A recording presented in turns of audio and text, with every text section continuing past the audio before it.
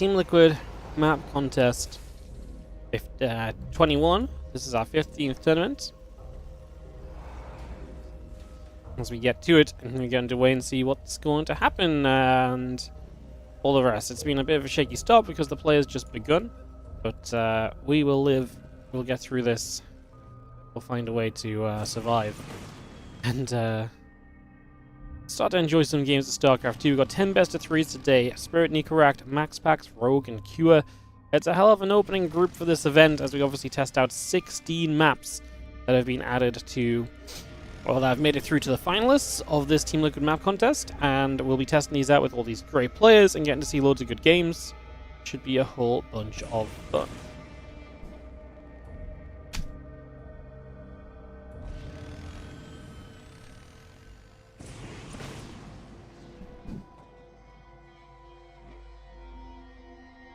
Paper and Hellion, both going to come up from Spirit.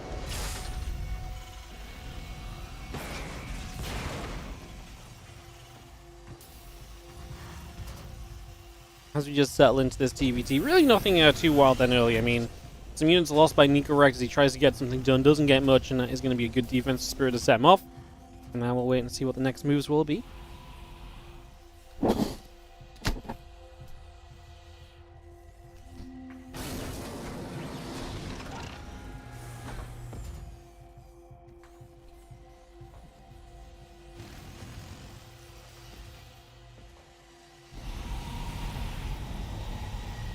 Double Racks Engineering Bays all coming through. Old Command on the way. Had a couple of Vikings on.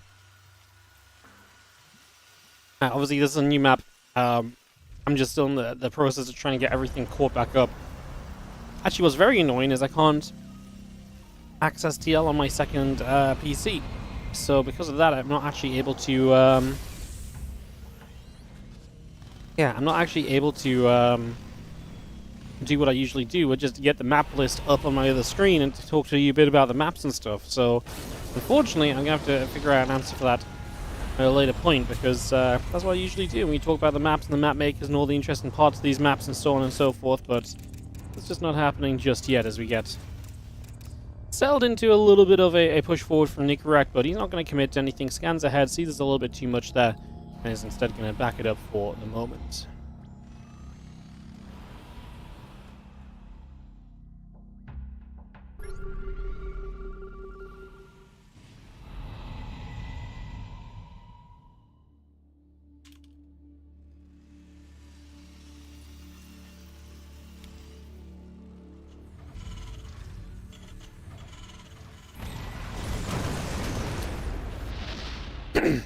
I guess, sorry guys, I'm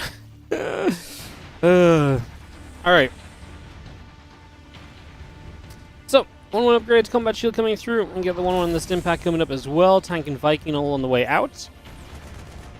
As we are going to be seeing this army trying to step forward in towards the center, but I mean, Spirit already has some good air control up, and I don't think you're going to be able to push into a defensive terrain that sees you coming from a mile away, so I don't think there's anything here from NICORACT just yet. He's instead going to have to just back off and let this kind of, vibe for a few moments as the 1-1 upgrades will come through. Spirit already finishing in that advantage too. Spirit just ahead in general, taking a bit of a greedier opening and not taking any damage while doing so. Puts him in a good position, even gets across here and handles himself a few SCVs. It's now actually Spirit's turn to push out, and because NICORACT's out on the map and still trying to hold map control, he's going to be in trouble here. He's completely out of position, so his defensive position is non-existent. He's down in upgrades, he's going to have the worst army. And Spirit's just going to show, I mean, NICORACT didn't just get the base trade, so he knows that this is not going to be pretty, so now it's just going to be straight base trade time. Spirit realizes what's up as well. What is interesting is 3 Ravens to 2 could make a difference in terms of being able to break through and potentially finding some value on that front, so that's one more thing we can look at here. As a little bit of Marine tank comes forwards, we start pushing straight through, but honestly, Spirit's already on a good supply lead. It's looking good for him. And this is a case of just armies missing each other. Unfortunately for Tourmaline, a bit of a hectic start to the tournament. Alright, let's try and actually get set up and ready to actually cast StarCraft. I'm just going to finish my apple, which I was about to eat, and then we were suddenly in game while I got stuff set up, so give me a sec.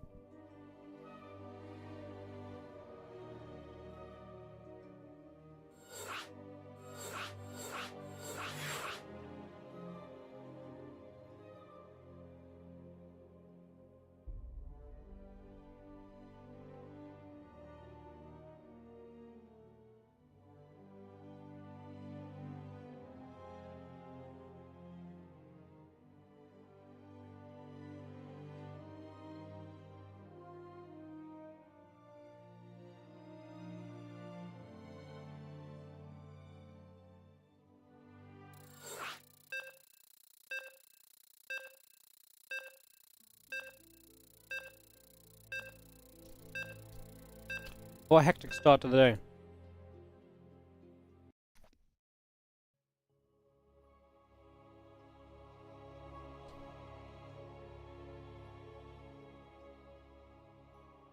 Yeah, let me finish my apple before it goes bad.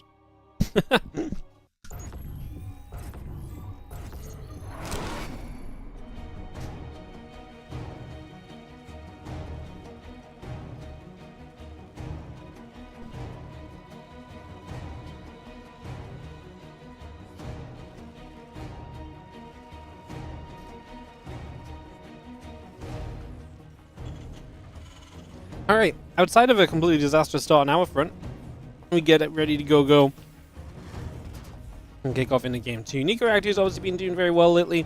He's been definitely on that kind of improving kind of trajectory. Fun to see him.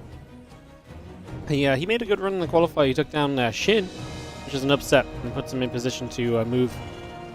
I mean, he didn't qualify because he ended up losing to Ordinary, but I like the performance. Excited to get in here. It wasn't Shin, was it? It was Nightmare, I think he beat, actually. So I think he beat Nightmare, lost to Ordinary. And NICORACT makes his way in. Spirit, one of our invited players. We had a lot of players turn down invites for this event. So we did have a little bit. I mean, not that I don't think you noticed kind of looking at the player list, but I actually had a really good invite list for this event, I feel like. But I had to do a lot of replacing. I think we had about 6 to no, there was like 3, 4 Zergs.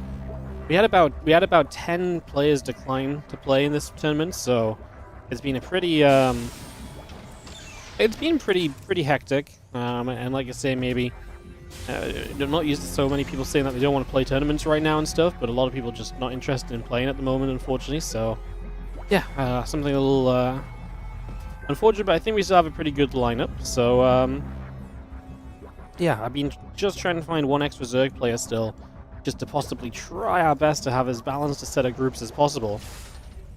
So, yeah, I'm just trying to find one more Zerg if at all possible. I don't know if that is going to be possible, but it's something we can kind of look onto. This is Throne of the Dunes for map number 2.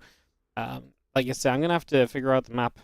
I wonder if I can load it up on different browsers. I'll have to try it in a few moments when we're not in the middle of the game. I'll try and figure that out and get that sorted. What's up, first of all, Sean DeWolf? How are you doing? Thank you so much for the 100 bits. Tell your dog we said hi. I will absolutely let Ellie know that. What's up, Ice Bear North? For the 7-month resub Nowhere TVT Poggers. We actually have 2 TVTs back-to-back to start the day. Getting some of the mirror matches out the way before we dive into the rest of this group. And what's up, Corn? How you doing? Thank you so much for the 25-month resub. Yes, for more SC2.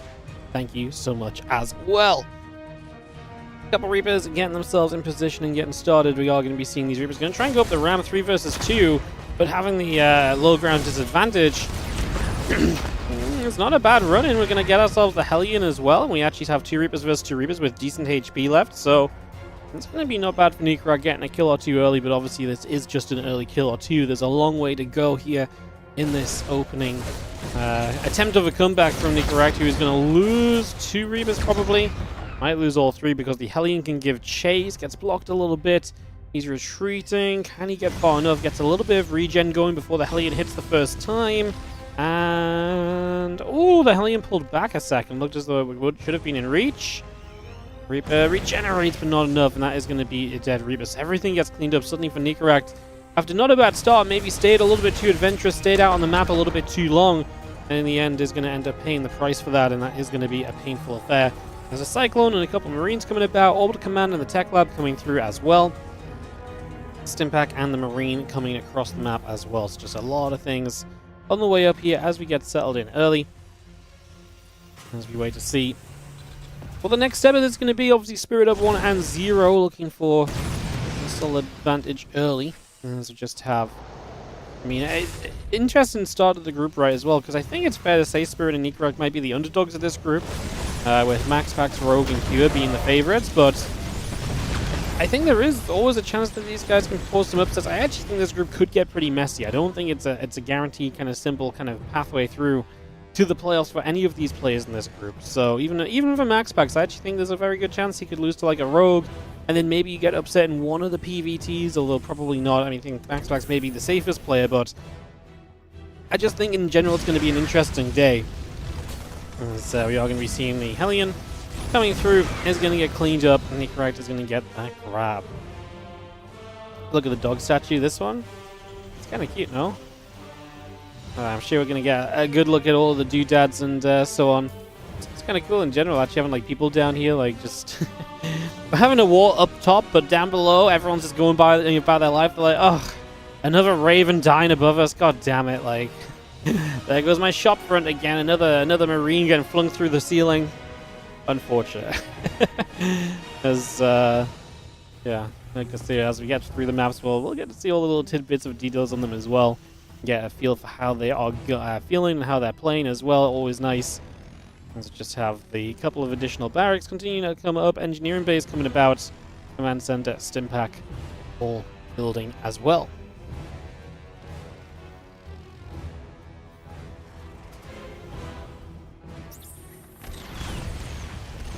Like I'm actually just going to find a little Hellion pickup as Spirit cleans up some of that map control of NICORACT. Nothing too major, nothing too serious still. Still very comfortable across the board for the most part here. So just take a few moments. 1-1 upgrades and Stimpack on the way still from Spirit. So there's no Stim on the way for NICORACT because he's already got it. So he's just going to move in towards Combat Shield. Well, his opponent's going to be significantly behind on the bio upgrades. So that maybe gives NICORACT some openings and some opportunities. We'll see if he can find the chance to maybe create a fight or so based around that. TLMC Monster sponsored by Monster? Yes, it is! TLMC is indeed sponsored by Monster Energy. Thank you to you guys for noticing. Yeah, sponsored by Monster Energy. What a beautiful sight. I've got some in front of me as well to power us up through the day's stream. As we work our way through Group A, it's a full week of TLMC, by the way.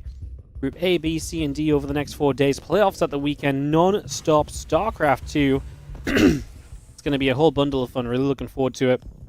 Expecting some great games. Expected to see some great maps because it's rare that the TLMC maps disappoint nowadays. Like, there's no weirdness to them. Like, it is usually just good StarCraft followed up by good StarCraft.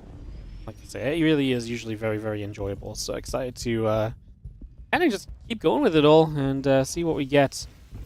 Let's see right now, a few Marines continue to waltz out from the main and natural expansion, so they're just going to begin going to the other side.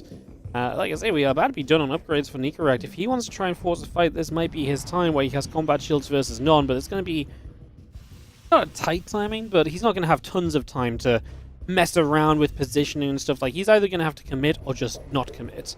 And it's so difficult to choose to commit when your opponent has a bunch of sieged up tanks. It is a flat entryway onto that third base, but maybe you just go from the top side as well, and you just go from the double angle. Obviously, remember that NICORACT has this lead a little bit because he didn't go into Ravens, so that's going to be one advantage for Spirit. He drops an anti-armor missile early, and anything you do to buy time to get that combat shield finish is basically just negating the advantage of NICORACT, who is in trouble, realistically. Like, he's 2 base all in. So he's committing to this attack as well, which means he has to get through and try and get something done. And that just really is not looking likely at the moment, as the few Marines going to get settled down in the center. We knock that away, and we just have the Marine tank back over to the right-hand side. Big push, pull around over to that side for the moment. 2-2 upgrades, extra Marines and the siege tank coming through. Marines are just going to dive forward for a second. Siege tank going to hit a few Marines already, trying to come up this ramp. That will not go very far. And now the Marines do indeed commit on through, as we're going to get rid of the siege tank.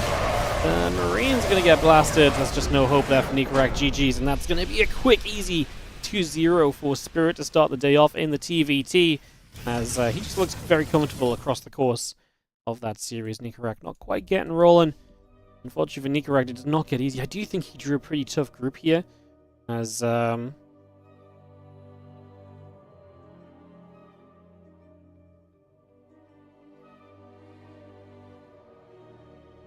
yeah, I just need to take a second to mark a couple things down, guys. Sorry, because they didn't veto with me there, I don't know which maps were vetoed, what the map 3 was meant to be.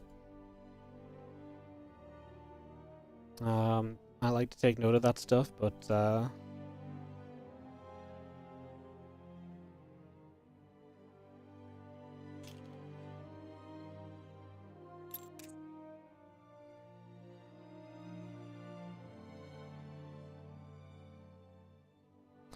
Perfect.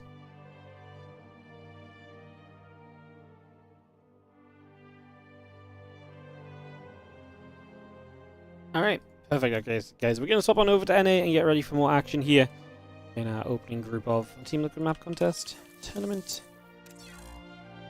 Part of TLMC 21. Sponsored by Monster Energy. Hang on, I've got to do... The problem is that you're meant to do you always hold the can, the logo out, but then you got to drink it from here, so like, you can't really, like... I just hold it and then do a rotate. There you go, that's the true sponsorship positioning. As yeah, we'll have Cure vs NICORACT coming up. I just need to poke Cure and find him.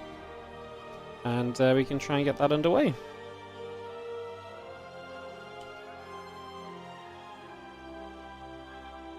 It did say any day was good, right? All day is good.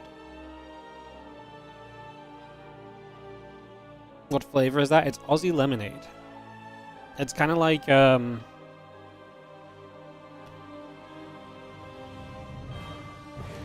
if you're American, it's like lemonade.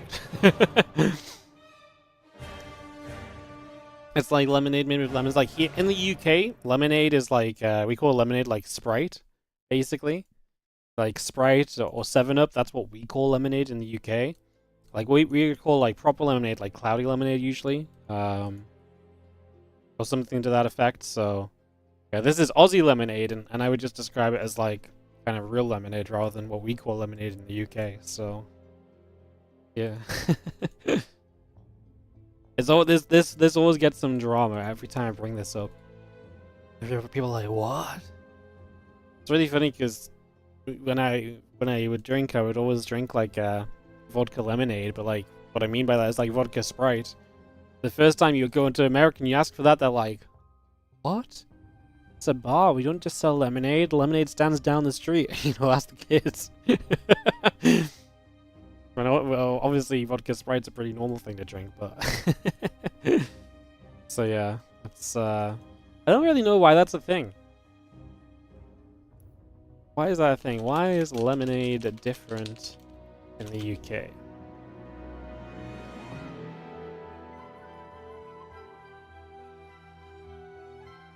Yeah, like cloudy lemonade or lemon squash. I wouldn't call it lemon squash.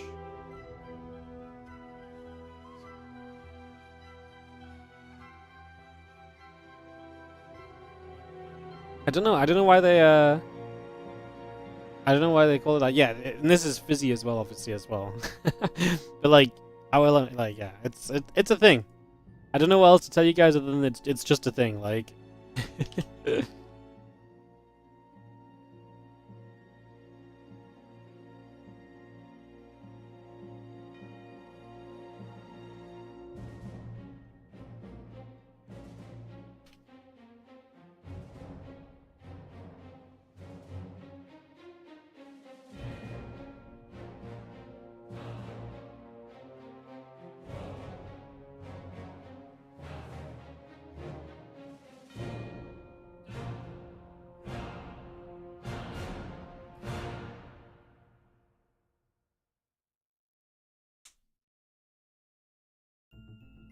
Perfect. Sorry, just had to sort the servers out. Make sure it's balanced. Alright. Yeah, I really don't know why it's a thing like that, though. I guess just because, like, we never really had, like, American lemonade, and then, like, Sprite just was, like... I guess lemonade, yeah.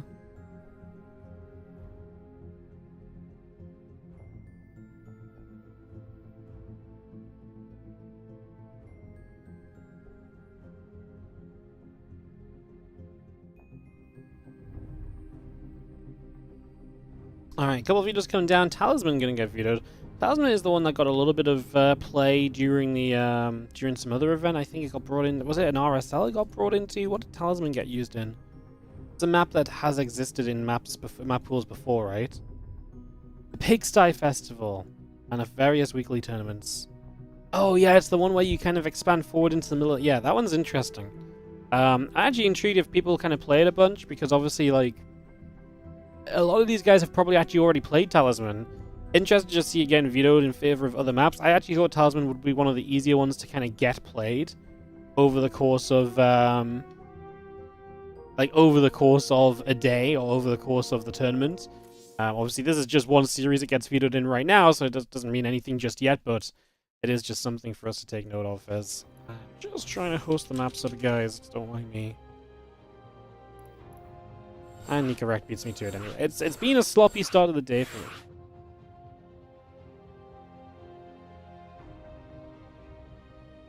If you're in England, you order a lemonade, you would get a Sprite. Yes. Yes, if if you want like proper lemonade in England, you would have to order like a cloudy lemonade, or like something like that. In America, people order gin and tonic. Do I think Sprite is tonic water? No. Gin and tonic is like gin and tonic is a very particular drink. We have tonic water here as well, but usually only used in gin and tonic. No, I like vodka and Sprite, or in the UK, vodka lemonade. Yeah. All right, let's get into Old Republic as we kick off into map number 1 of the second best of 3 here. In the bottom left, our red Terran player will be NICORACT. In the top right, our blue Terran is Cure. I'm gonna jump on the Indie cam because I really want to watch. I really want to watch the Indie explore the map a little bit. Oh, Koga's exploring the map too. Indie always does a good job of exploring the map and the decor as well. I love it when it's the first time people have seen the maps and they're like, "Ooh, look at this! Ooh, look at that!" And they're like, "Whoa, did you see this?" It's a very real thing.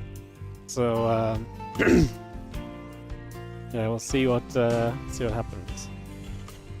You only just recently found out the original energy drink flavor is strawberry and ginger? No. Wait, is that what like Red? Is that what like Red Bull and stuff's meant to taste of? Or was that the OG and now like something else became a thing? Yes? No, that's crazy. I mean, I guess I just call it energy drink flavor. It just tastes. I mean, I guess I can smell the taste of something strawberry and ginger. That's so weird. That is so weird. I'll have to figure that one out a little bit.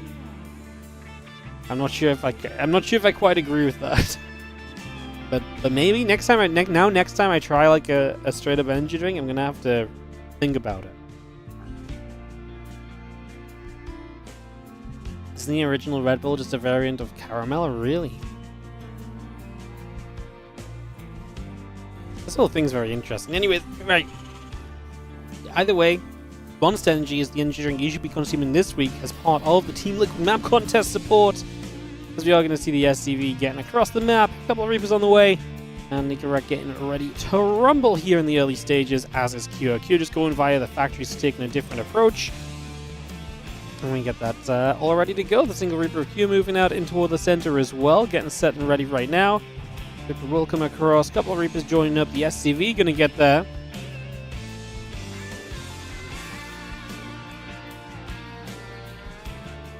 Honestly, with a couple of Reapers coming in more quickly here from NICORACT, there is that chance to maybe get some damage done. That's a bit of an awkward start as he does kind of catch Cure coming up the ramp. So Cure takes quite a few hits on that Reaper, does the right thing of running the hell away. The problem is that he's getting hunted, the extra Reaper showing up, and that is going to be a Reaper going down. That's a little scary for Cure. Oh, it doesn't go down. I was going to say it's a little scary, but it would have actually been much scarier if we'd actually been on top of his base. If you lose that Reaper next to your base and then, you know, those two Reapers are instantly in position to kind of take advantage, that's way more problematic. As it stands, that Reaper did a good job of buying a lot of time. Now this Reaper pressure may not be able to get to too much in the end. It will still delay the command center from building for a little while, so NICORACT will be able to take that advantage if nothing else. As well as Reapers continue to ping their way through this command center and get some damage done early. Again, the damage mostly being, you know, I don't think they're going to cancel this here, but mostly just being the delay on the CC, which gives you a chance to get your own CC caught up in timing. It's not fully caught up. You still do have the Reaper advantage here, although AFK for a second and not ready to fight. Not spread, letting the Hellions do good damage, and NICORACT getting caught early. He is out of here, and Q are going to take a fast 1-0 lead. Alright, well, we are really having some bangers to start the day off. Yep, some bangers to start the day off. That was not ideal. It's day 1, guys. It's our first couple series. Some of these maps are going to get kind of washed to the wayside very quickly, apparently, but that's okay. Sometimes it just happens like that. As we get ready for game number 2 here in a couple of moments. And our second map was Satellite. Satellite years, and we're playing. Not ideal for NICORACT, just now has to play West. Alright, set this up, we got this going. What's up, Sipship? How you doing? Thank you so much for the 48-month, 4-year resub on the Prime. Appreciate it. Thank you very much. Thank you for the support. You guys are enjoying the stream. If you're excited for a week of TLMC, consider subscribing, guys. We're still below 500, so let's try and push that up to 500. At least, realistically, we need to get the bam sub train going. Get back towards 700 so we can continue to afford to run some events throughout the rest of October and November. So if you're loving the stream, you're loving the content, you want to see more, consider supporting. Ready, GG's, and go. And we are set to rumble here into our next game.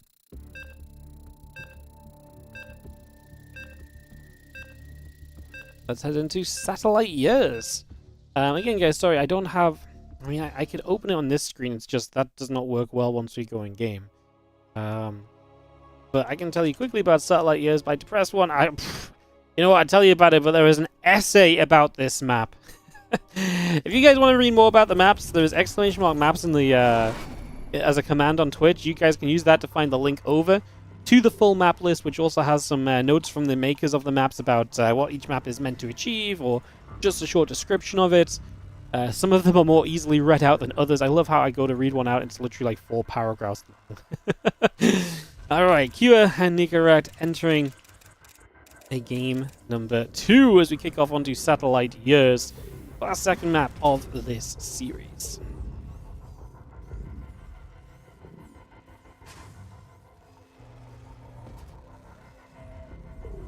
Like I said, usually I'd just open it up on my other screen. But my second PC has an old version of Windows to the point now where Team Liquid literally doesn't open anymore. If that's not a sign that I need to finally update it and get this PC moved along, I don't know what is. The problem is I need to upgrade my browser to access TL, but I can't upgrade the browser because of the Windows version. That's a funny issue. I mean, that second PC is basically just WardiBot and YouTube chat, you know, so I don't really have to do anything on it, just, yeah, never really stopped to think that might become eventually a problem, I guess. Anyway, it's good old Windows 7. I think it is Windows 7, yeah. I just never had to update it, you know, there's just never been a reason to bring it up.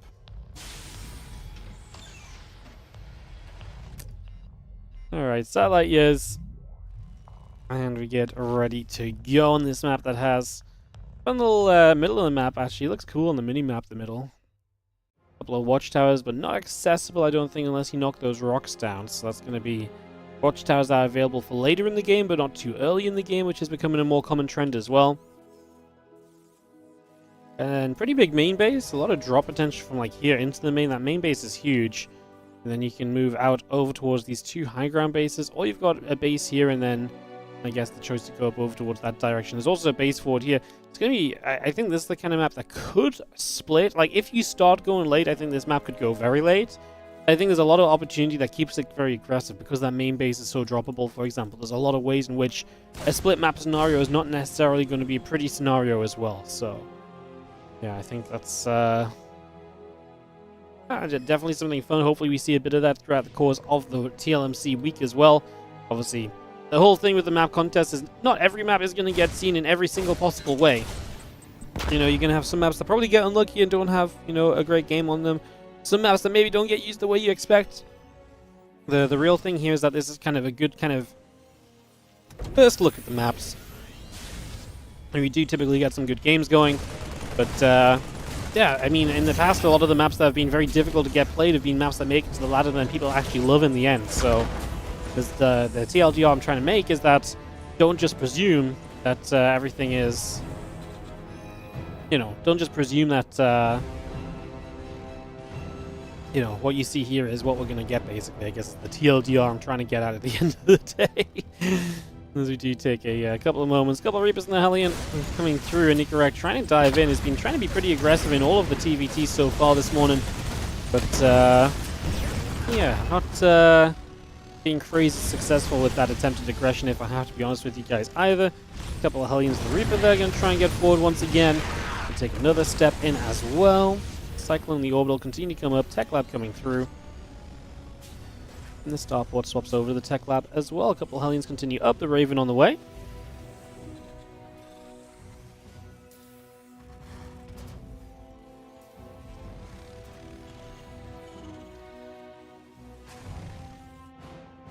Should probably update just because of security updates. Yeah, I mean, I just should. I just lazy. Like I say, it's a PC I don't use for anything, so. But I want to do a full studio refresh soon anyway. I just need to. Well, that was the plan. Now I need to save some money instead, but probably something that we still look to do at some point. Anyways, back to the game.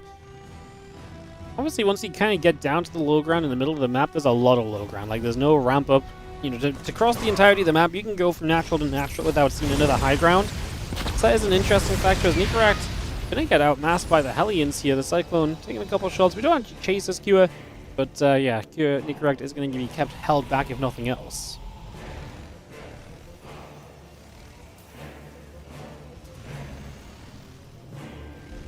Interference Matrix is about to complete. The Ravens are still coming up. Marines in the siege tank coming through. SCVs in the depots in production. We have got an army of NICORACT heading down, maybe looking to try and get a siege here early.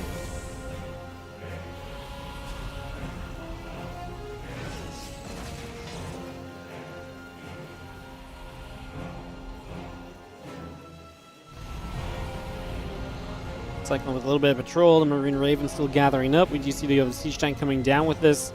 And we prep ourselves for an attempted attack up toward this natural expansion. Auto turret goes down. I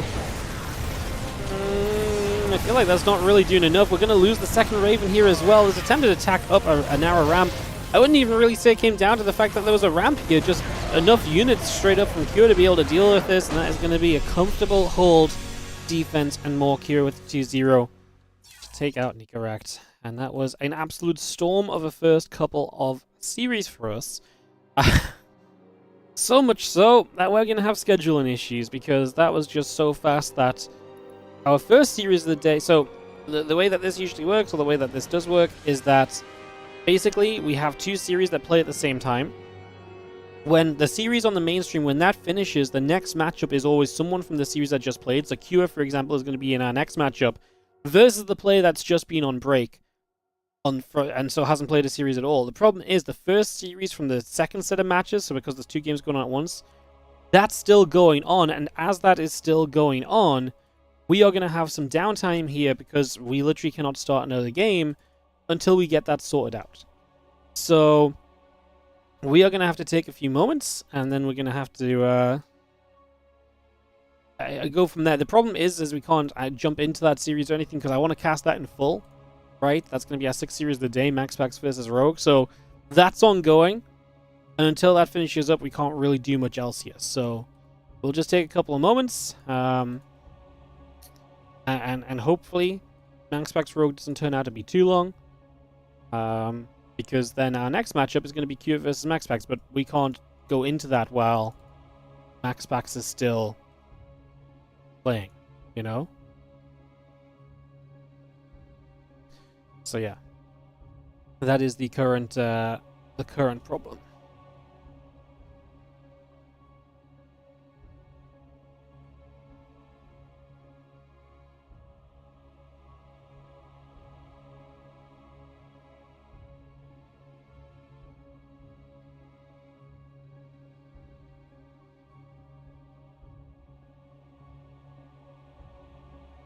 So yeah, we're actually just gonna have some downtime. We needed them to finish another game at least, so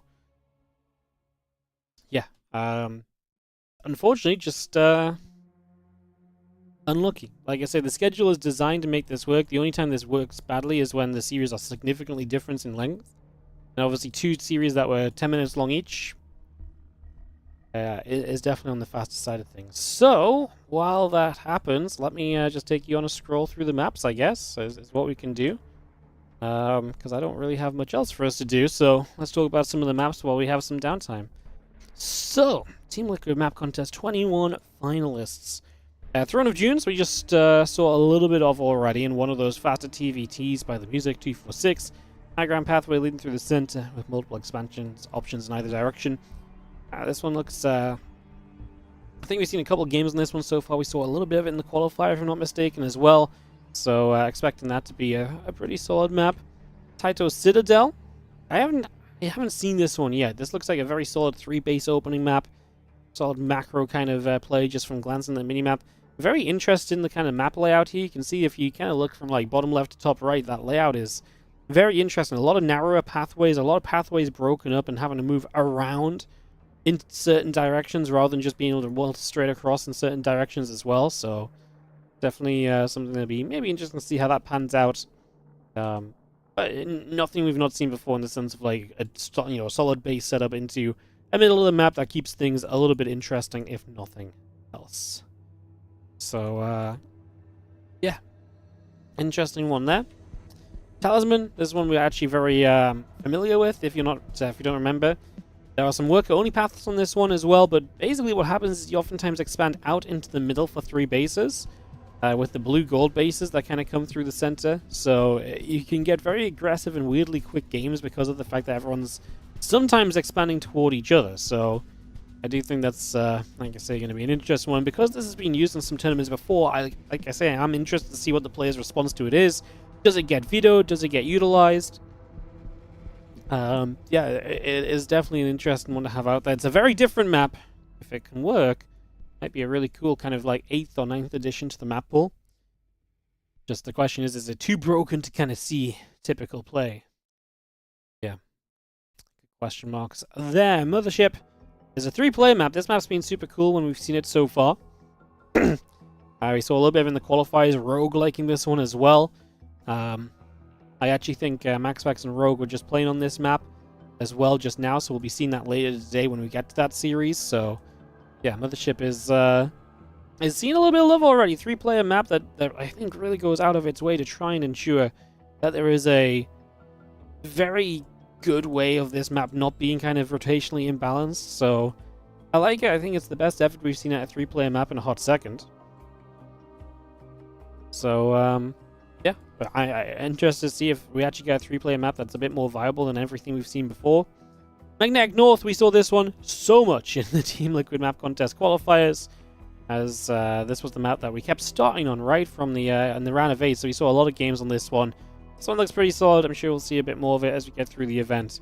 Well, we're going to see more of all of the maps as we get through the event, but I think this is another one which we will see a few games of here and there. Let me tab out 1 second, guys, and give people an update.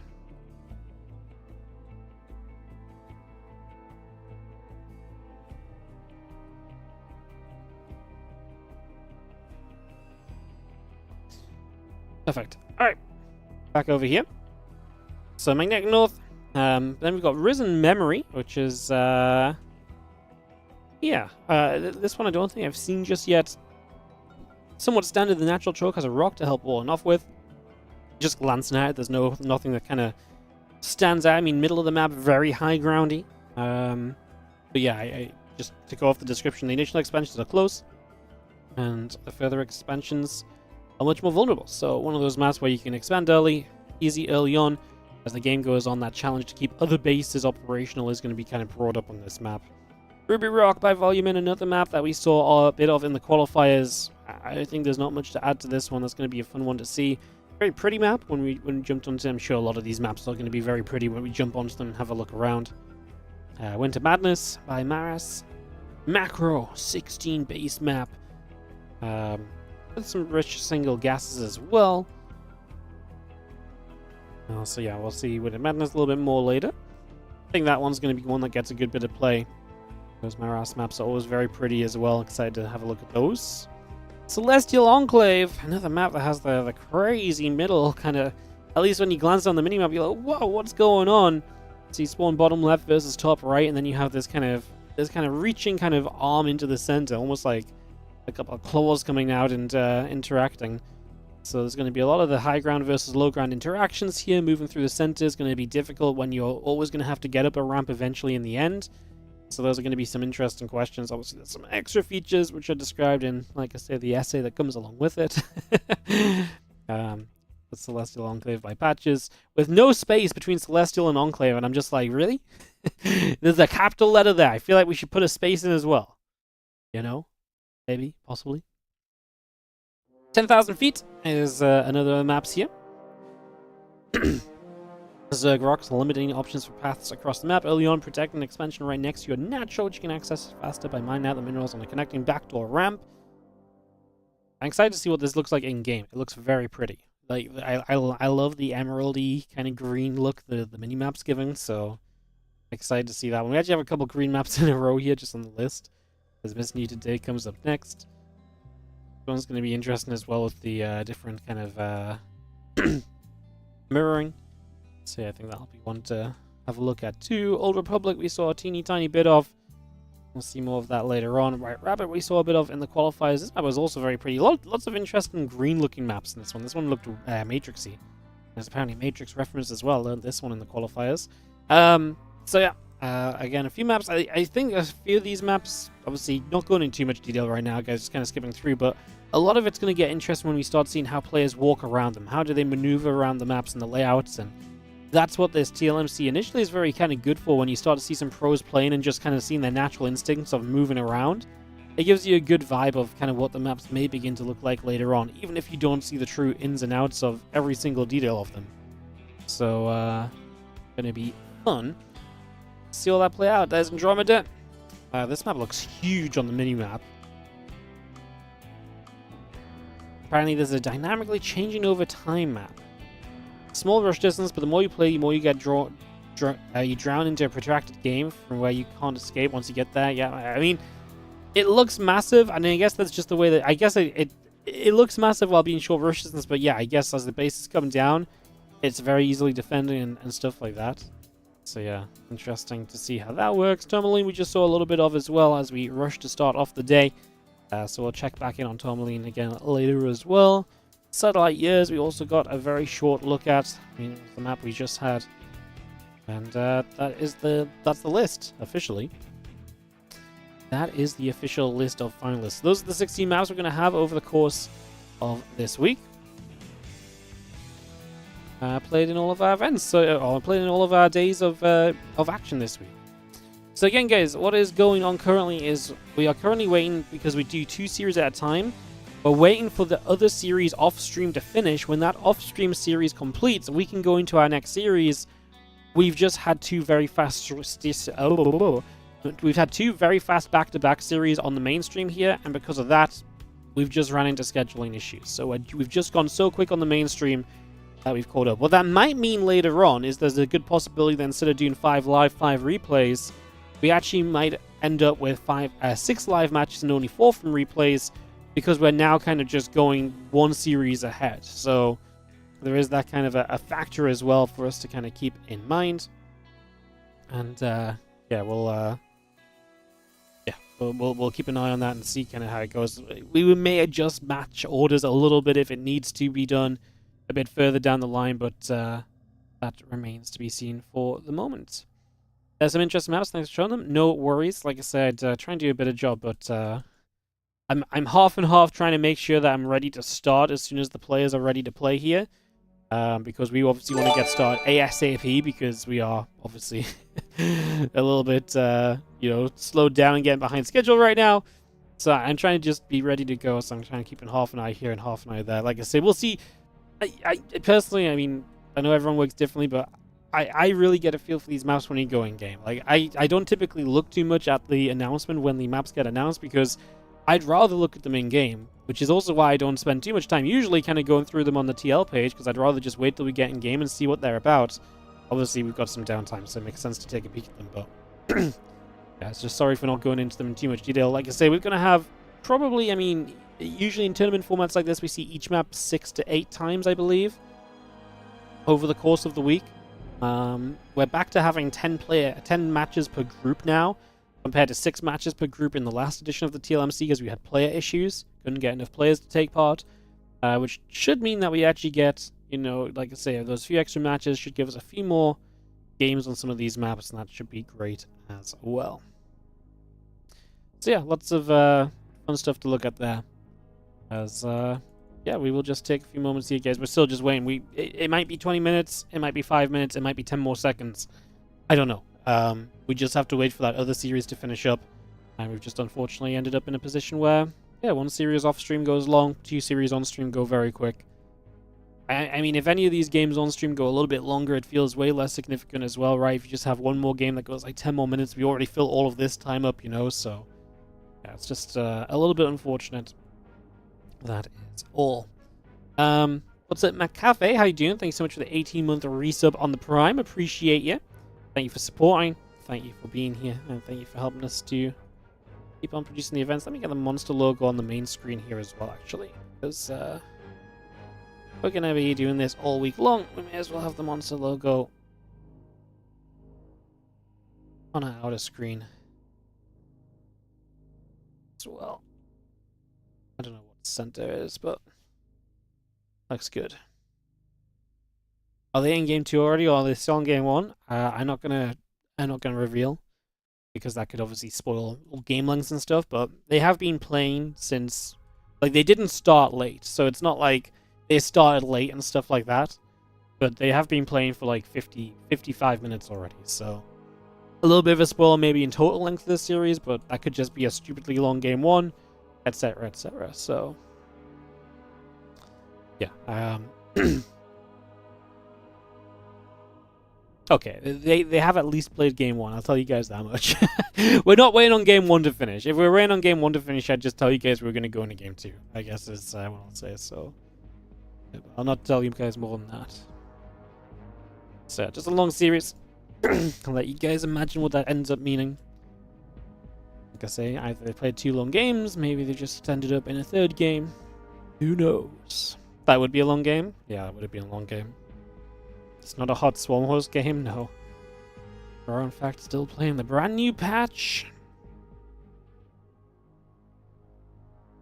How many Terrans rage quit today, guys? What do we think?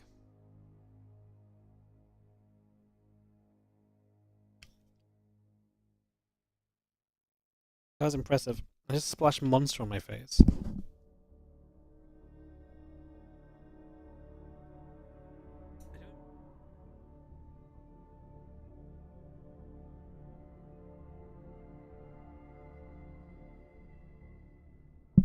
I don't even know how that happened. I just finished drinking and then just like monster face. What a life. What a life. Thank you for the patience as well, guys. I appreciate it. We are just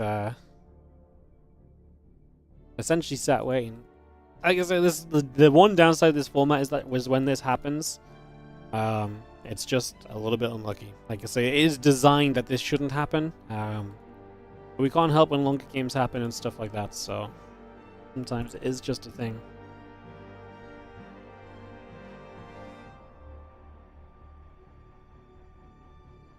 Sometimes it's just a thing.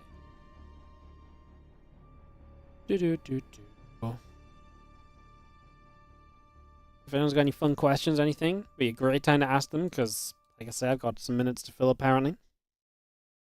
We're in filler mode.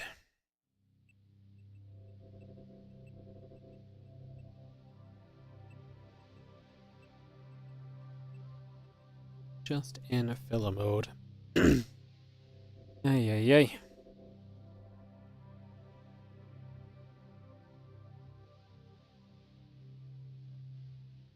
I'm not really surprised Rogue actually played, if you remember the qualifier, Rogan's downplayed a long series as well, so I'm actually not too surprised. The way that Rogue plays may kind of end up going a bit longer versus MaxPax 2, so like I say, not an overly surprising maybe outcome that match is still going on. I think what's more surprising is that all 4 of our TVT maps were just super quick, you know, so. Can I say congrats, you got your enhanced crystal weapon seed yesterday? Congrats! Do you already have all your armor seeds as well? Are you done? Are you free? Holy goodness, he's gonna be a gamer. Do you remember you saying you can make a Dorito-shaped three-player map last TLMC? I don't, but is that what Mothership is? The Dorito-shaped three-player map?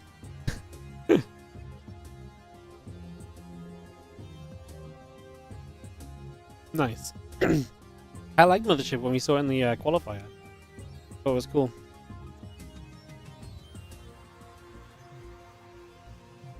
There's a smithing requirement to make the stuff. Oh, did you get so spooned you don't have extra crystal shards to pay the person? You can just pay the person to make it, you know?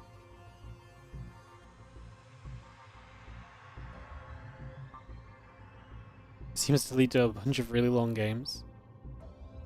Not a bad thing. A 3-player map that creates long games, I think it's okay. What KSC were you on, OR? Were you,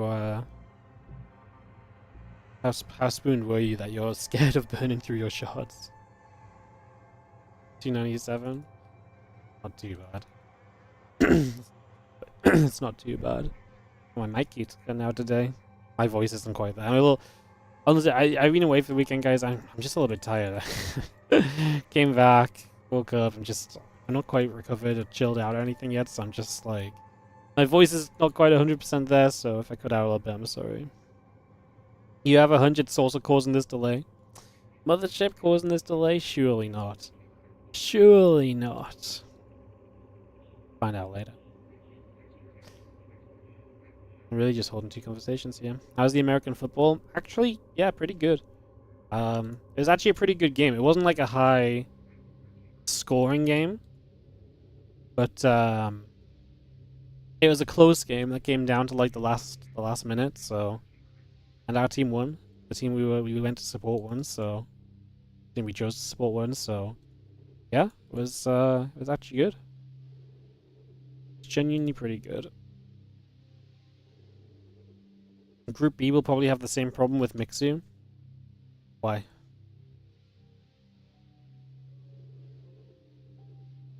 Do you think Mixu's going to lose all his games really quickly? Mixu's really good right now. A couple people actually messaged me and said, hey, you should invite Mixu. He's really good at the moment. So, he got vouched for. Also, Mixu's going to be on the mainstream for like all of his games. So even if he does have good games, it doesn't really matter too much. Well... Oh no, maybe it does. Yeah, it might, but... I don't know, Mixu actually ends up in a lot of long games, even if he's not winning. I think Mixu games typically kind of go long anyway, to be honest, so...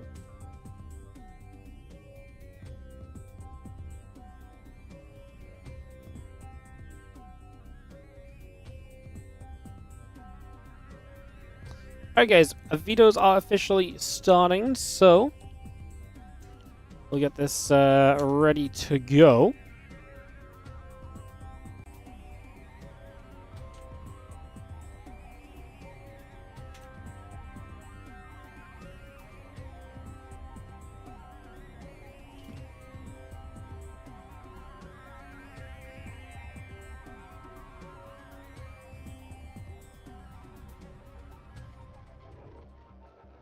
Get that up and ready to rumble, guys. Perfect. Videos are on the way. We'll get this ready to go and see what's gonna happen. In previous years, Group C and D was Korean 0 only. This year is mixed groups. Was that something the players asked for? No. I don't know if there's a reason it was Koreans only versus it's just about who we could get to play.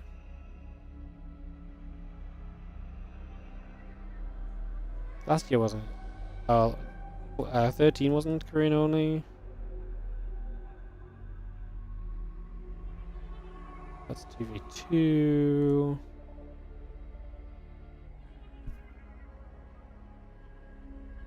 But what happened in this one? Why did we only have 3 groups? Oh, because the qualifier came through.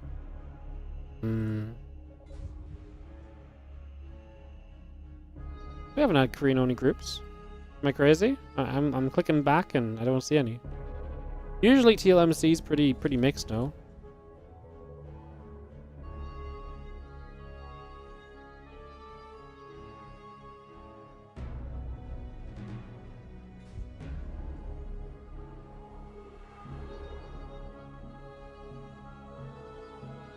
Alright guys, we're going to go into Q versus MaxPax for our 3rd series of the day. Again, I can only thank you for your patience during the downtime. Like I said, just unfortunate timing of games, live events. Like I say, the scheduling is built in to kind of give leeway so that we should always more or less be able to just go on the mainstream.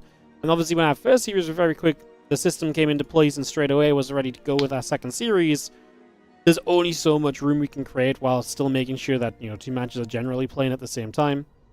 So, yeah.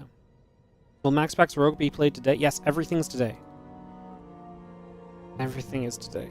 Full group today. It's just 2 matches at the same time, so the second match listed in Wikipedia is the game that's played off stream and that we go back to after. So the first match of the day was Spirit NICORACT, and at the same time MaxPax Rogue, and then our 6th series of the day will be MaxPax Rogue. Yeah. The problem is if you just put them on Wikipedia in the order we're going to cast them all, then people get really mad that, you know, Wikipedia said this match was at 3 o'clock, but actually it was played at 12. I can't win. Like, it doesn't matter which way you do it, you can't win. People get really mad that you're saying it's being played now, and it actually got played like an hour and a half ago. This way makes it the clearest, because then you know when the match was played, we just don't update the result on Wikipedia until we cast it. Even if it's on some other streams, we don't consider it an official result until we cast it, so Wikipedia don't update it until we cast it ourselves, which is nice. Q, I did throw out a veto. I'm just waiting for MaxPax to veto. Might just be looking at the maps a little bit.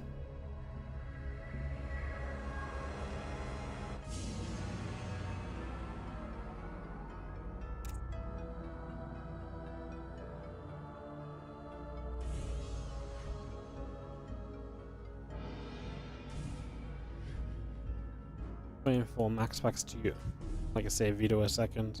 But he just came out of a long series as well, so he might just be taking a moment. He might be looking at the maps, like I say. Could just be taking a few moments, so we'll just give it a couple, and we'll hopefully get back on track and get back into this, guys. My only concern now is that I am afraid of, if the second series keeps on taking a long time, now we don't have the wiggle room anymore, because that second matchup is essentially 1 match behind. So, let's cross our fingers and hope that it just goes smoothly from here. Wouldn't that be nice?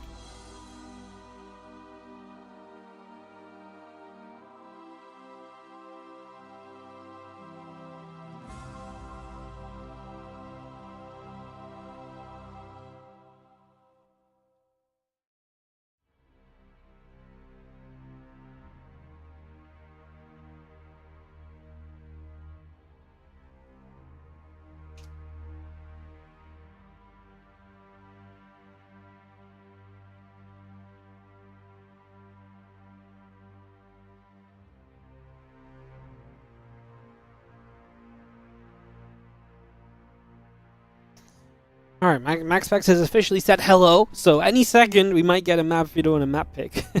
Ay, guys. Ay.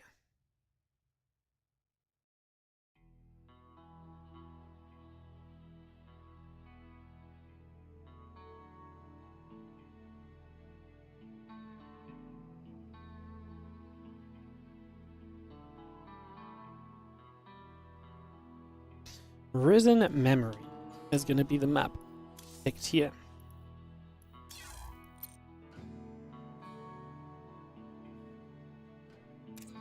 Is this central? Central.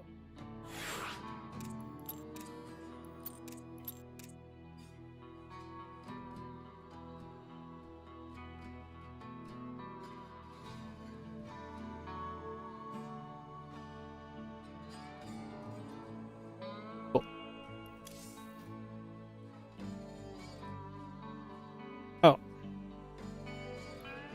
So stupid. I just hosted the map and then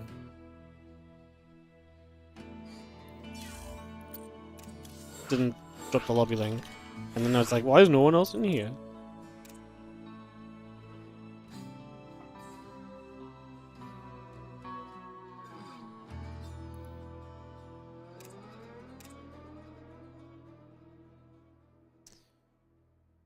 Today's a day. My brain does not have enough sleep in it to process what's going on. I'm not gonna lie.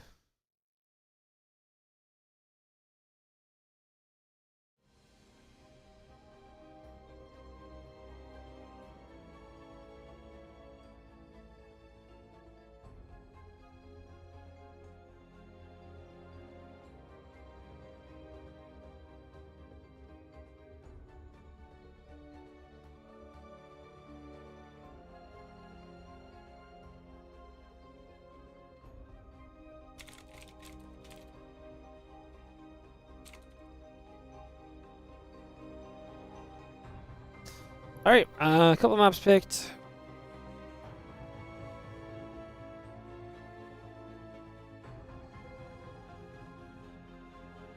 Just ready to go.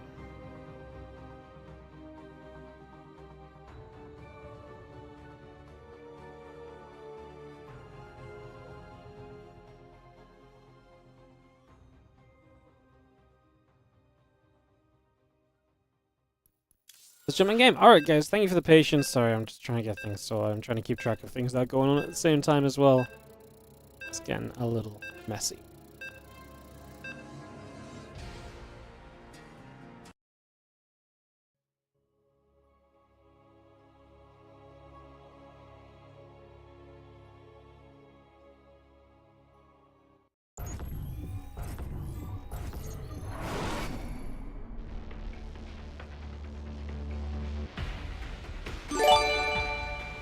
Right. Let's go in game. What's up, Deadly Donkey Kitten? Thank you so much for the 1 year resub. Lovely tournament and stream. Thank you so much. Like I say, guys, sorry for the downtime, but we are back. We're on track. And we're ready to start off this Terran versus Protoss. That's our third series of the day. Like I say, thank you for the sticking around during the downtime.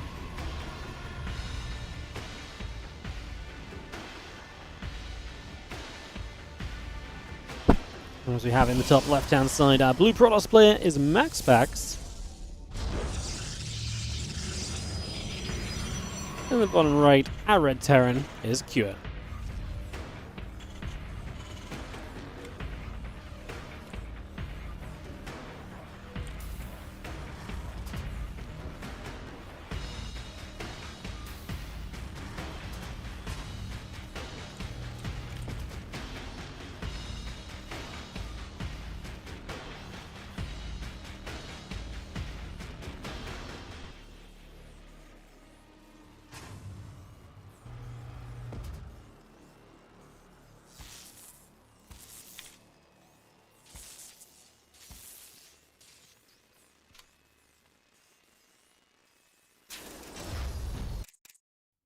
Alright, pretty little map as we have a look around Risen Memory for the first time and we get set up here. This one was the one that I thought was kind of interesting because I saw that middle area having a lot of raised kind of middle kindness. There's like a big kind of group of selection here in the middle, but it's not super crazy. It's like a high ground area, little blocker in the center. So a little bit of high ground, low ground to move through directly the center.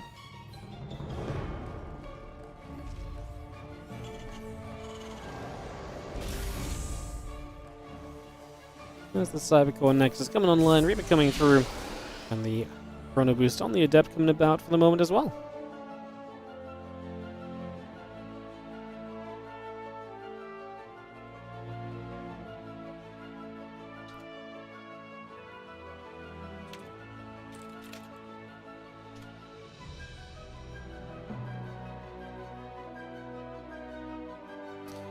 Okay, coming through, Adept on the way out as we get ourselves settled into another series. Oh my god, guys. Thank you for your patience. Again, sorry for the downtime.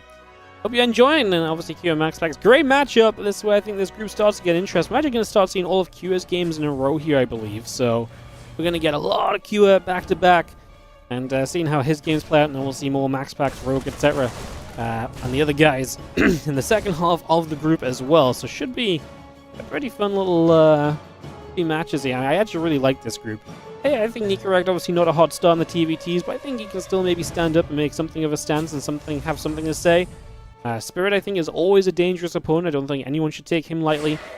And then MaxPax, Cure, and Rogue I actually think are a really cool trio of players to play against each other, because I actually think all three of those guys can really take each other out. Like, is MaxPax maybe my bigger favorite? Probably.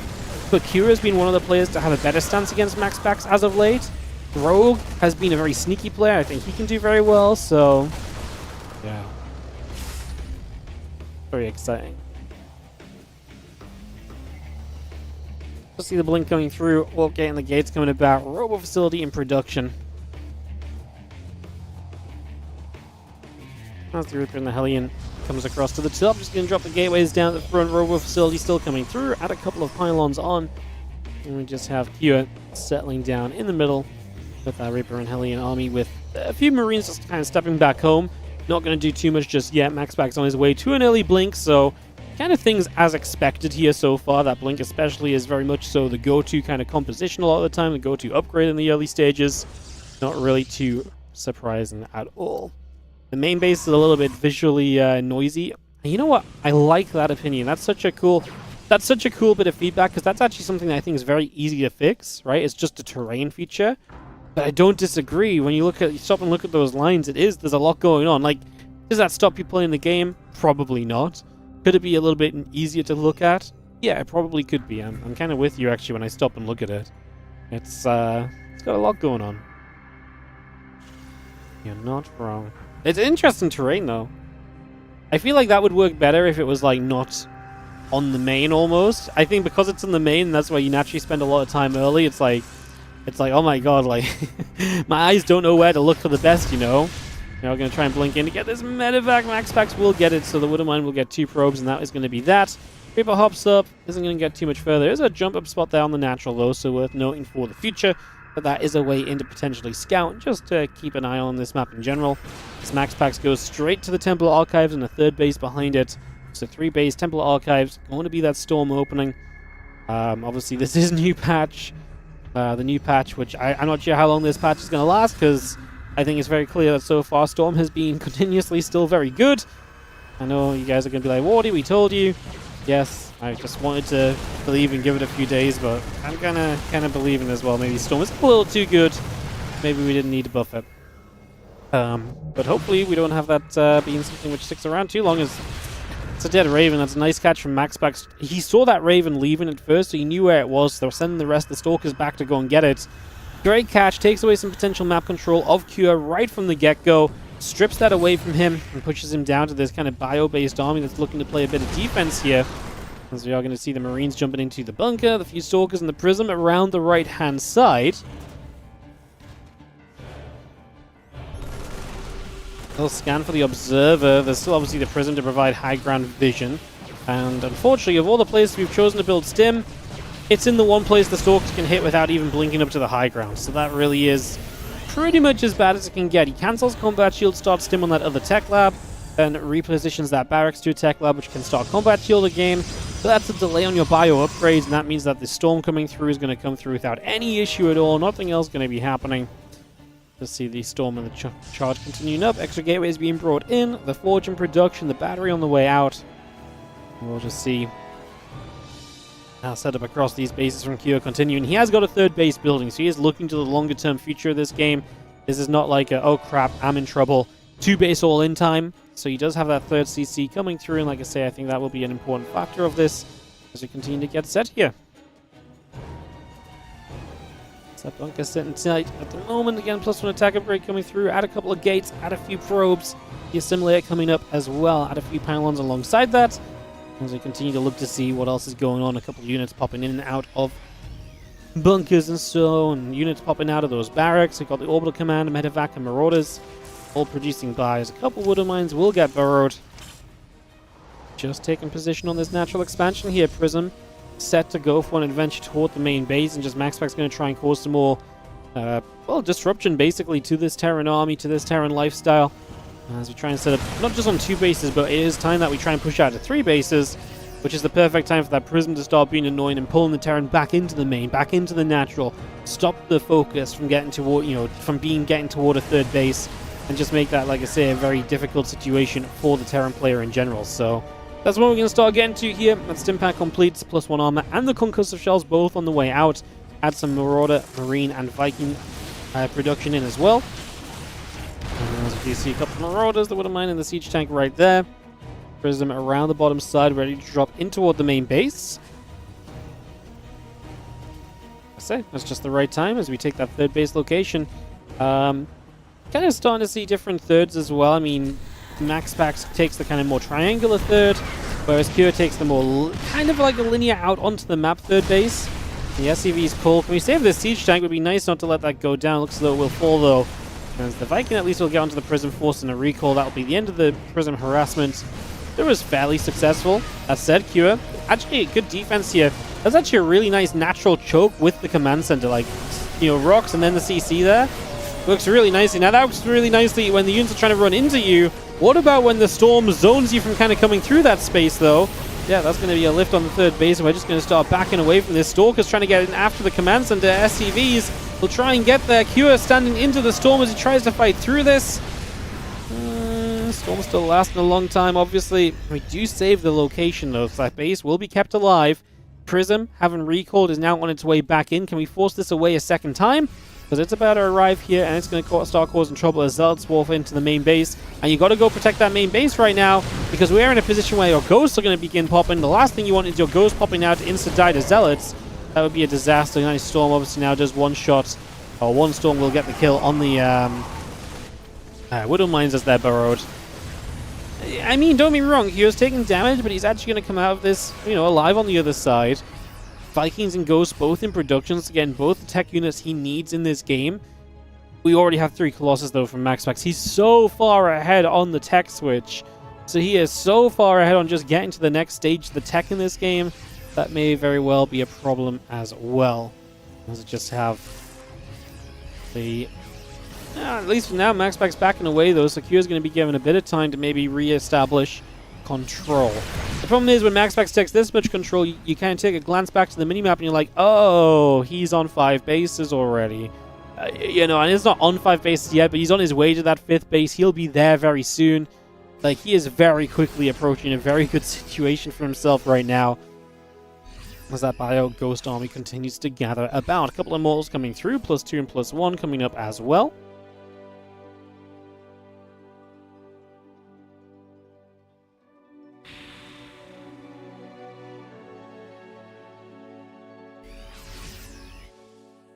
A couple of High Templars make their way around to the bottom side of the map. Just going to try and push itself into position.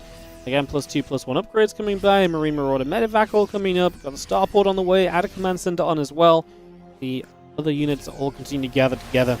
And the Viking will be there just to push the Prism back over to the right. So Prism back to the right side for a little bit. We'll see the Widow Mine going to be there again. It's another nice Storm already, and a couple of Ghosts in the background. Now Storm zoning the Bio from moving through, and that's what Storm is going to be very good at with that longer length of time. Cancelled 4th base, Kira. It's just difficult to stay in this game when MaxPax has been taking such advantageous positions and keeping himself so far ahead on the situations. I just don't think this is going anywhere in your favor at all right now. Another Storm, the Zealots going down. The army's collecting together as well.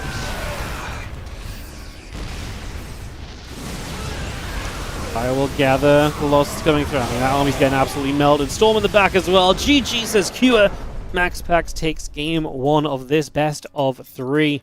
And that is going to be the opening game going the way of MaxPax. I mean, very convincing opening from him. As Cure just kind of...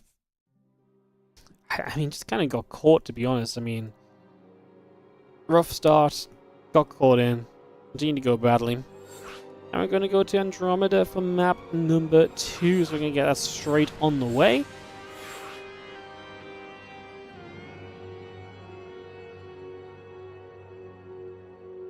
And get this game number 3.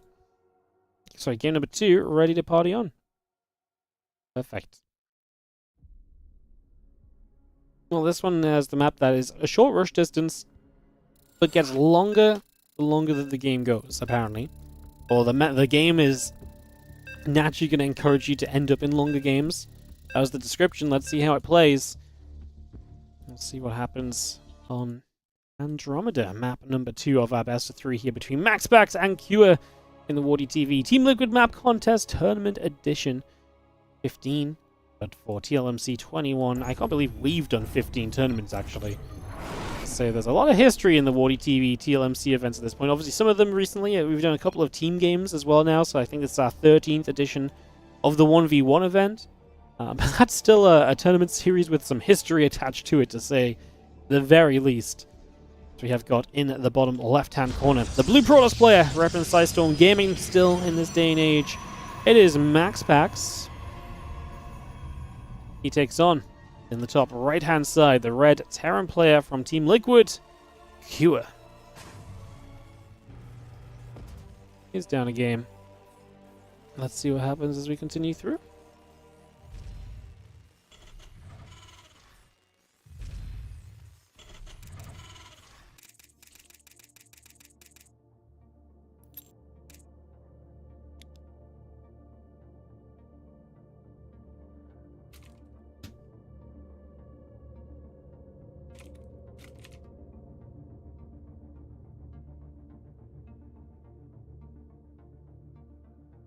Max coming through, getting the gas all coming up. Just get settled for a couple of moments here.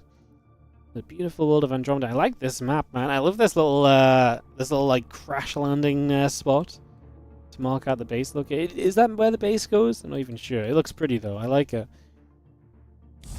You'll go a long way with me if you pick maps with good aesthetics. I'll tell you that much.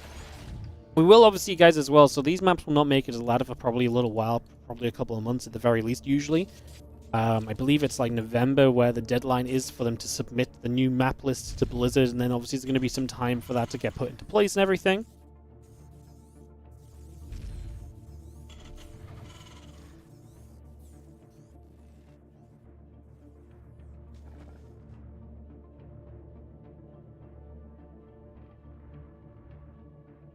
So yeah, what we will do is, my character follow on from that, is that we will make an effort to obviously start adding some of these maps to the WardiTV map pool. We will have our own little WardiTV map pool. I'm going to pick 2 or 3 of my favorites / maps that the players like, that I think, you know, make a good fit. Replace some of the lesser played maps from the current ladder map pool. We'll start using a couple of different maps for the WardiTV Mondays and any other WardiTV events we have for the rest of the month until we do end up with a new map pool.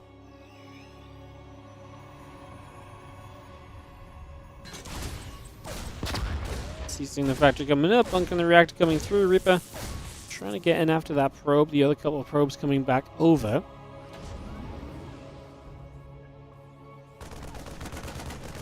We're in the bunker, just going to nibble at the adept.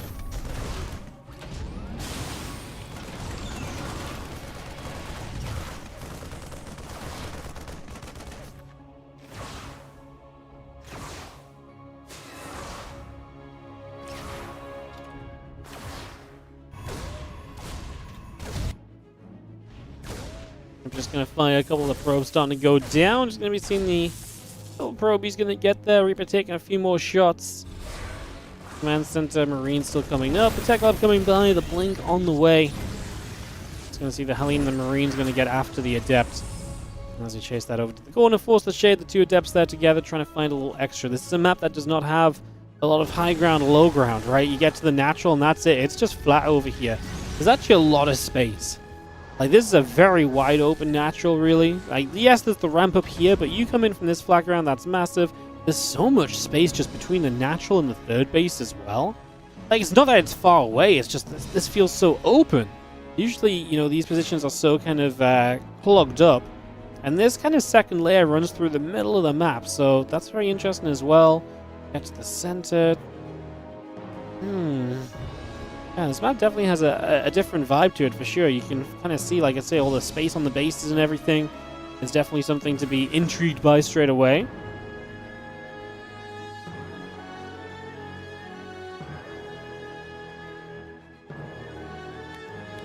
Blink coming up, Prism on the way through, a couple of probies continuing about as well with the assimilator.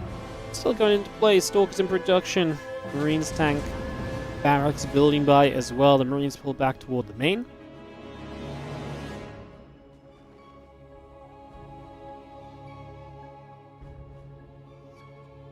There's a couple of barracks still coming up. We had the engineering bay on. The Marines are coming through. Feels a lot like Abyssal Reef for natural design in the middle bases. Yeah, there's so much more space though. Like, this area on Abyssal Reef was like that big, right? Like, you've got all this extra space to move between. Maybe, I mean, I think it's very different though with like Abyssal Reef really had, I guess there is that like forward base here. I think it turns and twists a bit too differently for me to really feel a comparison. I just can't believe how open it is, like heading in towards the natural and the main and stuff. Big SCV pull from Kyo, who is already triple CC in this game, so he's very well set up economically. No tank siege just yet. Sizable main base to play defense on, so it's going to be interesting to figure out, you know, where you put the tanks there as the Terran to kind of pull off the defense and to put us into a comfortable position. Prism joins up overhead. Those Stalkers will gather together, and then we'll take a chance to jump in. A little scan gets rid of the Observer. As I just see, the few Marines are going to be there. A couple Stalkers blinking through, getting on top of the Siege Tank. The Siege Tank is going to get cleaned out as well. I mean, this just feels like value for MaxPax. Resources lost is about 500 in Kira's favor, so he's actually not traded badly. 6 Stalkers have gone down. Stim and the +1 still coming up. The Marine Marauder, the Starport coming through. There's a couple of barracks on the way.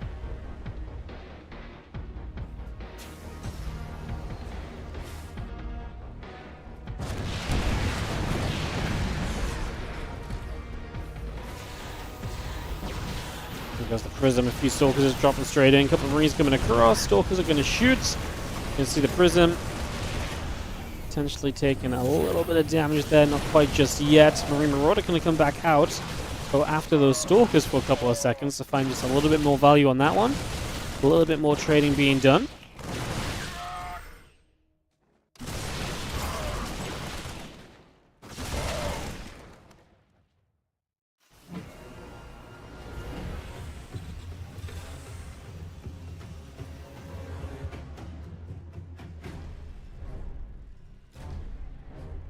And combat shield coming up, add that armor upgrade on. Just going to see that storm still coming through. Add on the immortal as well.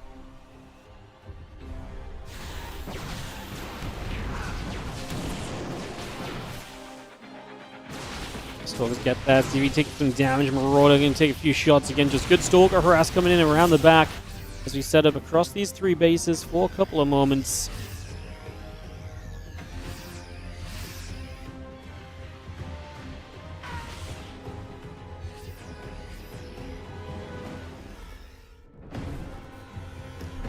Marauder Viking all on the way by. That Prism has to recall. I mean, don't forget, Q's done all of this off of triple CC, so he actually has a very good economy this game compared to what we've seen in some of the previous games. I do think that that's an interesting note as well.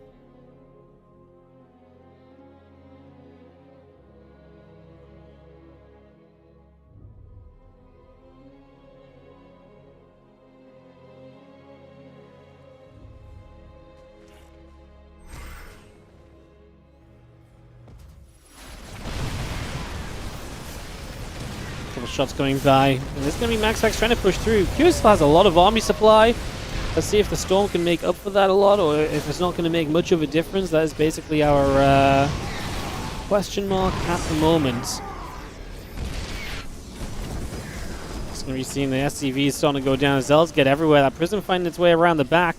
That's where MaxPax is going to start finding a lot of value back into this. The Prism will go down, but we've got to get in the main base and clean up those Zelds. At the same time, we are threatening at the front. That third location, still a lot of units nearby, and the high temp actually taking some damage. Just got to be very careful with those. The last thing we want is to see those getting dropped down dead. So just got to be super cautious with that. As you have the cleanup going to be made, but Q takes a lot of damage. Still actually holds a good army supply lead. Actually has 1-1 upgrades to currently 0-0, though that will be 1-0 soon from MaxPax. And the armory delayed from Q is stopping him from getting toward 2-2 upgrades as quickly. This set of harassment has found some value across the board. We'll finish that armory up, start 2-2, hopefully. It's interesting, though, because we're also trying to build Ghosts, and we may need Vikings soon because of the Colossus. Because you're going to need to start building all of those tech units, it is kind of the point in this game where we also need to kind of stop and, stop and put gas into that rather than just putting all of the gas into the upgrades. So, yeah, it kind of becomes an interesting moment or two in that regard. CC coming down, a few Ghosts coming online. Marine Marauder Medevac coming about. So the Ghost is coming up, the Prism around that right-hand side getting settled as well. Colossus in production, extended thermal lance, +2 attack, and the armor upgrade all coming over.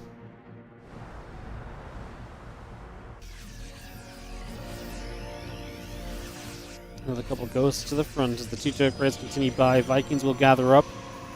Just seeing the starport building. It's going to be starport number 2 on the way in from Kua. Add a couple barracks on as well.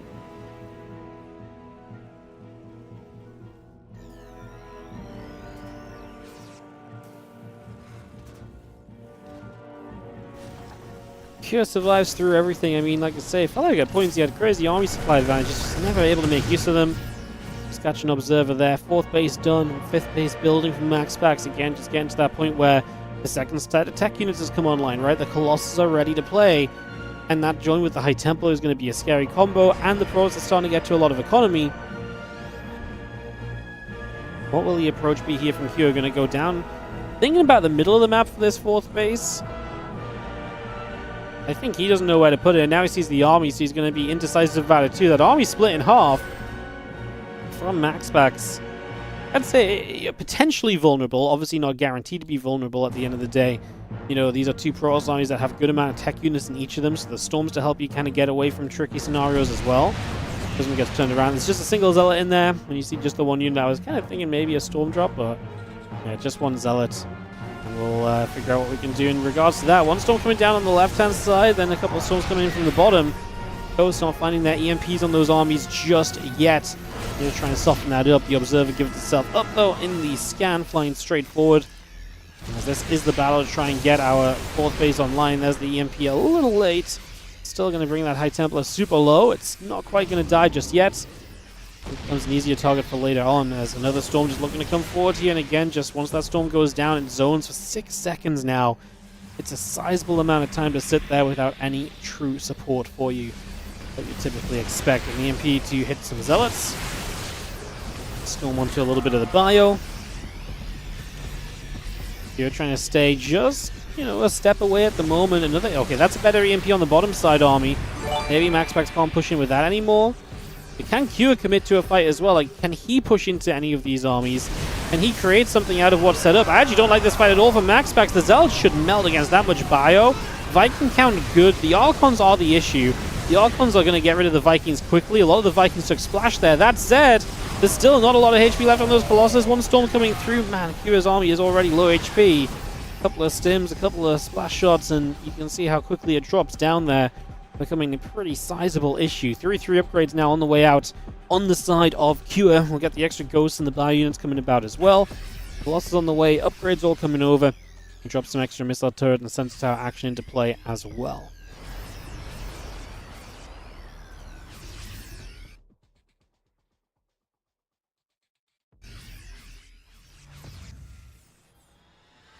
He will get his fourth base established. Fifth command center coming online. Looking to duel in the later stages here. I mean, you can kind of see the defensive positions you're trying to kind of hold here as Q. Now I'm going to move that CC forward, try and push that into a little bit of a better position already. Step through. There's a lot of High Templar in the background. Not quite in reach of the of the Ghost EMPs just yet.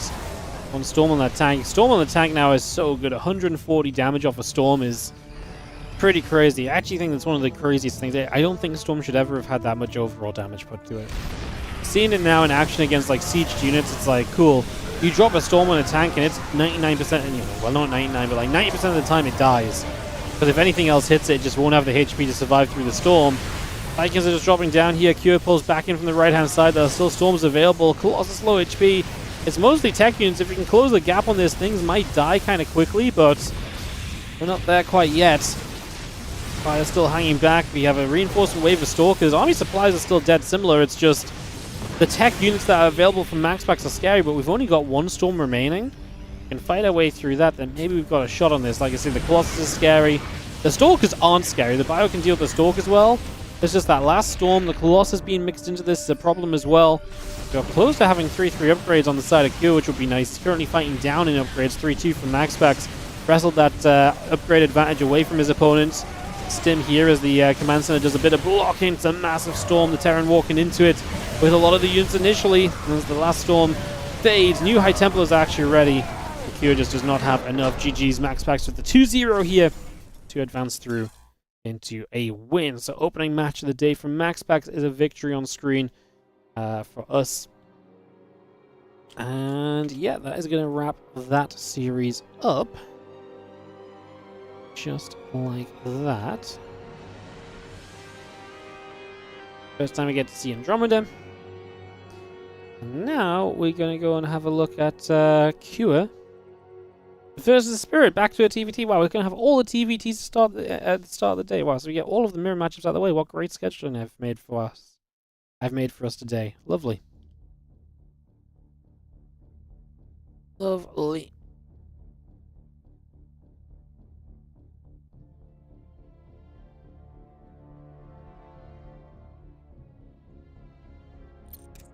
Alright, so Kia Spirit, some TVT coming up. And as we get a couple of vetoes down, and we get ready to party into more action in this Team Liquid map contest event today. Appreciate you guys again for joining us. I'll just run some ads between matches, guys. And we'll hopefully not have... I mean, we're literally just already on the veto process, so we should not have a lot of downtime here. We are pretty much good to go. So Kira against NICORACT. Sorry, Kira against Spirit. We obviously saw Kira and NICORACT earlier. So Kira is going to be 1-1. Spirit is 1-0 because he beat NICORACT. And obviously MaxPax 1-0 after beating Kira. So that's where we stand after a couple of series so far. And we get into series number 4. We're already approaching the halfway marker. Yay, speed! Speed, speed, speed.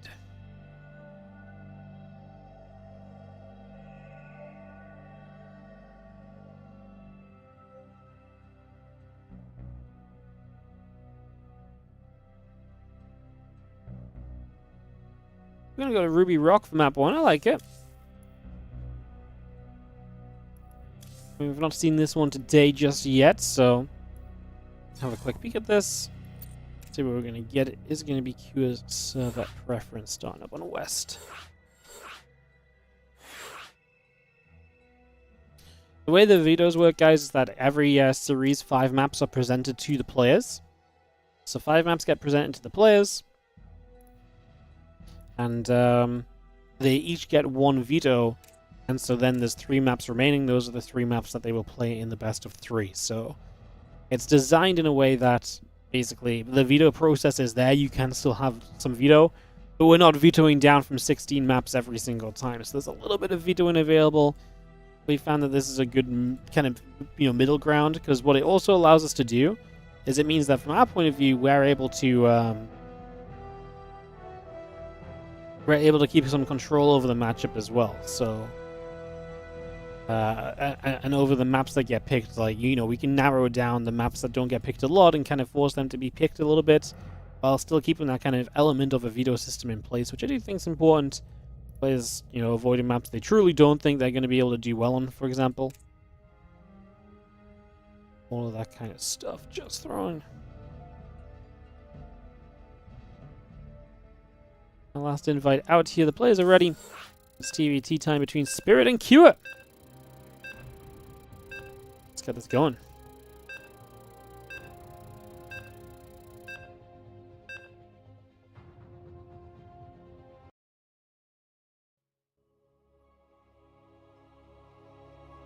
Ruby Rock.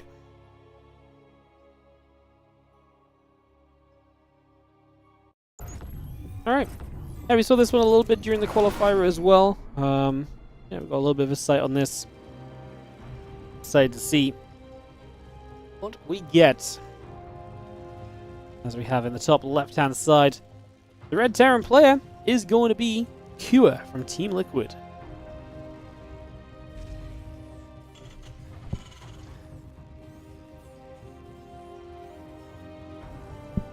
In the bottom right, our blue Terran player is going to be Spirit.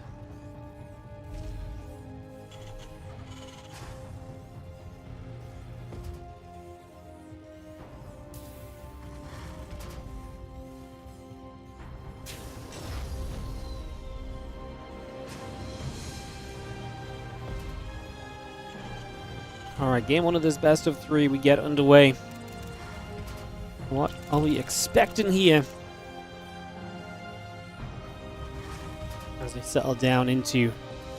Yeah, our last TVT of the day, guys. So I know it's been quite TVT heavy to start us off, but it does mean all the TVTs are done. And we'll just have a whole bunch of non-mirror matchups to wrap the day up with. So it'll be Cure versus Spirit. After this, we'll get Cure versus Rogue, which should be pretty interesting as well. Yeah, I'm excited, man. And this group's maybe not been super fun so far. A couple of fast series, some downtime. Into Cure MaxPax, that was a bit more fun. I actually think a lot of the TVZs we have coming up and so should be awesome though. Like Cure Rogue, I think is very exciting. I'm very excited for MaxPax Rogue. I think that's going to be a super interesting series. Definitely not a guarantee. I think we have some really cool matches still very much so on the way. Obviously, like I say, we do Cure versus Spirit, and then we're going to do Cure versus Rogue. By that point, we'll know what Cure's final standings are. And then it's just a case of playing out the other matches and seeing how they match up. against Cure's scoreline.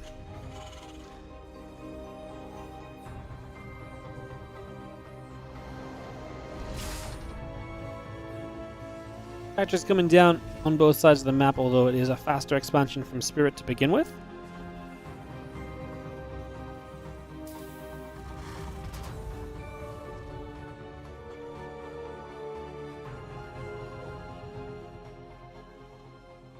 Maybe coming around, just see CC coming into place on both sides of the map. The Reaper's coming through, the factory added on. And we take a couple moments to settle here for these early stages.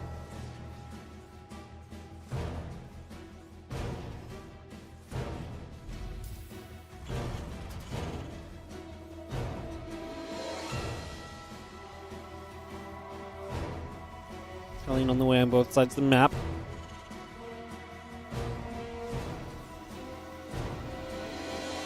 And the starport coming up, we get that online, bringing those starports into play. Yeah, I mean, for TVT, like I say, it's not too far off the kind of typical expected pathway. You get a few early game units, get access to the starport harass, and the starport, not just necessarily harass, but building up that main portion of the army as well, so just a lot of that coming through and online right now.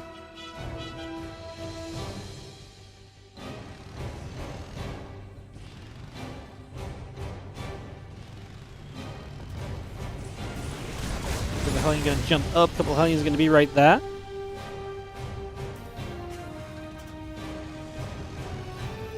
Turn us around the other way. And the Reaper and the Hellion still staying joined up together.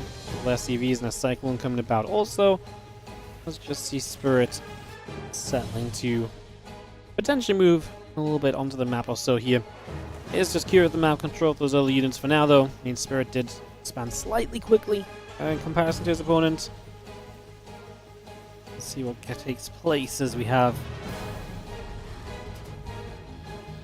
He's just kind of patrolling through the center of the map, so it's very much so just Cure taking control of this for the moment.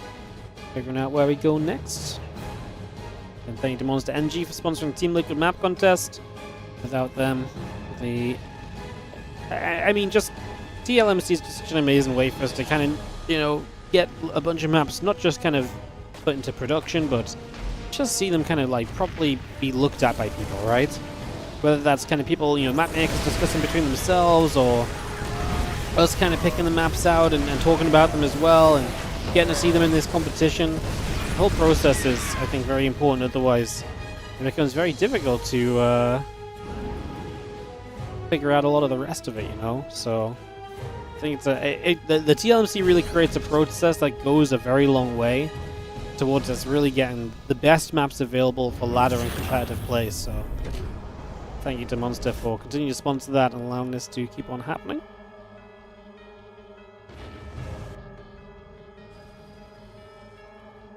Interference Matrix on the way up, Raven in production. We'll see the Cyclone and a couple of Marines continue to produce out for the moment, so getting a lot of that online. And the Siege Tank and a few Marines drop down there. Hellion in the corner gets picked off as the couple of Vikings will continue to come through. Reapers into the main, are going to jump through and get rid of a couple of SCVs as well. 2 workers, 3 workers going down.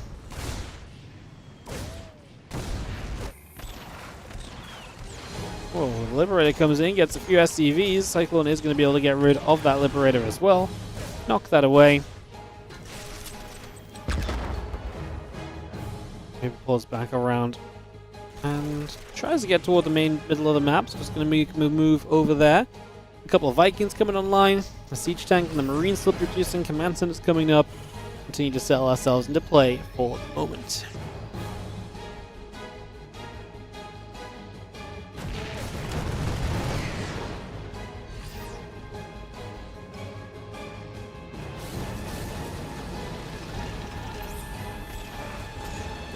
Tanks get siege. Cycle locking on. The medevac already being chased. Seeing the siege tank is going to be there. Cyclone taking a little bit more damage. A few of the Marines going to get pinged at. Once again, a couple of Vikings, the tank and the Marine all in production. This army coming in from the left-hand side there from Cure continues to move up for the moment.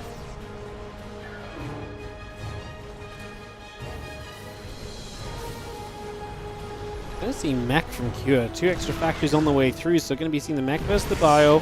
And not just the mech, but already onto an aggressive kind of push here. Secure taking good position. The starport of Spirit in trouble. And that's going to be that anytime you've got the access in towards your main base from kind of out on the map, it's always going to make this kind of tough. We fly in with the Ravens taking a moment or two to do their thing, finally dropping some mortar turrets, and the Matrix is down. This will be a push into position. This will be a cleanup on this army. We save the starport, but for how long? Because those Vikings land in the main base. A couple of Vikings land in return. Actually, good defense coming through from Spirit. Kira is getting cleaned up right now. Spirit with the hold coming through, repairing the starport. Oh my god, this Viking, this guy's going to say, has so much potential to kill a couple of low HP Ravens, but they do survive. Kira still setting up out the front again. Going to be playing mech behind this, so I'm not sure if Spirit will be able to waltz across the map and get anything done immediately on a return fire counterattack.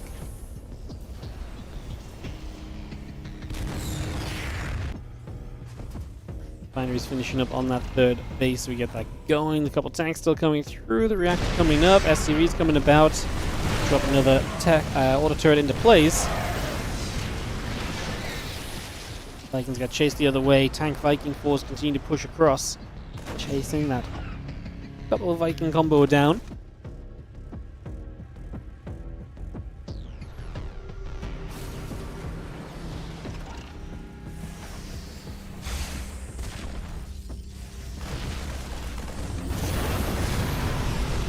Nice counterattack from Spirit. He identifies that, hey, I made a good hold back at home.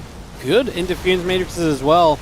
The benefit of having kept those Ravens alive is SCV's already pulled into this fight. That is not pretty for Kua, who does kind of come out with, units to maybe hold on from here, but the main issue already being just the fact that, hey, we just took a bunch of damage already. The Ravens fly through, trying to absorb some damage. I mean, probably want to throw down an auto turret if possible, but not getting the chance just yet. Gonna show up, get rid of that other Viking, gonna make this an even fight in the skies for the moment. Not sure how long that's really gonna last, and we do lose the Viking anyway. Tank's now in position from Spirit, and Kira having to retreat from a third base. He just lost all of his SCVs that would have saturated that anyway, as that was kind of necessary.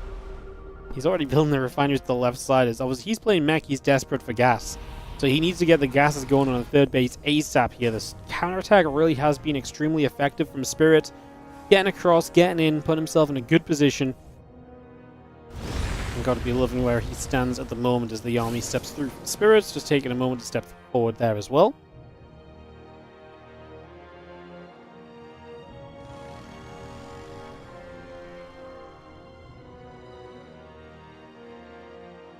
Two Hellions up the left-hand side. We will gather with everything else.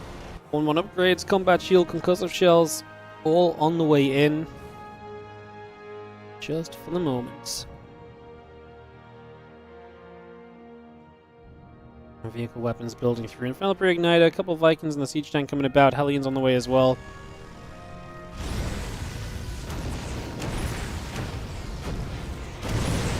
With a few shots coming about. Marines getting reached. They're going to get rid of those Hellions as well. Nice cleanup.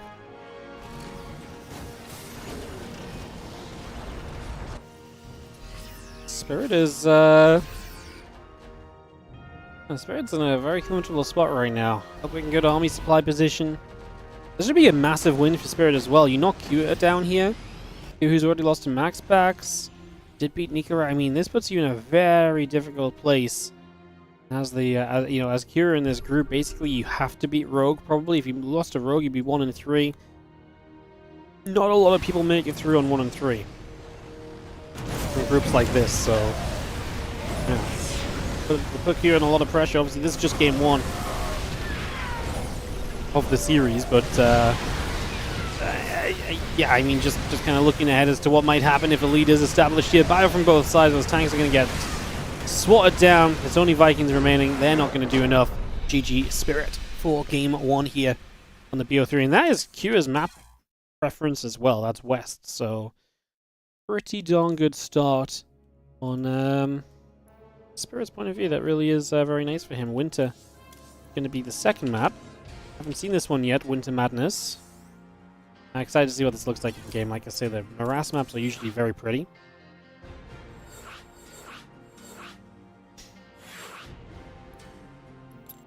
I'm going to take bets on how many people, specifically players playing in game, are going to complain about the brightness of this map.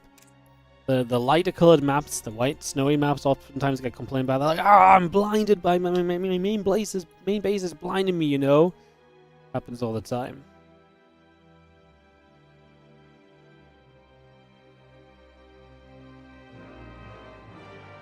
Is this game using the new patch? Yes, new patch is live on all servers, so we'd literally have to use a mod to play games on the old patch now. So everything you see from here on out is going to be new patch.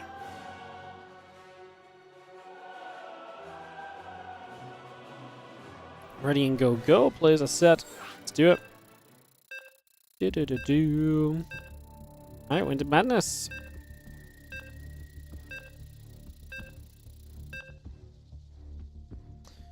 Winter Madness. Let's get into it. Like I say, one of the maps we've not seen just yet, so, I mean, there's a lot of maps we haven't seen just yet. There's no way the players aren't going to tell me that this map's too bright. Oh my god, it's snowing as well. I love it. That's never going to make it to the ladder. They hate the snowy particle effects. I think it's because usually it reduces the performance of machines a little bit too much. It's a little bit too much to ask for to have snowy kind of effects going on throughout the entirety of a map usually. So that might be one that gets taken away. Very cool, but that's why you don't typically see it. As Spirit spawns in the top left side of the map, taking on the blue Terran in the bottom right, Team Liquid's Cure. Game 2 of this BO3. Your PC can't handle a 15-year-old game with snow, it's time to upgrade. Yeah, but the problem is, right, you know, they advertise that StarCraft is playable with these specs or something, so they've got to be cautious about it. You'd be surprised. Some people play on very old PCs still. There's like one guy out there who's been playing with an old PC all this time. That's literally the only reason Blizzard has been approaching it like they have been. It's like, there's one guy, we've got to protect his frame rate, guys. We can't let this be, you know. Can't let this guy's frame rate drop. That might actually be you. Yeah, no, I mean, it's a real thing. It is definitely a thing. That guy's name, Halston. Yeah.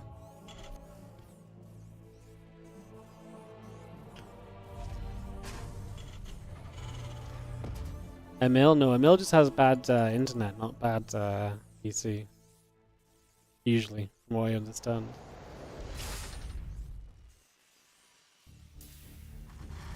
You used to upgrade your laptop from 2016 a few months ago, went from low graphics to max. Like every game is new. Yeah, I bet. I mean,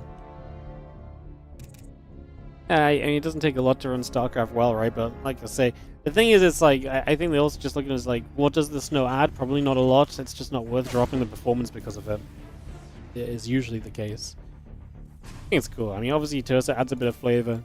It'd be cool if we could see it as the observer, but the players don't see it. That'd actually be maybe a nice little, cool little way for it. So we get the snowy feel, and it doesn't affect the players' performance.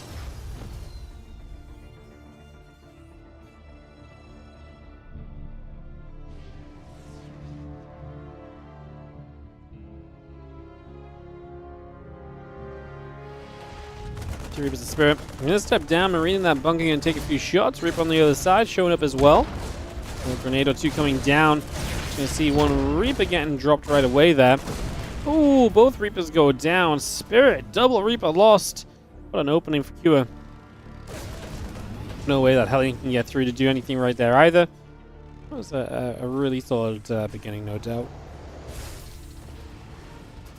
Can I add a snowy effect to my stream? Yeah, I'm sure that's absolutely a thing. I just added like a snowy video file. I do that during Christmas. I'd like a little snowy section over the Wardy camera. It will maybe if the technology is there, we'll do that for the WardiTV Christmas Day games this year. Maybe that's the game plan. Maybe that's the game plan. Reaper Hellion from Q pulling back down to the bottom of the map.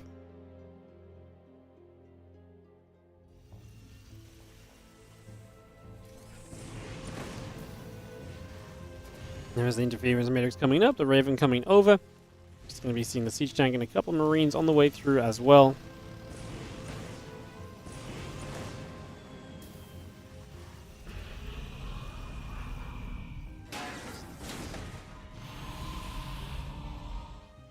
And yeah, we just join on up. Right, to see where we're going to go to, what we're going to make happen.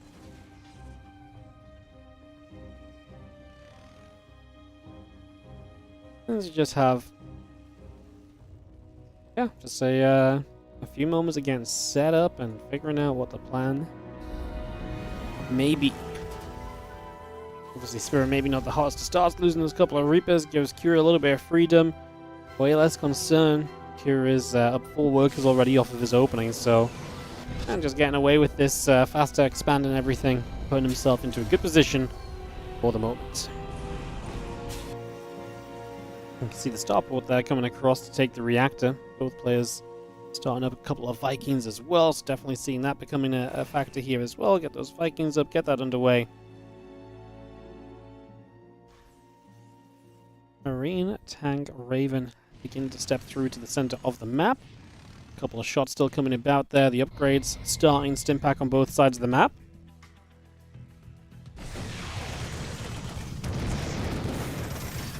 Orator will go down. And a couple of SCVs already going to be knocked away at there. All workers going down. The Raven just about escaping to the right side. The Vikings, though, going to get on that Raven. The Spirit will lose it. Okay, we killed 5 SCVs, but it costs you the Raven. Raven just so good to have throughout the game. And Q's coming across the map now as well. So yes, he lost some SCVs, but he's got an opportunity to get across, get in position, and maybe open some opportunity, get some damage done, and put himself into a very good position in this game too. After a rough game 1, can he found his way back comfortably, like I say, for this game 2 already?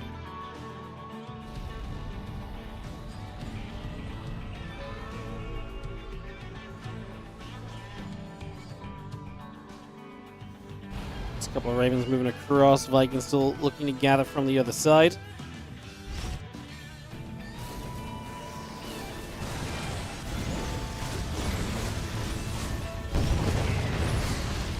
SCVs going down from both sides as well. Helene getting through with a lot of SCVs, so some damage on the other side from Spirit.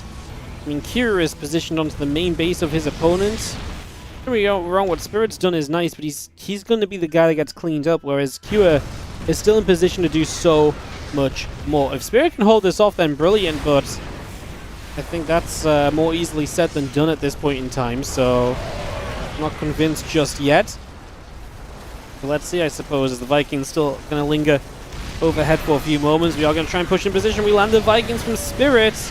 The Ravens are quite far back as Q is trying to just keep them safe, drop some auto turrets down, try and find some kills on these siege tanks at the end so you get a bit more value out of this. Q is still ahead on army supply, but hey, he's down in workers by a lot. He's down 14 workers, so Spirit did a lot of work, and now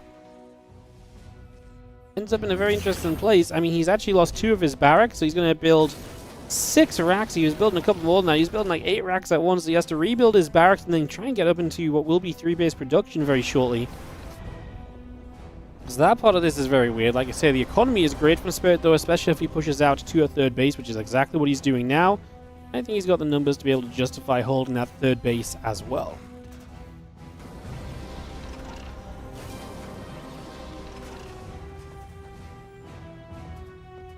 Those upgrades is continuing. Combat shield on the way. Stimpack coming online.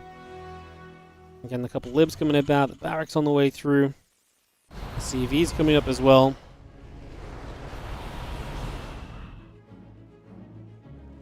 Mike and Raven still just joining in at the center, so again, we get that set up, we get that ready to go. Drop another refinery into position, make it 2.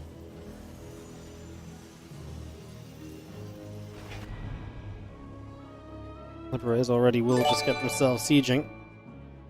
Hey, what's up, Fabrizi007? How you doing? Thank you so much for the 13-month resub, appreciate it. Thank you very much.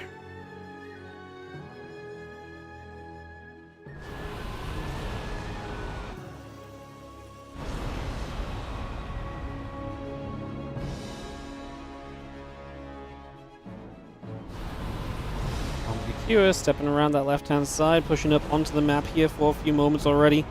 Trying to take position, see what we can do.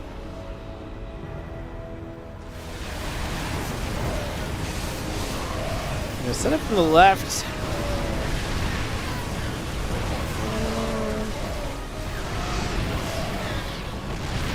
Hey, interesting that you've got that kind of liberated defense there. One of them getting Matrix definitely helped, but both of them in general is getting shot down. Air control from Q are good. He's down on upgrades here. He doesn't have the 1-1. And he only just finished his combat shield, though. I mean, it's scary, but the tanks are the scariest part as well. If those Marines try and run forward, the tanks really do cover you very well so far. Air control has gone over to Spirit, however. With air control going over to Spirit, I'd say the opportunity opens a little bit here to maybe try and get a little bit of something else done right now. We see that orbital command going to float back into location onto the low ground. The Viking Lib still joined up in the skies. You're still trying to push through. I mean, the supply advantage is not super huge, and I love the counterattack idea from Spirit. Unfortunately, there are units at home from Q, so he does have defenses in place. He is well positioned to make sure that this does not go very far and does not become a problem. So yeah, you do that part of this very well for yourself. I'm going to say fairly well handled for the moment.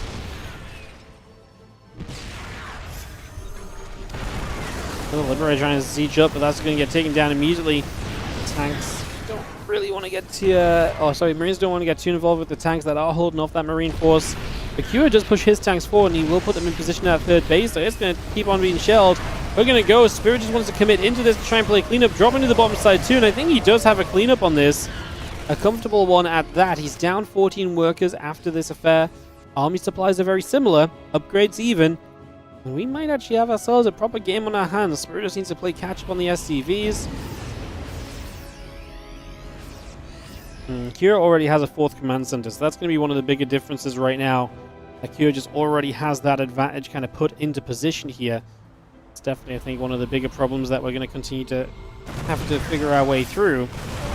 Try and stepping up this ramp. It's going to be a so-and-so kind of fight. 2 more tanks from the other side. The Marines are going to show up. More shots. Actually loading the medevacs is going to threaten the drop into the main base, in fact. But he might just kind of jump forward with those units, but yeah, into the main base probably makes the most sense. And Spirit again on the counterattack. Not the first time he's been looking for the counters to try and bring him some success, and he does get rid of that command center, so that's a major kill. If you're able to keep your own third base alive and operational, then brilliant. Obviously, operational right now is not a thing, but alive is a thing, so Spirit making some things happen for himself still currently.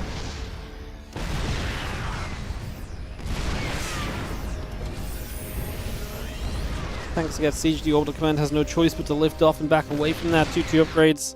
Still just kind of ambling on through here. Marines are going to hit Marines in the middle of the map. Chase that away. The medevac gets pushed back as well.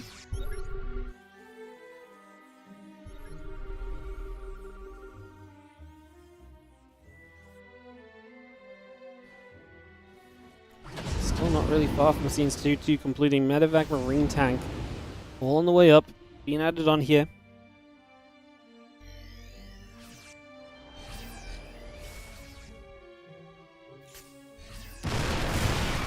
Back down the bottom right side. Marines wander forward. Got a hold position though. You can't let that kind of come into play.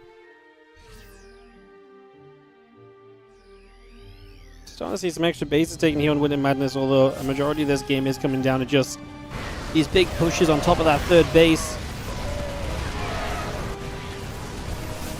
Still shelling that big drop from Spirit into the main. He just doesn't have enough. With this falling apart, I think he knows he's going to be in a little bit too much trouble. He's going to try and clear out on the other side now, which he probably does. So he's going to drop on top of those tanks. He will get that cleanup.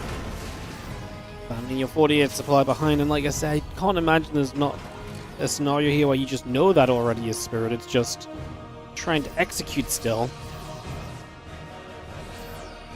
Still definitely a factor.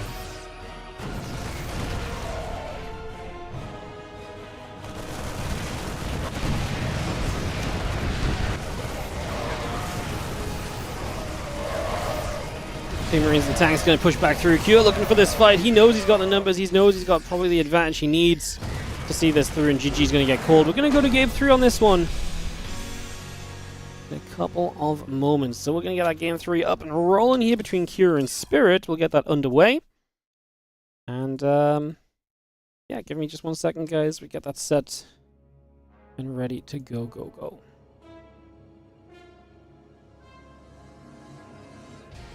Our third map here will be Old Republic.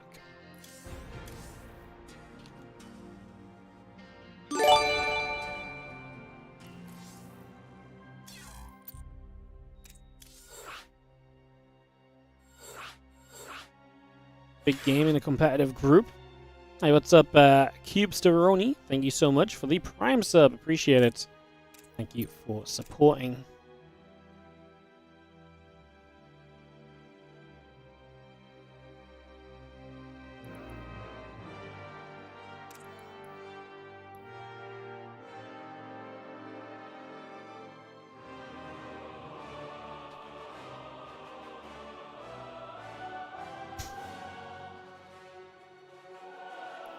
Ready. Quick start on that one.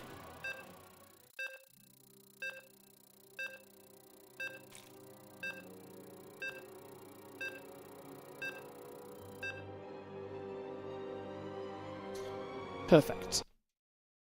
Progress being made.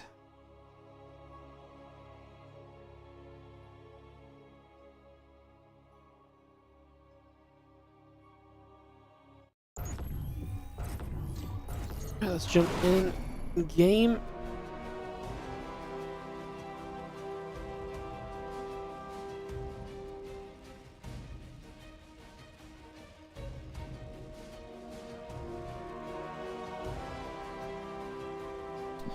Perfect. Alright guys, thank you for a little bit of patience, just sorting out some videos and everything elsewhere.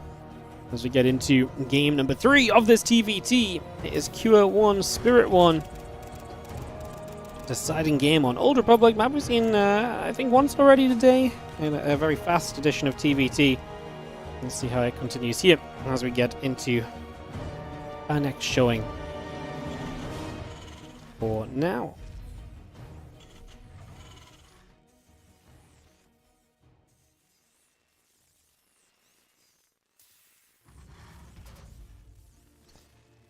Alright, well, barracks on the way. No one proxying is already a good sign as well, so nothing super crazy in that regard.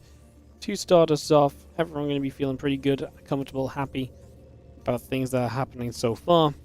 Because, yeah, no one's proxying, no one should be in danger. There's been a couple of fun little early games that have obviously led us into some fun positions initially as well.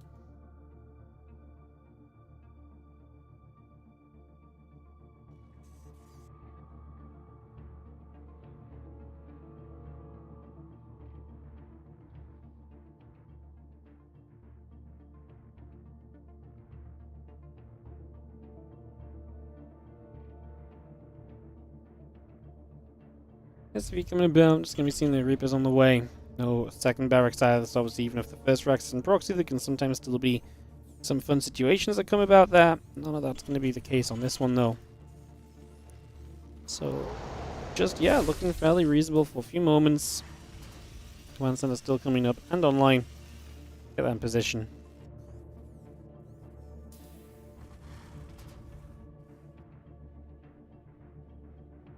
To go.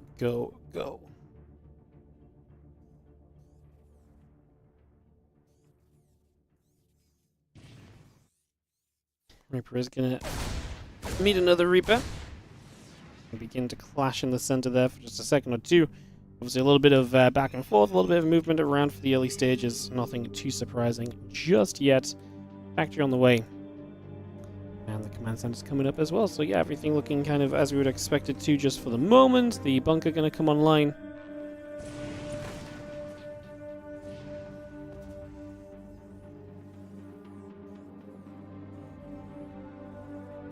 Just in the corner of this main base for a couple of moments here as well. It's just settling down there for a moment or two. And a starport's on the way from both players as well. So this TVT continues with a little bit more of that action. Just heading into the starport, nothing too crazy just yet.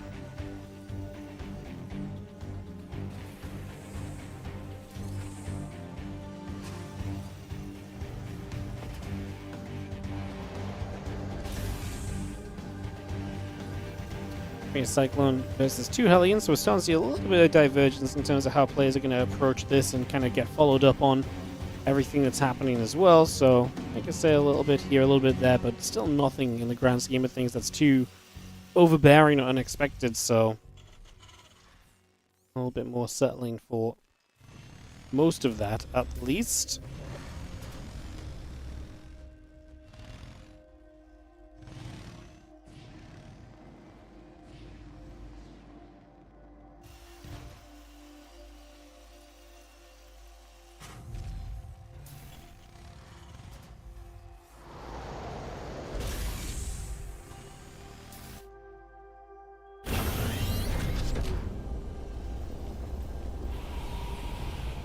Is going to move across, so we'll just see the reactor going to be accompanied. So we are going to see quite a lot of Hellions here early again from Q. Very similar to how he approached the early game as well. Just a higher Hellion count coming through and everything. I'm just going to see those couple barracks coming up, get that underway. Not a bad starting point.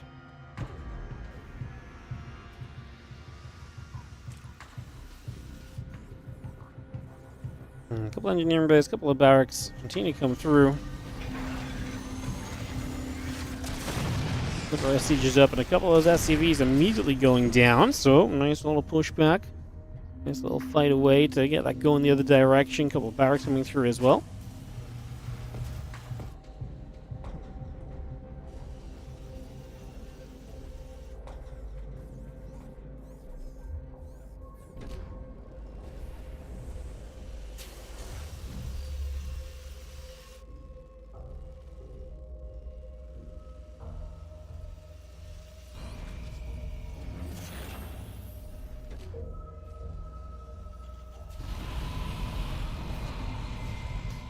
Hi, Marine Raven.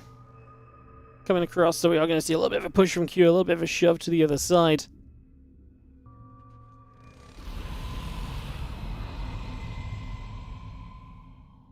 And get upgrades building through, the 1-1 on the way, get that combat shield on the way up as well. It's just bringing a little bit of everything online for the moment.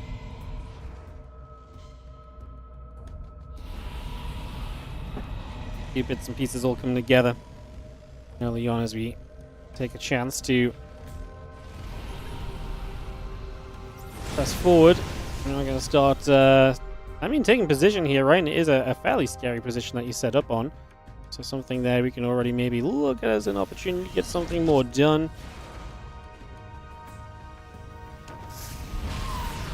As you can see, Spirit, though, has the stim to get out. Lose a few SCVs, but he's going to push this back and actually get a good catch on this right away. Kind of like it. The auto turret's coming down at the same time, though, is going to turn him back the other way again. So a little bit of a back and forth affair right off the bat. It makes this a pretty fun little situation to start out on.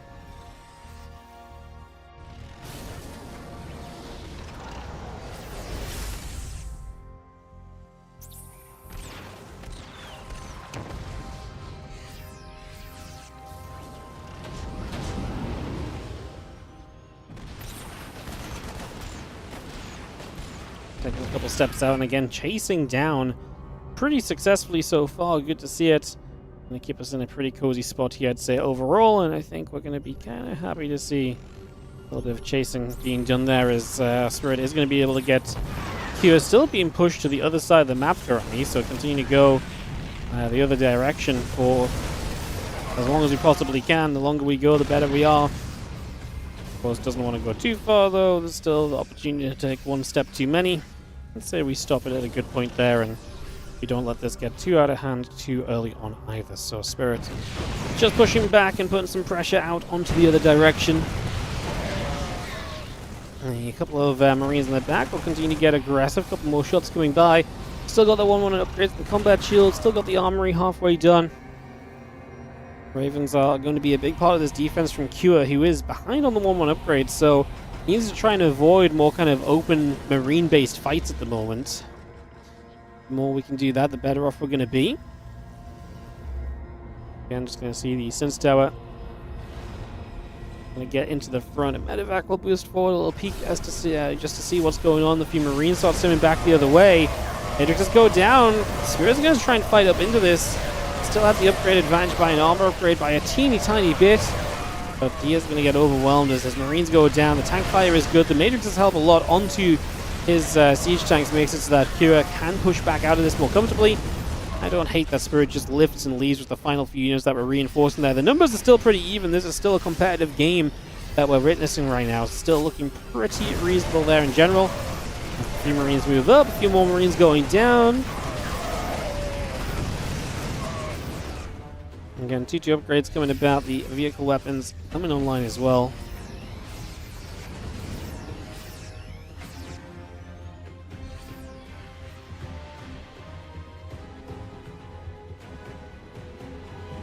Medevac Akita boosts right down to the south side. It's going to be moving across into position.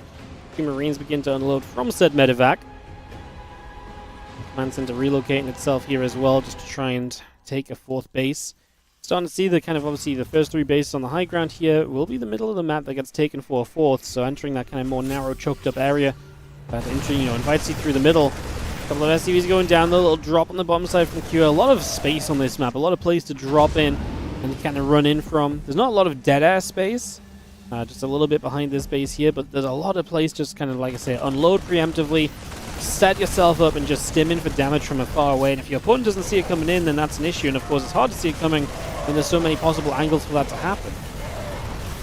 Obviously, on these new maps as well, players are not familiar with the popular unload drop locations, right? So it's hard to preemptively be on top of a lot of that as well. It's one more thing to think about, that preparation and kind of knowing the maps inside and out is a big part of why games look so good and so so solid at times. That's not always necessarily going to be the case, though. Big Marine load up gives us a shot to look at maybe the main here as a dropping position. Sees the Liberator moving out. Our Liberator will also see the Medevacs heading in. Marines are stimming down. We kind of turn into it. There's a missile turret coming up in the main. Defense is good from Spirit. And like I say, not a lot of dead airspace. And Kira is going to get caught. One Medevac full of units goes down immediately. So that's an immediate catch. And we are stuck with the Vikings here. Well, somehow we find a way through the middle of those Marines. And one Medevac is going to get out alive. If not, even if it does drop its Marines off to be given up to those opponent Marines. Liberator sieges onto this base. We are going to get through a few of those SCVs. The Marine stim underneath. Liberator will go down. We do have a couple of Vikings still on the way up. Spirit continues to take air control. That was a big win for him. 3 Medevacs units going down freely. Gives him a great opportunity in this game. I would not be surprised if he tried to push forward to do something with this. That said, pushing out onto the map in TVT can be difficult, and obviously engaging into your defensive opponent can be difficult too. I love this big drop. Going to set up a massive wraparound on the army that is positioned aggressively from Cure. You try and run away from this here, and you're going to get surrounded. You try and stick around. You're going to get surrounded too. What do you do for the best? Yeah, nothing really. This was just very well played by Spirit, taking advantage of the fact that Cure does not have that much on the map. He cleans up everything here before reinforcements get there, and that's going to be a major win for Spirit as well, dislodging a position of Cure. So much of TVT is going to be about positioning. So much of TVT is about, who is where on the map. But that's only good if you don't end up, losing fights out on the map, and that's exactly what Spirit is forcing, with some good positioning of his own and some good solid play of his own as well so far.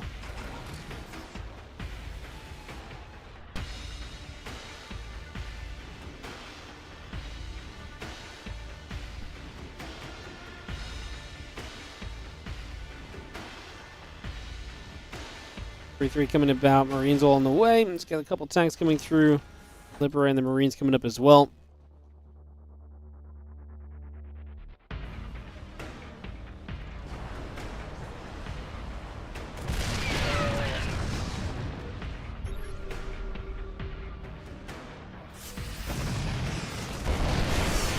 Marines and tanks and Vikings are going to start pressing up through the center. Going to see a siege tank getting taken out here. And continue to push in. A lot of those Marines in some trouble. Tank fire looking good. A lot of good shots coming out in the other direction just for now. 3-3. Not far from finishing from Cure, but it is going to be upgrade advantage currently to Spirit. A couple more tank shots going to be right there. 15 SCVs dead. I mean, now it's Spirit with a 25-26 worker lead at the moment. Looking pretty good in that regard. Got to be loving those numbers for himself so far. So we're going to see Viking Liberator sieging up, pushing forward, getting on top of some tanks there.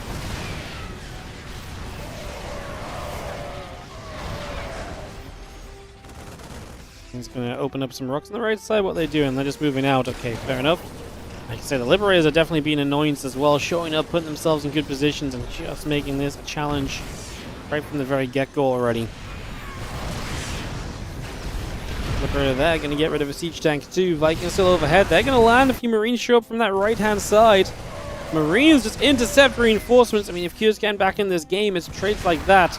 When you're down heavily in workers, taking advantage of your army supply is going to be one of the main things that gives you chances in the game. And it's going to give you the chance to kind of just, like I say, trade efficiently enough to be down this many workers, to be down in this position in the first place, which is not exactly a pretty one.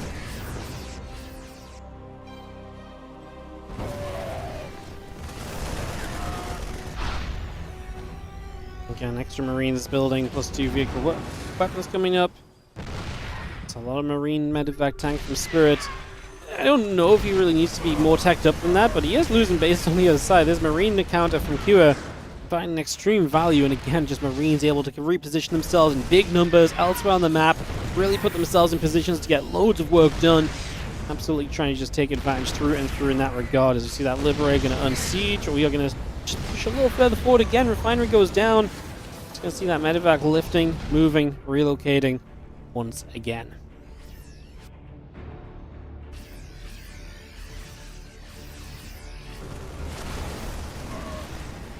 Command Center will move forward, as we are going to see us around. This time it's going to be Spirit that actually kind of jumps onto Kua.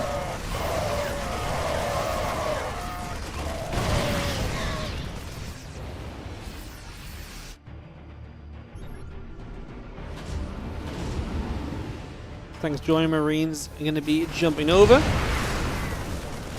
Just unloading, tanks going to take some damage. Marines coming up from the bottom side as well. Few Marines on the left going to get jumped on. Oh, it's very much all over the place, but things Spirit is gathering together nicely. Going to get rid of a siege tank there. A couple more hits coming through. Planetary to the 12 o'clock. It's going to be the next target. You lose that as Kua, and you're down to being a 2-base Terran player. That's obviously really not going to be it. So an attempt to try and make through on that, as we do have the Marines, the tanks joined together, looking to push on forward. Out of back. We get jumped on. Marines going down. Siege tank chased and killed. Another tank going down as well. The rest of the Marines trying to push back the other direction. We just shove our way into that planetary fortress. It goes down. SCV's dropping. Kua GGing. Spirit with the win over Kua. Thrown this group up into the air a little bit. Spirit having a day for himself so far. GG's. As we'll be heading to the Korean server for our one Korea versus Korea matchup next. It is going to be the form of... it's going to be in the form of Kua versus Rogue. So we are going to hop on over to Korea.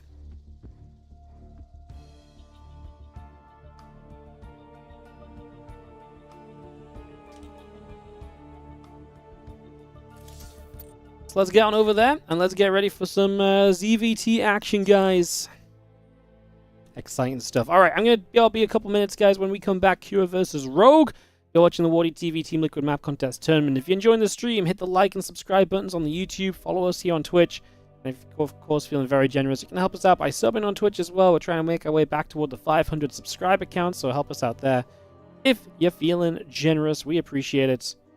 Now I'll see you guys in a couple minutes, like I said, as we hop on to Korea for Kua versus Rogue BRB.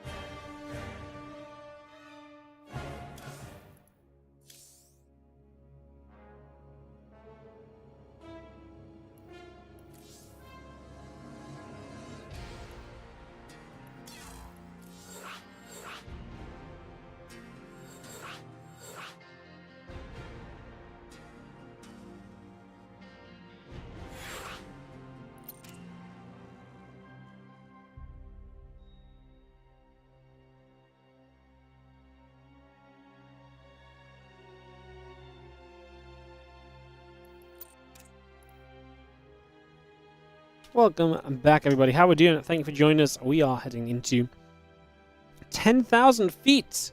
Another of the maps that we've not yet seen today. Actually doing a pretty good job of getting a little bit of a look at every map on day one so far. There's a couple we've not seen yet. Remain to be seen, maybe. Well, not more than a couple, but do pretty well as well.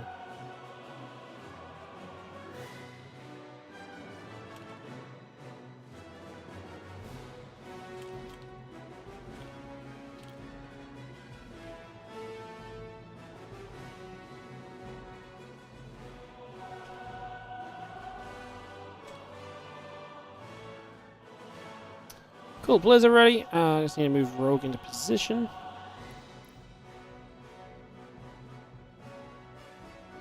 Here is currently set as random.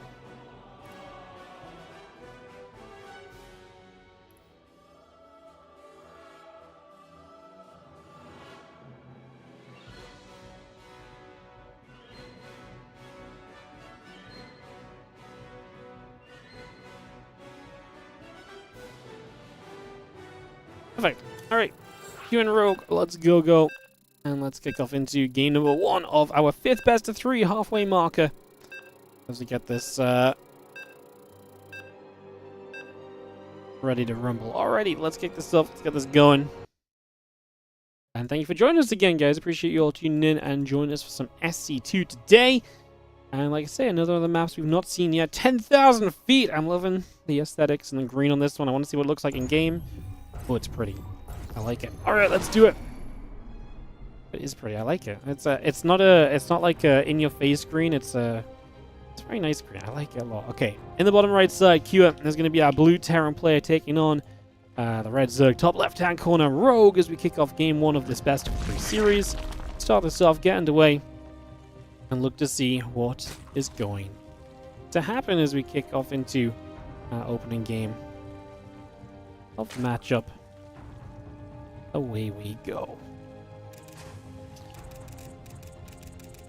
Okay, how's everyone doing in the chat? Hope everyone is doing well, enjoying some games, enjoying some Team Liquid map contest with us. Like I say, we are here all week long. So yes, we're going to be here all day long, all week long. Groups A, B, C, D, Tuesday, Wednesday, Thursday, Friday, and then Saturday, Sunday we have playoffs.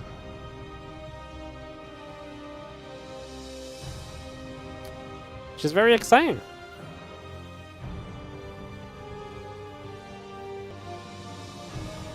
Very exciting indeed. Do we have any news on the patch rumors from yesterday? I didn't know there was patch rumors yesterday. I wasn't here.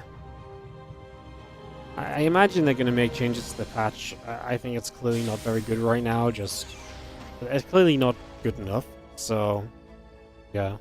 I'd imagine we do see some changes made. But I'm not sure when. Might be another week or so still. Might be tonight. Who knows? There's no real way of knowing. They've been pretty constant at trying to update it on Mondays, so the fact it didn't happen last night, to me, probably means it might be another week, unless they got ready to do it last night. Maybe they changed it today. It's also a possibility, so I guess we'll see. Anyways, an SCV wandering across. Reaper going to come back the other direction. And just a couple of queens and a few zerglings coming about, as well as the SCV heads down to the bottom right-hand side. A couple of things going to be in position. Reaper going to be right there. As we just go back and forth.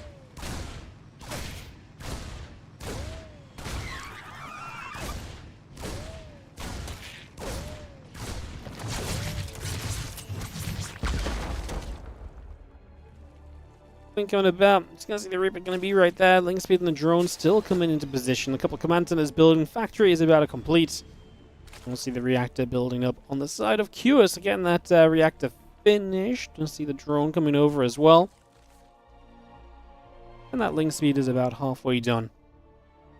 As we get game 1 of this series underway to a pretty standard TVZ kind of start. No real surprises just yet. Obviously, first time we get to see some Rogue action today, which is exciting for us. We're going to be seeing a bunch of the Rogue games, I imagine, back-to-back after this, because we'll go Rogue MaxPax. I imagine we make our way through the majority of the Rogue games as our next few series. So if you're excited for some Zerg, then it's the right part of the stream to be tuned into. Because like I say, it should just be Zerg, Zerg, Zerg from here on out for a little while. Ling, chasing. Reaper goes down.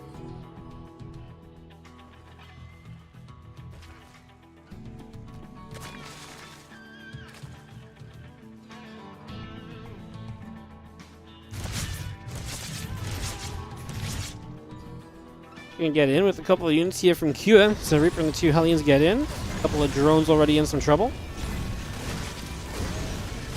So you see 3 workers going down immediately. Banshee the Cloak coming up. A couple of Hellions still on the way out. They are going to get to that corner, and the Lings are going to get the grab. Reaper and the Hellion going down together. That will be a kill. Nice grab indeed.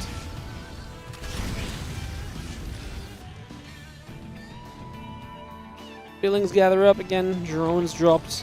Some damage dealt early from Cure. See how Banshee's about to finish, and Cure going to have even more harassing opportunities on the table.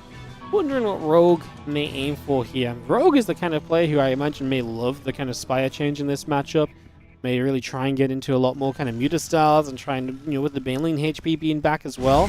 Maybe some Ling Bane Muta is the kind of thing that Rogue feels like cranking out. That's all well and good, but we have to get to that phase first, obviously, and try and minimize the damage we're taking off these Hellions and other harass in the early stages.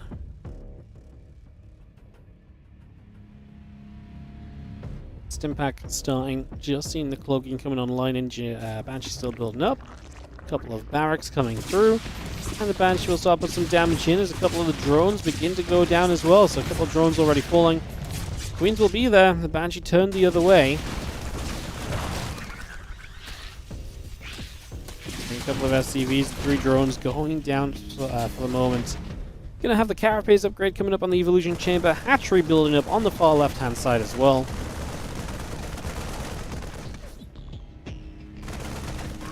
He's all going to finish off that Overlord. It's going to be Rogue losing a chunk right there. She supply blocked off the Overlord loss, and a few Lings getting roasted by Hellions. Just in general, not a pretty start for Rogue, who is down double the resources lost. I mean, is down in supply already, down 9 workers. Like, he is in a bad place. This early game has not been it at all for Rogue, and Kira is just peeling away already at the very start of this TVZ, so fantastic start thus far for Kira. And Cure is in a position where he needs to bounce back, right? Let's be realistic. Like, this is a must-win series pretty much. He's 1 and 2 in this group. Losses to Spirit and MaxPax. If he doesn't win this, 1 and 3 does not usually get you through these groups. Like, very rarely 1 and 3, and then sometimes it's like a 3-way 1-3 tiebreaker when someone goes 4-0, someone else goes 3-1. And then, like, you guys all kind of trade matches against each other in the bottom 3 of the group, and then there's sometimes a 1-3 tiebreaker, but that is not something you want to rely on in the slightest. So that really is not something you want to rely on or kind of go to or anything of the sort there. Characters coming up, still got the 1-1 in the combat shield, all coming through as well. Let's just bring that straight into play, get that settled, and get this coming through too.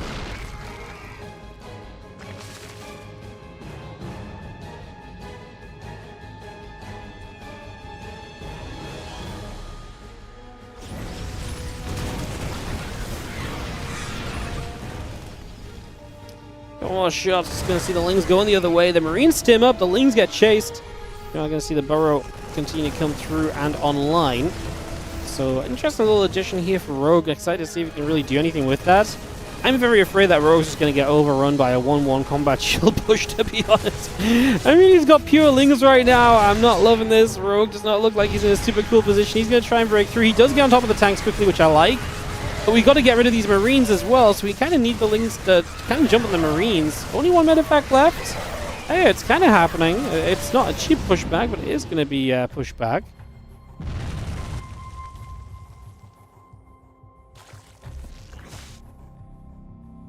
Infestation pit begins. Hydra's on the way up. The few Zerglings moving around the left side. 2-2, and the combat shield still building. The medevac's going to load, boosting up their right-hand side as well. And again, doing a drilling claw upgrade coming in on the side of Cure, bringing that through. Lurker Den coming up from Rogue. Hydra's in production. Festation Pit still building. Marines get rid of the Overlord on that right side also. Just something else for us to get rid of already.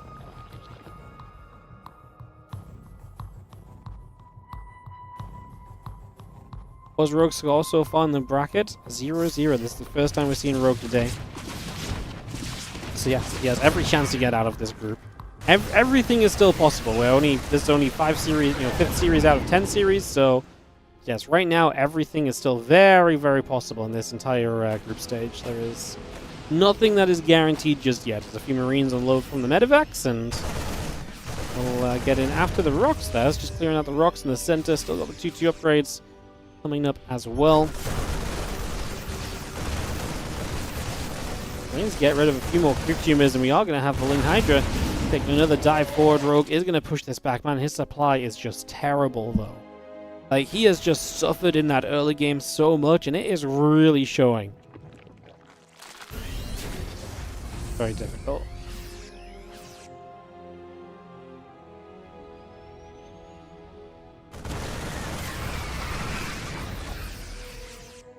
Just going to be seeing the bio gathering.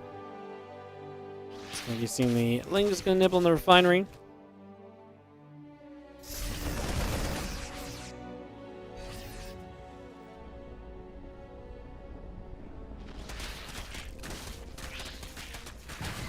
Things back around to the right, tanking a fire, Marines and a mine going to join up there as well. Just going to see a Wooden Mine shot going to connect onto the Zerglings. Lurkers burrow. Okay, if there's a way back in this game, it is absolutely the Lurkers that could maybe possibly win this for you. I mean, you just got to rely that these Lurkers can do some crazy things. Is what this comes down to right now. And so far that's not happening because the Lurkers are not really upgraded or anything, so the tanks are just shelling away at them from afar. They're not even getting close. Seeing this left side position from Cure going very nicely, putting you in a good place and allowing you to kind of play clean up there. So that hatchery already going down on the left. Lings on the counterattack going to find themselves a few SCVs, make those start running super early on. Medevac still up in the skies, providing some action. I mean, there's just no way. Rogue's just dead. He is not well set up in this game at all. I think this is just a GG go next kind of scenario, no matter what here. I don't even think the Lurks could realistically save you. You need them to do so much for you right now. It's an unreasonable ask, quite frankly.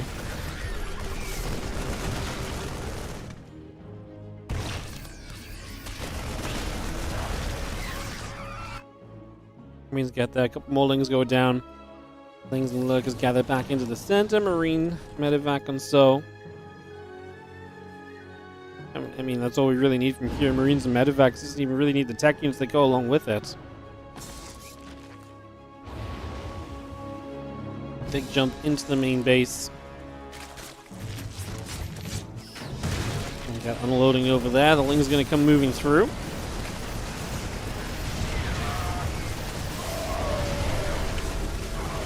I'm just trying to fight back. We are going to be seeing, I mean, even if we clean this up, which isn't happening, I don't think it would matter for Q. He's pushing elsewhere. He's looking powerful. The drop in the main will be enough to get the GG anyway.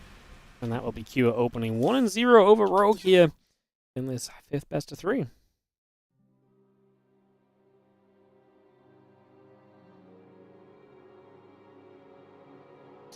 Alright, I'll throw some ads up quickly while we get game 2 hosted. Our second map here will be on Throne of the Dunes.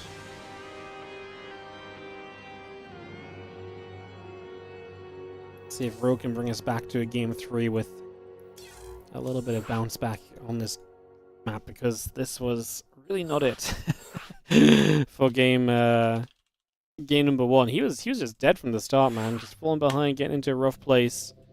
Like I say, let's see if he brings it back on Throne of the Dunes for map 2 in just a couple seconds. Get this underway and starting.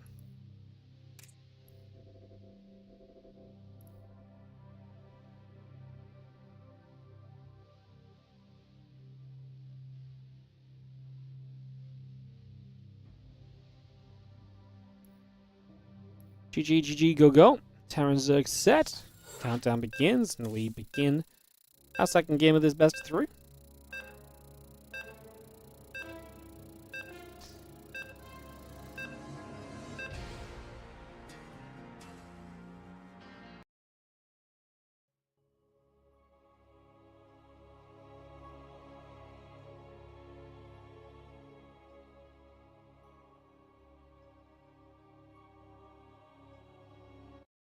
Throne of the Dunes in the bottom left-hand side. The blue Terran is going to be Team Liquid's Cure, and he is up 1-0 in our best of 3 on a map that we've seen a couple times already, one we're maybe becoming a little bit more familiar with. In the top right, our red Zerg is going to be Rogue.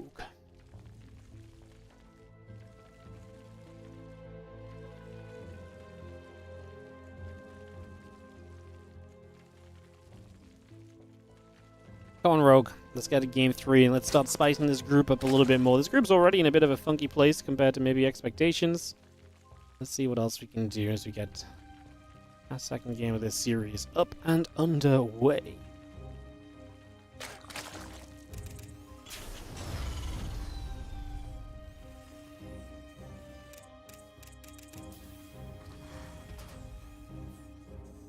Throne of the Dunes. Beautiful. Hatch coming up, racks and the gas coming online.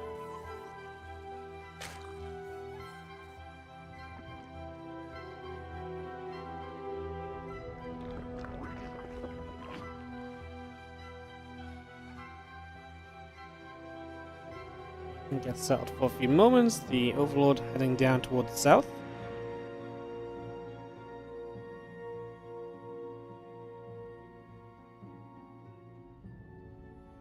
And the Reaper and the Orbital coming by for a couple moments as we get set up for the moment.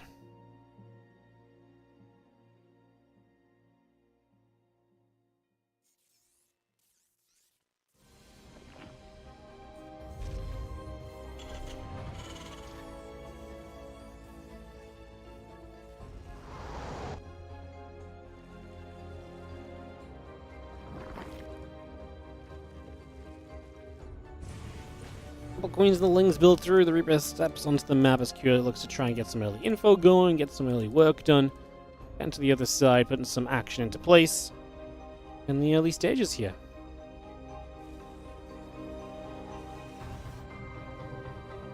So that Reaper goes right across the upper right. Couple Queens and Ling speed coming through.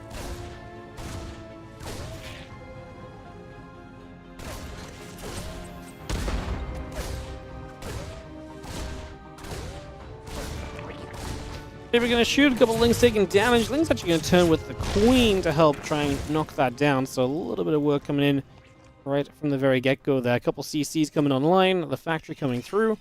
That Ling speed coming up as well. So Ling speed coming up to being about halfway done here. Hatchery and the Queen's in production. And again, we continue to settle in on this one for the next few moments. The Reaper hops to the high ground, hops back down to the low ground. And down from that Monster Energy banner again. Thank you to Monster once more sponsoring the Team Liquid map contest. I really do appreciate it. It's amazing to still have this as part of StarCraft 2. It's been such an important part of StarCraft 2's history. And as long as we continue to try and have competitive StarCraft, I think this contest is extremely important just throughout. So I'll never stop saying thank you enough for that.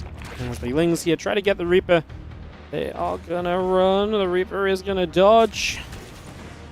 Reaper just about jumps to the low ground.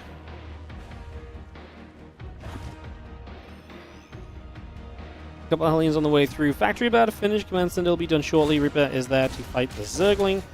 Zergling will go down in a moment. It falls. The other Lings coming back across, and a couple of Hellions are going to get up in front. Going to fight against those Zerglings as well, taking that out. And now the Hellions back toward the upper right side, in toward the natural, to see what else we can do.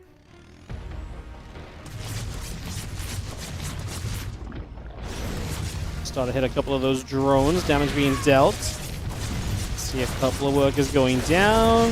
See 3 workers killed. A couple Queens get there to pick off the Reaper as well. It's going to knock that straight down for the moment, as we do have a couple of Hellions gathering into the bottom left. Another refinery coming online.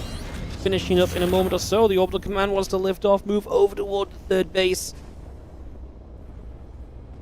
Still got the Magfield Accelerator building online, the Cyclone coming up, Hellions and the Factory all coming through. At that Spire in as well. From Rogue, going to give us a good little bit of oomph. And it is going to be a little bit of Spire play, which we kind of said in the last game, right? Might be something Rogue turns to in this matchup, on a bigger map like this especially. So not super surprised by that. Glad to start seeing a little bit of it coming online, to be honest. I'm excited to see what else we can have happen. So Cyclone's building up, Macfield on the way, Spire halfway done, Lings and the Overlord building up. Cyclone will get there for the Overseer KO. Bang, bang, and you're gone.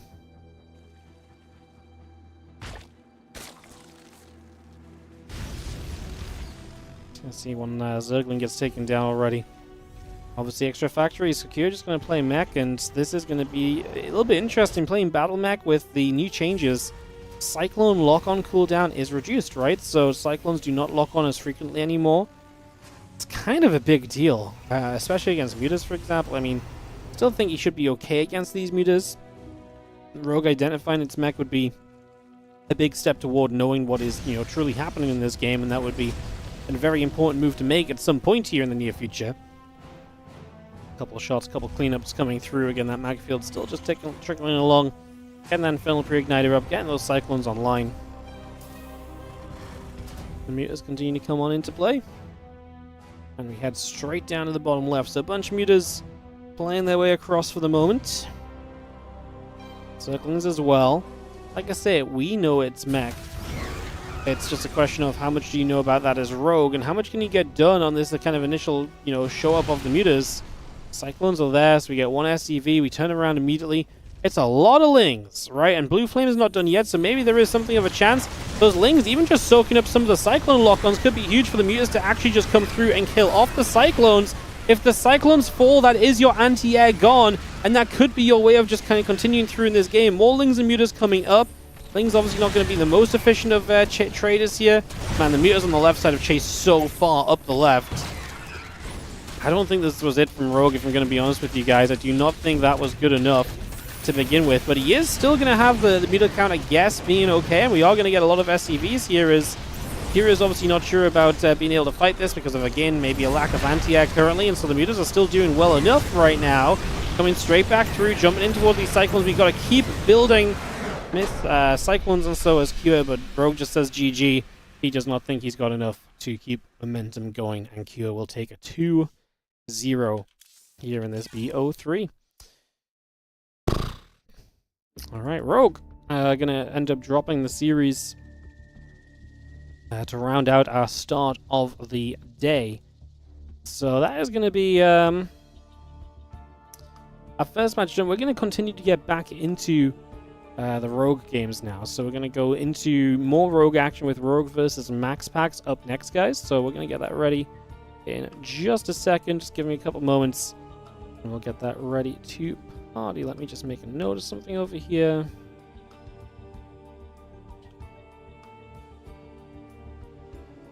Alright, so that is our halfway marker of the day, guys, as well. So 5 best of 3s done, 5 best of 3s still to come. Like I say, we're going to go into Rogue MaxPax up next. You could say, arguably, this is one of the bigger matchups as well, right? Rogue MaxPax going to help determine a lot of this group, especially Rogue 0-1, MaxPax 1-0. Spirit 2-0 right now. Kira ends the day 2-2, 5-4. 2-2 is a good result to get through the group on. It's not a guaranteed result to get through the group on, though, either. So there's definitely going to be something to look at there. And yeah, we'll throw some ads up and I'll get us ready to go into the next matchup, which is going to be Rogue and MaxPax, guys. Give me just a second to get this set up and operational.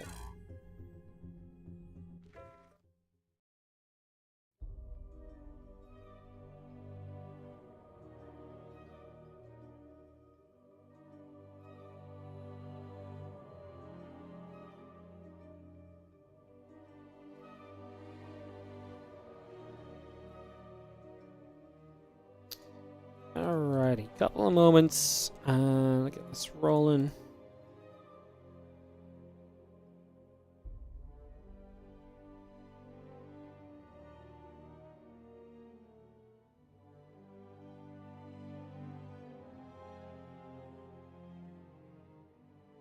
Need to take a couple of moments to swap some things around here, guys. So give me a moment.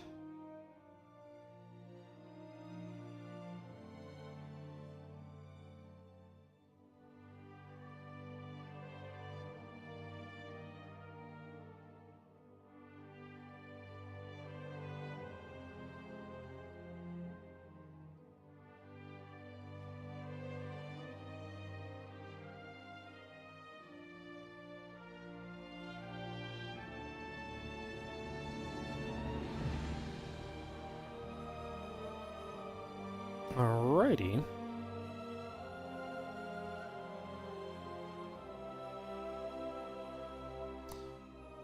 So I guess now that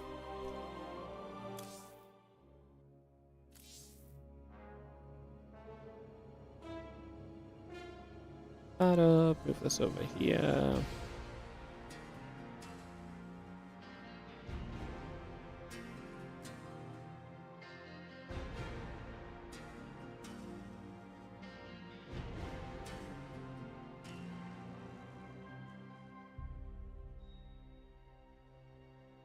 I guess now they're ready.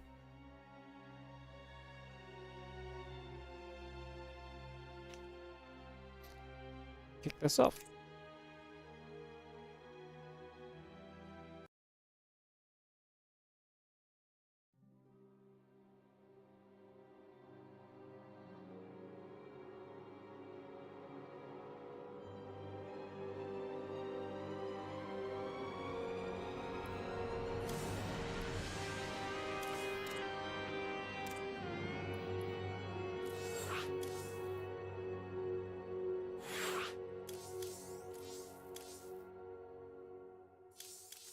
Alright, cool.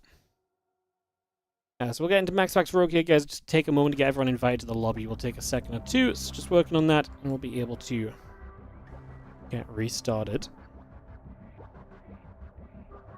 And yeah, so the rest of the day looks like this. We're going to go MaxPax versus Rogue, Spirit versus Rogue, NICORACT versus Rogue, MaxPax versus NICORACT, and MaxPax versus Spirit to round us out. So a few PVZ, TVZ, TVZ, PVT, PVT is going to be the matchups for the rest of the day. We know Kira is 2-2. All of his matchups are done.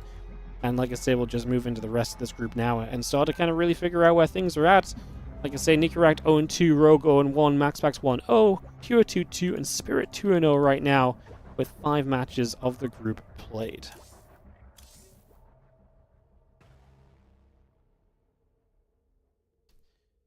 Alright, I think I've got everybody, so we can click start. Thank you for your patience, guys. Again, a couple of moments between games here just take a while to invite everyone, but generally we're trying to keep things going nice and quickly.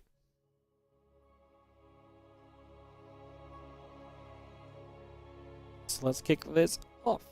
MaxPax versus Rogue BO3.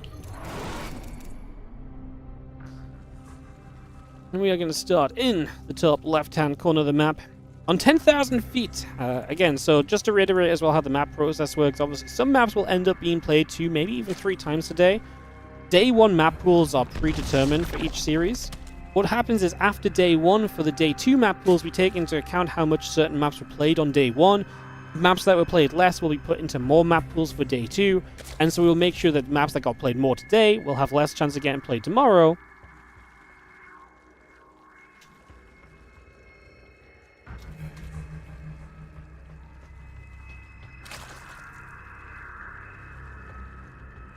So, yes, if you do see maps a few times a day and you see some maps will probably not get played at all today. It's very difficult to get all 60 maps played on day 1. Some maps may not get played at all today. The general goal is that we've got 6 days of competition. Over 6 days, we should get that to even out. So, yeah. We should be able to get that to even out over the course of 6 days. It's very rare that maps don't get played significantly, well, it's very rare that certain maps get played like significantly less than others, basically. So let's see what we get here in the Monster Energy Team Liquid Map Contest Tournament. We'll have ourselves a little bit of action rolling early. This is a fun map. We got the minerals, in case you didn't see too much of it earlier as well when we just had a game on it. We got these minerals that you can mine out to access down over here. This base becomes more accessible later in the game as these rocks go down with the fact that they're Zerg rocks. They die over time, unless creep connects them. You can also just move left and take a pretty standard linear 3 base, and you can move forward and take a very far forward 4th, which Terrans are going to love this spot. And that really depends, I mean, how well defendable is that? That's the question mark, right? And that's the kind of the risk of maybe taking that location. We might even see that taken as a 3rd, especially for Terrans. I wonder what Rogue does. I mean, it depends. I can't imagine Rogue wants to expand here. That 3rd's going to be super, susceptible to air attacks. But maybe later in the game, that's a position you can take as a 3rd base as a Zerg player. Oh, sorry, not a 3rd base, but as like a 4th base or so as a Zerg too. More possibilities there for sure as well. Hey, what's up, Need More Cafe as well. Thank you so much, not just for subscribing, but subscribing for 3 months in advance.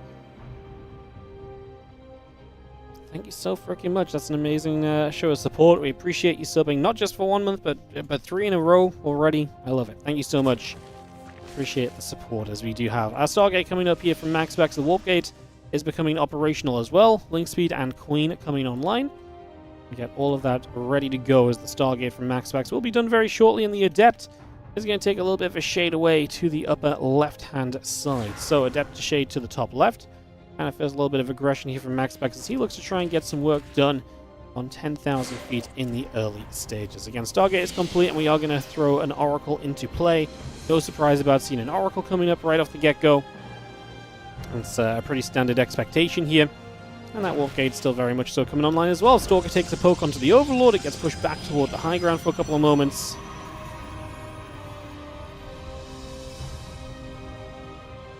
So just seeing that Link Speed about to finish. Oracle and the Warp Gate both coming through. Get a lot of that brought online. The drones are coming up. And we just have the Spore Crawler building from Rogue in the main base mineral lines as well. So prepping for the initial Stargate units. Which for now is this Oracle that's just going to provide high ground vision to get rid of the Overlord. That works as well. Overlord will run. That means the Stalker has to run out into a little bit less of a safe space initially. Let's face it, the Lings are not going to catch that Stalker. Not with the Oracle that can activate nearby. If we had to activate, we could do. It's one of those things like maybe nowadays Oracles don't have as much energy as before because energy overcharge has been nerfed, right? It takes a minute and a half for 100 energy off of 2 overcharges rather than the 1 minute for 100 energy beforehand of 1 overcharge. So there is that kind of like less Oracle energy available. So there is maybe more value in forcing activations on the Oracles. For the last few months, that really felt as though it just wasn't something worth doing because they had so much energy anyway. Now it maybe is more worth trying to force again, but not really happening just yet. Cybercore, second gateway down to finish this wall off. And we'll get that completed as MaxPax begins to make his next step in this game, which is going to be Twilight Council plus Forge. Pretty typical so far. Both players just taking the linear, kind of along the bottom of the map, third bases. That does keep this map pretty large because it stops players from kind of expanding toward each other just yet. And that's what's really interesting about this expansion pattern that this map offers. If you just expand across the top, you can keep this map very nicely just kind of away from each other until the fifth base. So you can get a longer game where the map doesn't really kind of close in on itself. But if one player does want to make the map shorter, they can do so with their expansions. I actually really love this when maps do that. I actually think it's one of the interesting things that you see where it's like, oh, I can really change how this map plays based on where I expand, and it is noticeably different as well. And you're not forced into going one way than the other, right? Like, you don't have to take this base right now as Rogue. He could expand right up to the top right. I don't think this is a bad base to take at all. But he would rather start playing the middle of the map. So, interested to see if that maybe means something aggressive from him, or if he just has some plans. It'll be a fun one to keep an eye on. I swear I just heard a ding, but I don't see anything right now, so I just missed something. I apologize. Was that a donation? I'll have to double check that in a second. I don't think it was a donation sound, though. Maybe I'm just going crazy. Anyways, a couple queens are going to be there, and the Oracles will get chased. Just pushed back up through the top side. A few Zerglings gather in the center. Temple Archives and the +1 and Blink all building up. As the couple Oracles obviously would love to find more ways to do damage. Rogue is one of the players who typically does end up taking a lot of damage to Oracles. Not this game just yet. You've got to keep in mind there is that possibility that, this is MaxPax also not kind of fully sure how the rotation between bases is going to work for the Oracles. And so it might be more difficult for him to potentially kind of get into position. It might be more difficult for him to get into position and kind of put these Oracles into the places and kind of jump from one base to the next. And so on and so forth as well. It kind of makes you appreciate that, hey, maybe these guys really know the maps well, and that's why this Oracle pressure is oftentimes able to find so much damage and so much value in the early stages. That's a massive stasis going off on a ton of the Zerglings right there.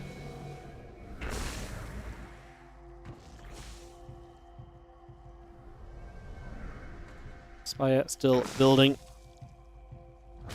The Lings coming up, +2 melee upgrade, Baneling speed coming online. We are going to see those Lings are going to get freed. And the Stalker Oracle gathering. Another stasis gets popped. Remember, again, just as I mentioned before, less energy available on these Oracles, so it is going to be more and more difficult to have as many stasis wards available as what you're used to seeing. So it does take away a little bit of the pressure on the map. And Bane speed coming up, +2 melee coming in, and the Spire done. We're going to go to Mutas as Rogue looks to open this game up. with a lot of aggression. I mean, the Mutas really are an aggressive force. They're going to start flying around the map, and hey, this is Stargate out, but we do not have Phoenix on the way yet. MaxPax has not spotted this. And right now, these Lings getting a catch. Any Stalker you kill here is going to help a lot against these, for these incoming Mutalisks. A Templar's taking damage there as well, missing the energy for Storm, but we do have Storm research, right? So we are ready to drop those Storms when necessary. That's going to be something that can definitely help against the Mutas too. As units gather together, the Mutas come down the right-hand side toward the natural expansion, challenging in over here. A couple of Mutas that are low, just going to go down immediately. With that warping coming off, that Storm was not really it. A little bit of a late one to the party. Also going to dive into the main base. There is a cannon here and there. For the most part, MaxPax is pulling back and dealing with this. Uh-oh, Lings are going to find the High Templar. Funny thing that we talked about the other day a little bit is that High Templar do not protect themselves against Lings very well anymore. Because that Storm lasts for longer and does more damage overall, dropping a Storm on top of yourself to clean up Lings can oftentimes be the death of the High Templar. You can see the High Templar trying to protect themselves here, and actually hits the mineral line. Look at the Storm killing all of the probes! Friendly fire! Storm buff, how about that? Storm absolutely friendly firing and backfiring there.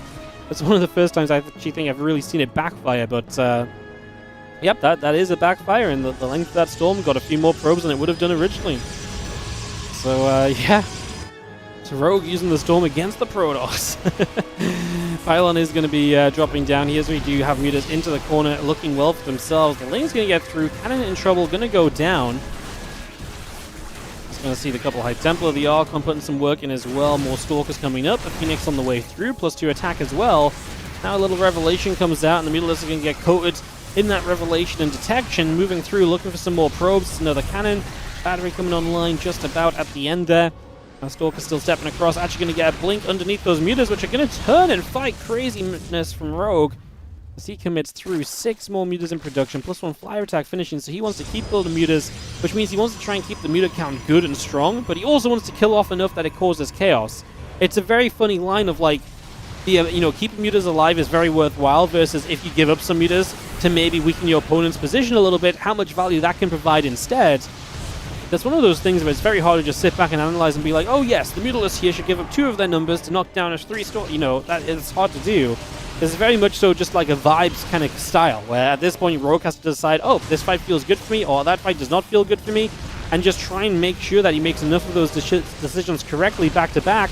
He puts himself in a good position. This one I don't like. That feels like a decision which is, no, this is not going to be good enough for me at all. As Rogue does pull back from there. 18 dead probes. We do have Ling Muta still in production. A few extra probes coming up. Mutalisks to the right-hand side. Going to get intercepted by Stalkers and Phoenix, putting themselves in good positions to push those Mutas away. Lings to the bottom left. Going to go in after the battery. Going to go in after the Nexus and Archon. Being added on alongside everything else as we just clean up a few more Zerglings here already. Extra Muta Ling all on the way through. The Stalkers in good positions. On the other side, the Lings are going to be trying for some more probes. We've got 10 more probes here.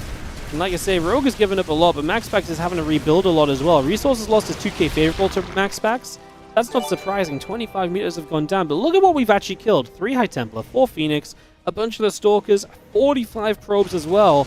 MaxPax is being kept away from getting into super comfortable position, which is the main goal here from the Zerg player, to keep this game chaotic enough without trading too badly, and to give yourself a chance to just make sure the Protoss never get set the way they want to be. It's going to be the end of the Stargate, as the Mutas will get rid of that, so we're never going to get to a good enough Phoenix count, which MaxPax would like to have. In a game where Rogue is doing nothing but continuing to build Mutas, you absolutely want a way to actually stop these Mutas, and a good Phoenix count would be exactly that, but we just don't have that yet. And without that, we really will just remain an issue. The Mutas looking for an opportunity around the back. They will not get too far. There's a couple of Lings over here just fighting a lone Zealot as well. The Mutas now swinging back over the right-hand side. Stalker's blink underneath. The Phoenix going to be there. Stalker's taking some shots, dealing some damage. Storm comes down. The couple of Mutalisks will be killed. Archon's going to get there. Zealots will be there as well. Ling Muta coming through. +3 attack upgrade. The Archon coming by. Mutas get turned around once more. But the Storm coming into place, and those Mutas, they ate a lot of that Storm, but they're standing and fighting, not believing the Stalkers have enough firepower to really get rid of them and to force them to truly move away. Another Storm from the other side. An army in an odd position. I wonder if it would have been okay or better from... It's weird. I was going to say, it would have been good for MaxPax to mine these minerals out so you could maybe flank Mutas escaping out over here. Yes, probably, but then he'd also open up another pathway for Lings to run into his mineral lines with, right? And that would be disastrous too. Now Lings over here going to get 20 probes. I think MaxPax is just getting completely overrun. Didn't really mention it at the start, but I do think Rogue has a strangely good kind of track record against MaxPax lately. It's never pretty, but there's just something about it where MaxPax seems to really struggle against a lot of these swarmy, aggressive styles that Rogue comes out with. Obviously, these Mutas are something a little bit fresher because the Spire build's faster, it's cheaper nowadays. Maybe it gets you set up a little bit more easily into this point. And this is not something we see Rogue do all the time against MaxPax, but it kind of still plays in that kind of idea that Rogue makes these games scrappy and MaxPax oftentimes struggles. The Storms do good damage, but there's not enough Stalks to follow up on it. MaxPax is trying to push through the center of the map, but that army was just not big enough, so GG is called, and we are going to go to a 1-0 lead for Rogue. Talk about bouncing back. You lose to Q to start off this group, now you play against MaxPax, and now it's time to bounce back. Obviously, that's not quite how the matches were played in order, but from our point of view, it's a great situation as Rogue starts to take a step back into this group, perhaps. Game 2 coming up in a couple moments. What's up, Kasansky? Thank you so much for your fresh subscription as well. Super appreciate it. Thank you so much for supporting the channel. If you guys are enjoying the stream and would like to continue supporting and seeing more StarCraft and more tournaments, do consider supporting. We're trying to get back to 500 subs realistically. We want to get back to 700. 700 is the number that if we stick at 700, it becomes a little bit easier for us to keep on running the StarCraft 2 events, keep on running the tournaments and funding the prize pools and all of that kind of good stuff. So, yeah, that's what we're kind of aiming for. So if you have a Prime sub free, feel free to use it. Like I say, it goes a long way, helps us out a whole bunch. We really do appreciate it, guys, as we get ready for a game 2 here in a couple of moments, which will be on Mothership. Rogue and MaxPax taking party on a 3-player map here in just a couple of moments. And they'll set up in a second.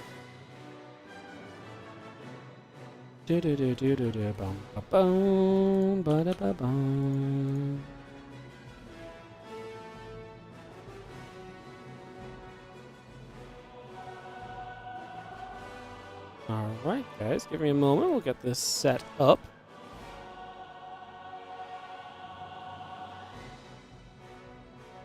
I think we've got everybody. That looks like less people than before.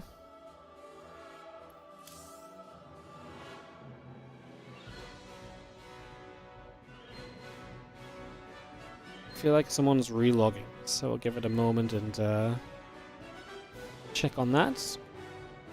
Just make sure that we're not going to get someone left behind or anything, ideally. And we can hopefully get resumed nice and quickly.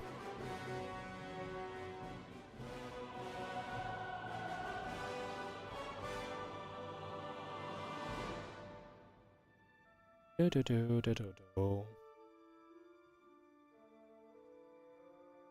think we're good. Alright. Let's jump into game number 2 here. Between MaxPax and Rogue heading into Mothership. Let's kick this off and let's get this underway.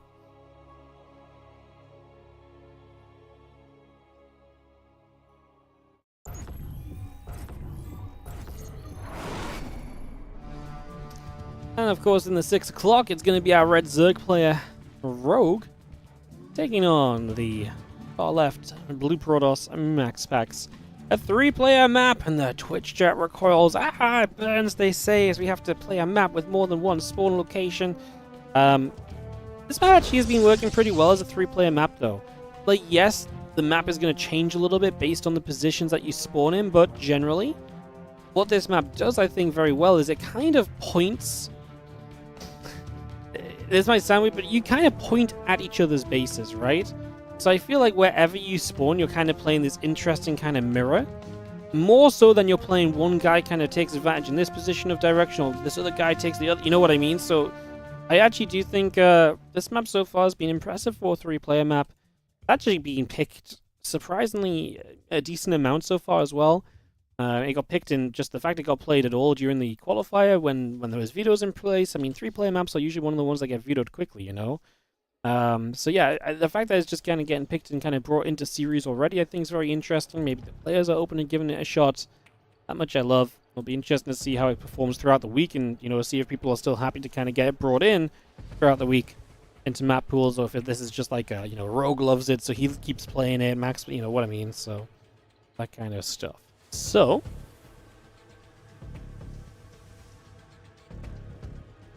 game number 2 of this BO3. MaxPax scouts up and right now down toward the bottom to confirm his opponent is in fact here, and will obviously come in and see the hatchery and then check the main base.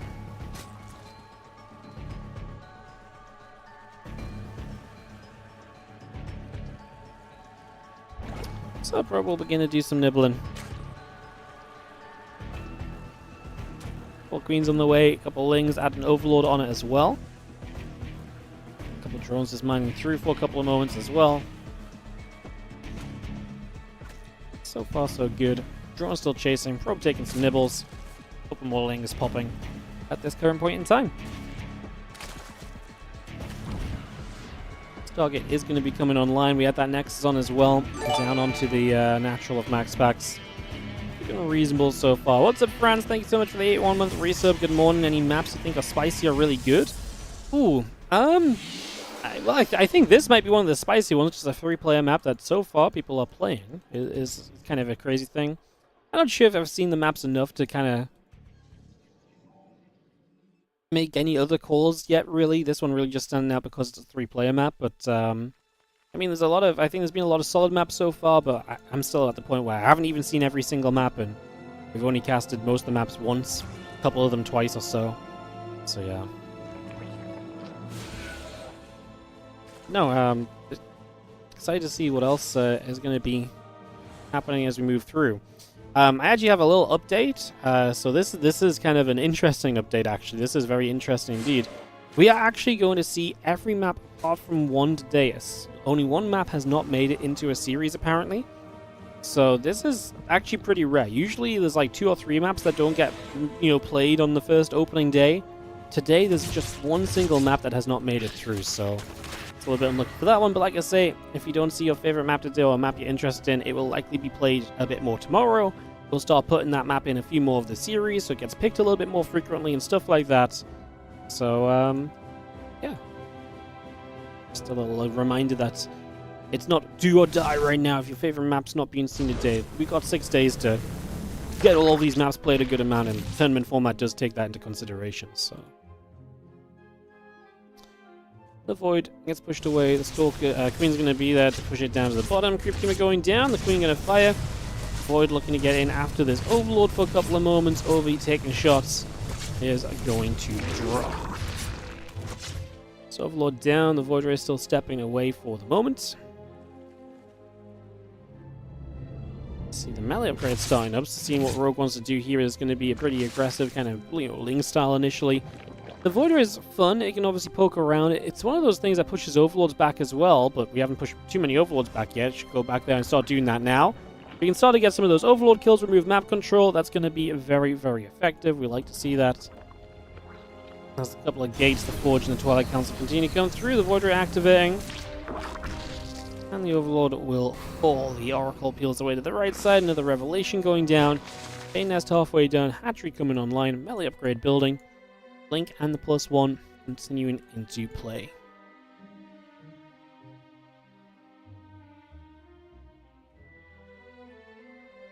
As the map for me, it looks amazing. I do think this map is going to be particularly popular because the community usually likes to vote for different maps, and this map is different. But it's also just cool, right? Like, it looks like a mothership. Like it really has done itself justice here. So I think Mothership's in line for an early fan favorite kind of set of votes, if nothing else. It's going to be fun to see which maps do well. I believe voting is open, question mark? I actually have to check this. We'll figure out what goes off. There's a little bit of Ling Bane coming around. Stalkers and the Adept stepping over. Melee upgrade still building up. I'm just going to be seeing the +1, the Blink continue to come online as Lings run into the upper right. Stalkers and the Adepts will step forward. Stasis Ward coming into place. As we've seen the Stalkers beginning to nibble through the hatchery here already. Little Revelation going down. Crypt Tumors will be picked away at. As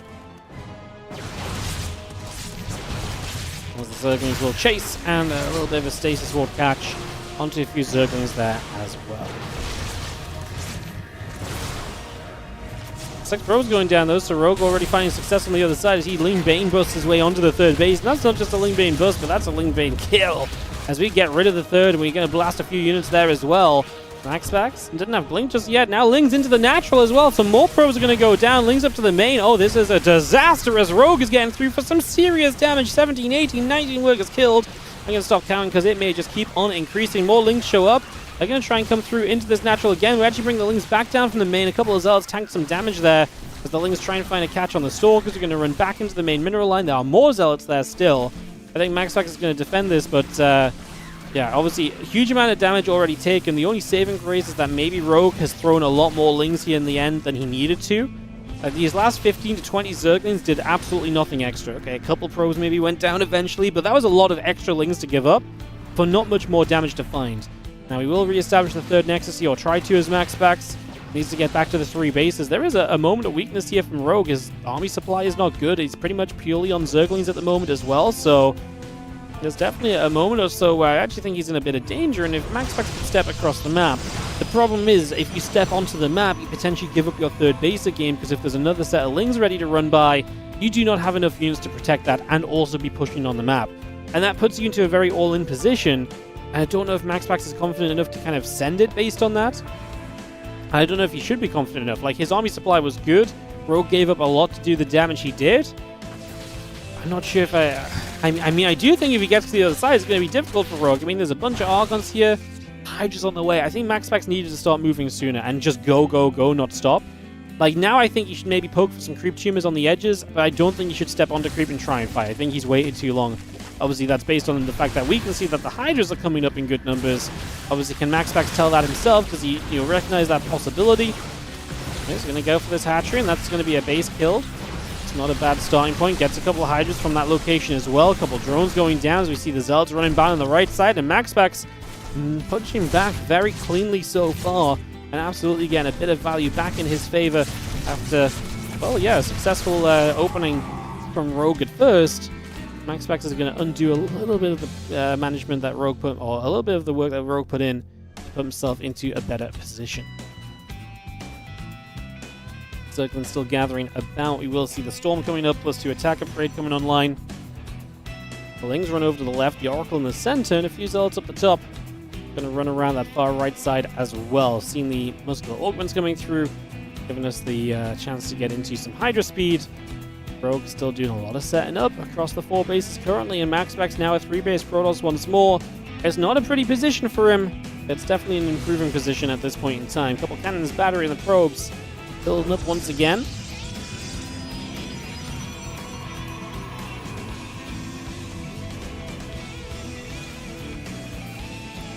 Attack, cannon on the way in.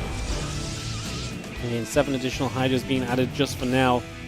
As everything else comes through, it's a bunch of Zerglings that are going to make their play to the upper right side. Hatchery coming into place, Ling Hydra in production, Muscular Augments and Overlord speed. Still all building through for the moment. And those Zerglings still gathering about. Just going to see the Overlords are going to go spreading. Again, a few Zerglings here and there. The Stasis Ward going to catch. Spinecrawler about halfway done. The Infestation Pit will begin. The Lurker Den starts up as well as the Overlords do spread toward the upper right-hand side.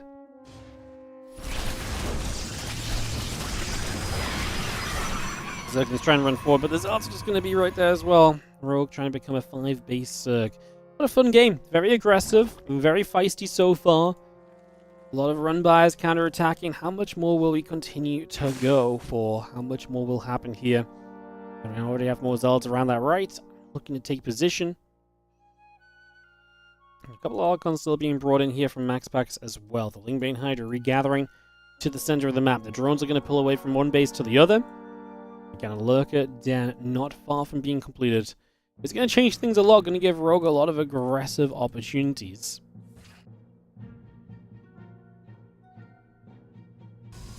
Couple cannons, the gates, the obs, and the +3. coming online. 7 Dropper Lords. I love the idea from Rogue. We'll see if it's the kind of thing that may be able to actually benefit him at all. See if it's something he can truly pull off and push into his favor as the Hydras get into the center, making a little bit of a pick-off or two over there as well. Up on the top, the Zealot High Templar Force gathers back up as well. A couple of batteries doing some healing. More units out into the bottom side. 2-2 upgrades.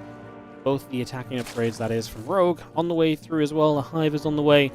And the Dropper Lords are loading up. It's a bunch of Zerglings coming together. Into those Dropper Lords, we see a few Lurkers morphing as well. That is a very gifted prism, though. We love that. I mean, not worth the scout at all. Yeah. I mean, maybe it's worth the scout and seeing these Dropper Lords, but we could have seen that without giving the prism up, you know.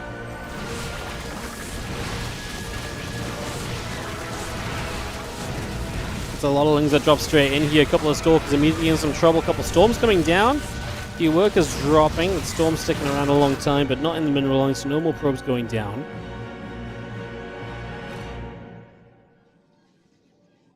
A lot more Hydra Lurker coming back together again. Just going to be seeing the Archons in position to push those Overlords about.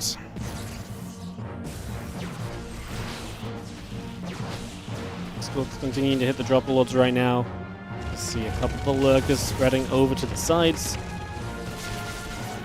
It's a nice storm. I mean, again, you'll see how much damage a single storm does to a Lurker now. It's definitely one of those things that's kind of raising a couple of questions.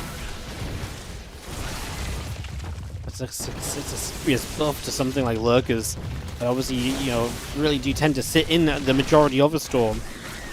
So they're going to run through. We do overtake a Queen or so. I mean, the Hydra's going to show up to play defense. We only lose a few drones, not too bad. But the Lurker's not exactly making crazy progress from Rogue on the other side at the same time. So we're not exactly doing tons and tons of damage over on the other side of this. Storm there hits 2 Lurkers at once on the bottom, force them to reposition. We only reposition one of them. Like I say, you eat that full Storm, you're going to be in a bit of trouble. Now storming on top of some of these Lings. Pulling back nicely to minimize the damage we do to ourselves. Trying to make sure it's just the Lings that are going through that storm. Some Zealots on the flank. Wonder if they could actually add to, you know, a cleanup here. They're going to give it a go, maybe? And they split elsewhere. Could just be looking to catch some reinforcements as well. That would be probably the more logical choice for these Zealots. Some reinforcing Hydras are generally going to be up for grabs. Anything that doesn't involve you running headfirst into the Lurkers, I'm going to say, is typically a pretty reasonable kind of choice of play at the moment. Oh, this is nice, though. We actually catch even a couple of Lurkers coming back the other way. We didn't even have Adaptive Talons yet, Rogue. Wow. So it feels very late Adaptive Talons. Maybe it just feels like we've been in position with these Lurkers for a while already. Those Lurkers are a little bit slower than you expect, and that's obviously rough because it means reposition them against the Storms has been difficult, too. MaxPax is doing a fantastic job of just slowly crafting his way out of this contain. I think Rogue is just, at this point, taking a lot of bad fights in a row at this stage. There goes the Immortal. The Archon still taking damage. Other unit's going to get there. Lurker taking a few more shots. We do have the Tempest. High Templars building. And +1 flyer attack continues to produce through for the moment. Bringing that straight up there. Bringing that Spire online.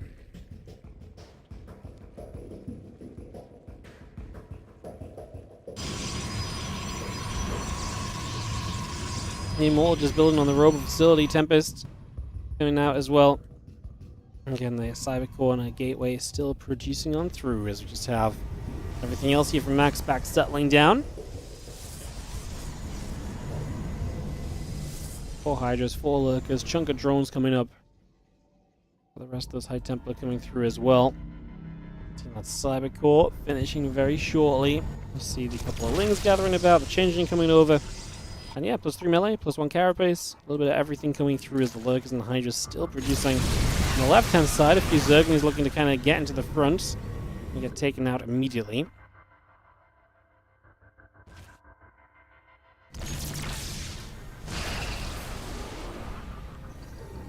It's Mothershipception now. Which is the real Mothership, the map or the one on the map? I mean, how do you even play around that as the Zerg? 2 Motherships at once? Oh my goodness. Rogue's still containing, you know, a lot of his kind of bottom kind of section of the map. MaxPax is only just really starting to build through to a 5th base, so while I think MaxPax is taking a lot of good fights, if Rogue can just deny the 5th base and keep MaxPax on 4 bases for an extended period, I think there's still a winning kind of opportunity there. It's definitely going to be one of the better ways to kind of play this out. Keep MaxPax on 4 base, and he's going to really struggle eventually to kind of keep on reinforcing. And then I actually don't even know if we need to necessarily improve this army combo, though I guess with Tempest on the way, some Corruptors would be nice. That's a big storm and a bunch of Lurkers are going to pop up in it. I'll mind out of Rogue's bases. I mean, we're 17 minutes, so main natural.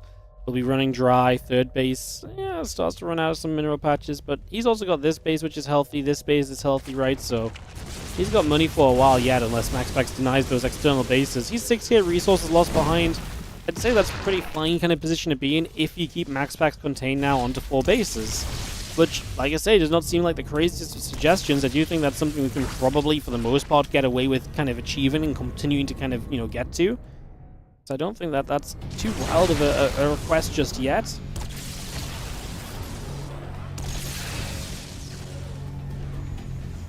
Yeah, this time the 5th base is coming up. The Tempest were already, Lurker, were already stepping back.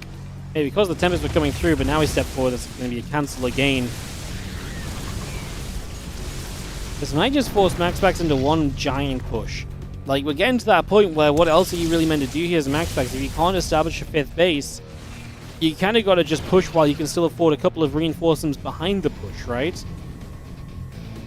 Unless he starts feeling as though the Tempest count gets good enough that he can truly hold on to this base now. I mean, maybe this is the better base to take. More in the middle. It does get exposed from the low ground. Lurker's going to shoot up. If you have Tempest here that can shoot back down, then maybe that's not really too much of an actual problem.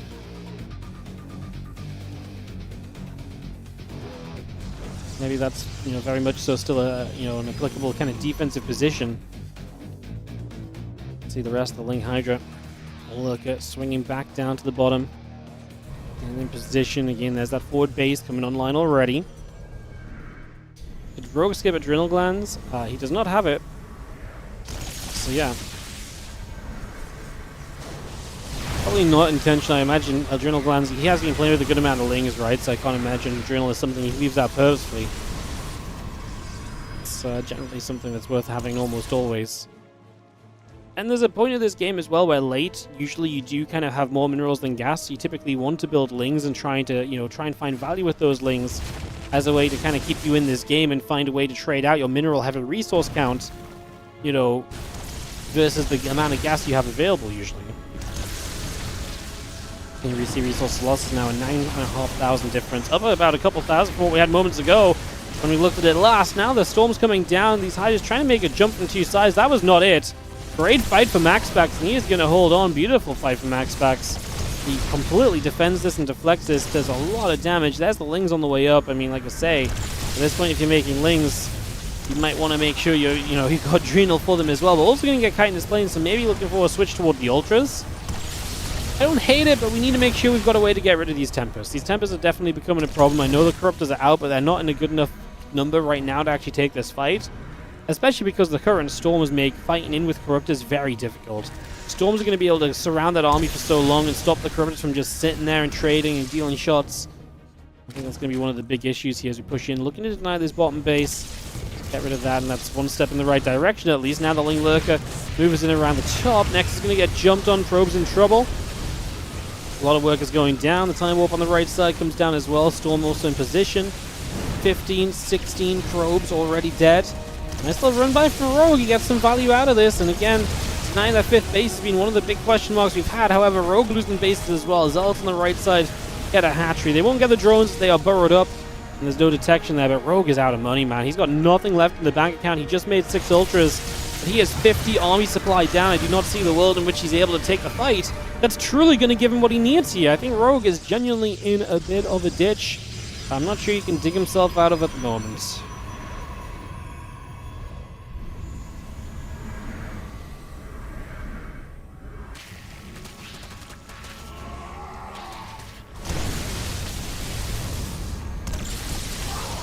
Falcon Void Ray on the way up. I like the Voids. Not a bad addition just yet. Going to be seeing the Extractor going down. There's Hatchery in trouble. Here we go. Rogue going to try and take this fight in. Storm's doing a lot. That Stasis catches a bunch of the Lings and gets the Ultra stuck as well. Madness. GG's as Rogue taps out of there, and MaxPax takes game 2, ties us 1-1 in this series. GG.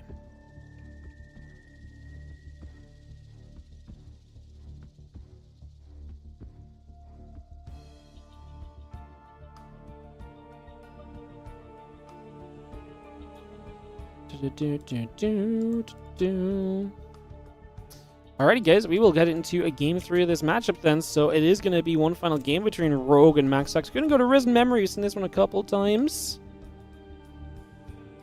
I'm going to get back to it once more here after a round of ads.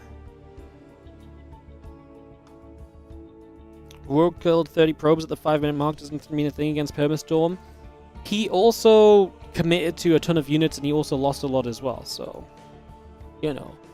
Yes, he did kill a lot, but he also was somewhat reliant on killing a lot, and he did not trade well at all after that. So, I don't think we can really call Storm out for that. I mean, do we think Storm, without the better Storm, does MaxPax hold? I actually still think he probably does. It did help a bit against the Lurkers. Storm actually, because of its extra damage output over time, so overall damage per Storm is increased, it actually does, I guess, give you a bit of an easier time against the first Lurker pushes.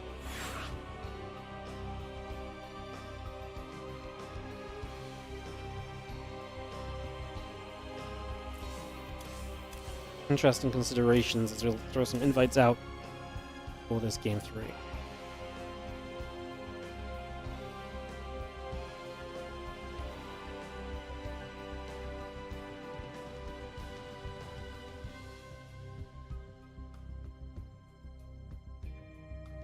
You can't at least 10 Lurkers dead to Storm during this game.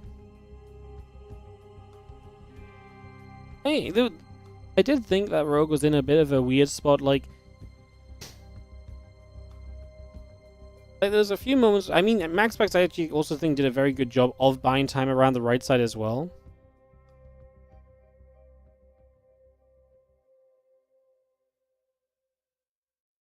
I'm not going to deny, I think the Storm definitely has an impact in this one, but I don't know if it's so super crazy that we're like. I actually think the position for Rogue looked a lot better than it really was, just because he gave up so many extra lings to not get much more done. He did that off a low drone count, he did that off of no tech as well for a while. He also got adrenal glands in this game, and when you're still playing with a lot of lings, no adrenal for so long has got to be something that adds up at least a little bit, right? And then he never really responded to the fact that his opponent got to a better tech army. So, where can you vote on the map? You can vote on maps on TL.net. I don't believe voting is open just yet. Voting will open. I keep meaning to check this. Let's actually check it now.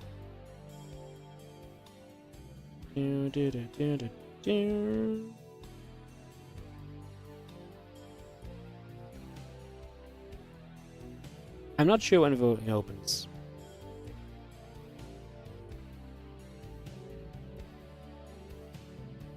I'll figure it out. I don't think it's open yet. Alright, let's go into game 3. Risen Memory for MaxPax and Rogue. Deciding game. Oh, it's kind of a big one, right? Like, I mean, MaxPax is 1-0. This could be his chance to go 2-0. Rogue is 0-1. If he loses this, he's 0-2. If he wins, he's 1-1. And that keeps this group very open for him. Rogue has Spirit and NICORACT left to play, which you could argue are the less strong players in this group for him to kind of go up against. So, win this as Rogue, he might be looking pretty. Let's see what happens in the top left-hand corner. We're going to start off with the blue Protoss player. Bringing that last game on Mothership back, it is going to be MaxPax. As in the bottom right, our red Zerg is a Rogue.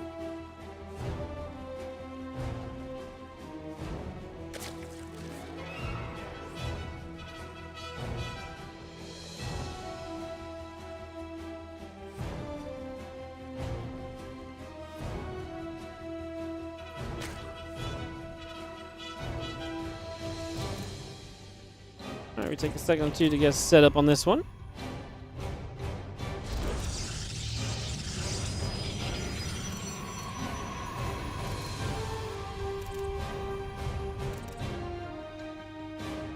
And get a look at Risen Memory for Game 3 of this series. So, having a little bit of a look at this Game 3, and seeing whether MaxPax or Rogue will take it down. Obviously, after this we have more of those Rogue games, so we're going to be going into Rogue versus NICORACT. I think Rogue for Spirit first, then Rogue versus NICORACT, and then we're finishing off with MaxPax versus NICORACT and Spirit as well. So that's what's coming up. Great little look around at the map for a few moments here, get a little bit of a view on what's going on. But yeah, 4 best of 3 still remaining after this game, guys. So plenty of StarCraft 2 still coming your way. Lots of games still coming up. Fear not. Like I say, these Team Liquid map contest groups are 10 best of 3s a group, so pretty chunky groups.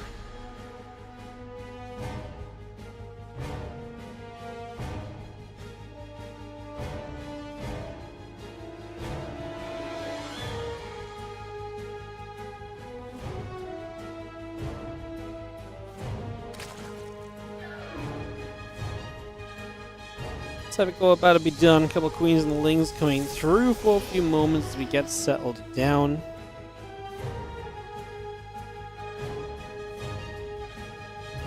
Ling speed, queens, a couple drones all coming about for now. Just get that set up and get ready to rumble.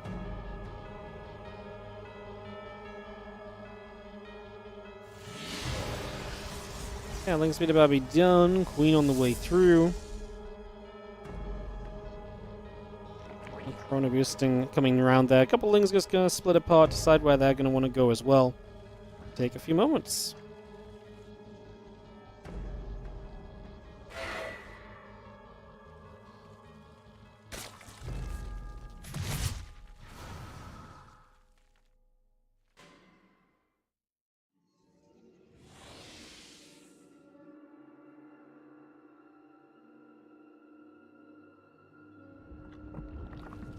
Taking a few moments, that link speed coming up for the moment. Just going to have ourselves the Oracle, Warp Gate, and the Adept coming by. A couple of the Adepts going to try and shade through, looking for some opportunity. There's a couple of Lings will try and make their way through as well. Link speed finishing in a moment. Lings on the way, drones coming up. Oracle about to complete as the Warp Gate will finish very shortly as well. Gateway still building by. Let's just have Probe coming across to that left side for the moment. Just bringing that straight through. Oh, what's up, Zergberger? Thank you so much for the super chat on the YouTube, the $10. Much appreciated, and thank you so much for dropping some support. Appreciate the super chat, mate. Thanks for the content. No worries as always, mate. Thank you for continuing to support as consistently as you do. Appreciate it. Now, single Ridge Vespian gas base on that side.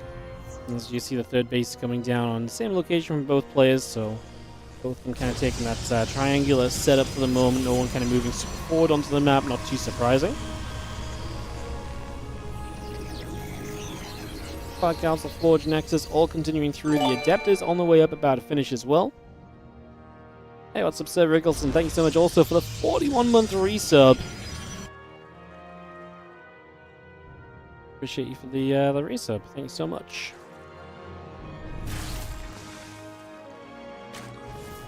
Oracle activates, a couple of crew team is going down, the drones in production, Twilight Forge and Robo coming through as well. Nexus is about to complete, the couple of probes coming by. With that melee upgrade coming up again, Rogue once again going to look to play a pretty aggressive opening to this game. Stay very active with a lot of the lings, you would imagine, and just try and find a lot of value with those lings throughout those early stages. Oracle still gathering together. A couple of Zealots move around. Stalker going to go pinging at the Overlord. It's just going to be good for some initial damage here. Failing there, still continue to come online. Melee upgrade is still coming through. We'll just continue to build that about. A couple of probes get back over to that left-hand side. Still got that +1 attack. The charge upgrade coming by. The Temple Archives. In addition, that comes online as well, so continue to bring that through just for the moment. Drone's just going to start mining away.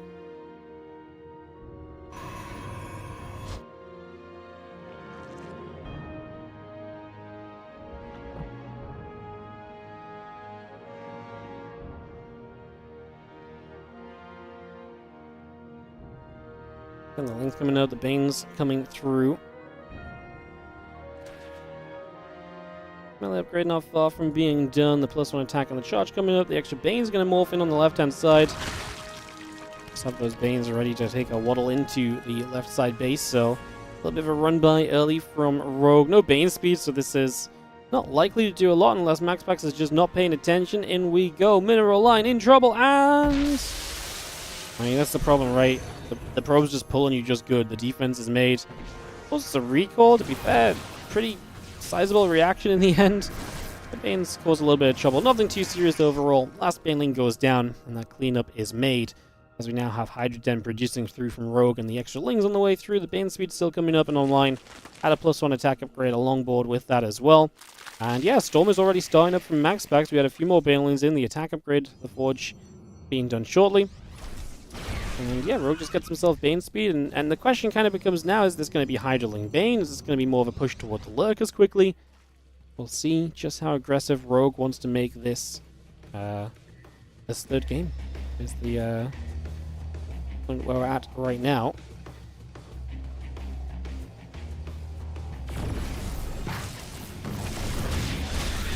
He's going to run straight through. Oh, I like the couple of Banes from the other side, so you can't really step away from the Lings without stepping into the Banelings.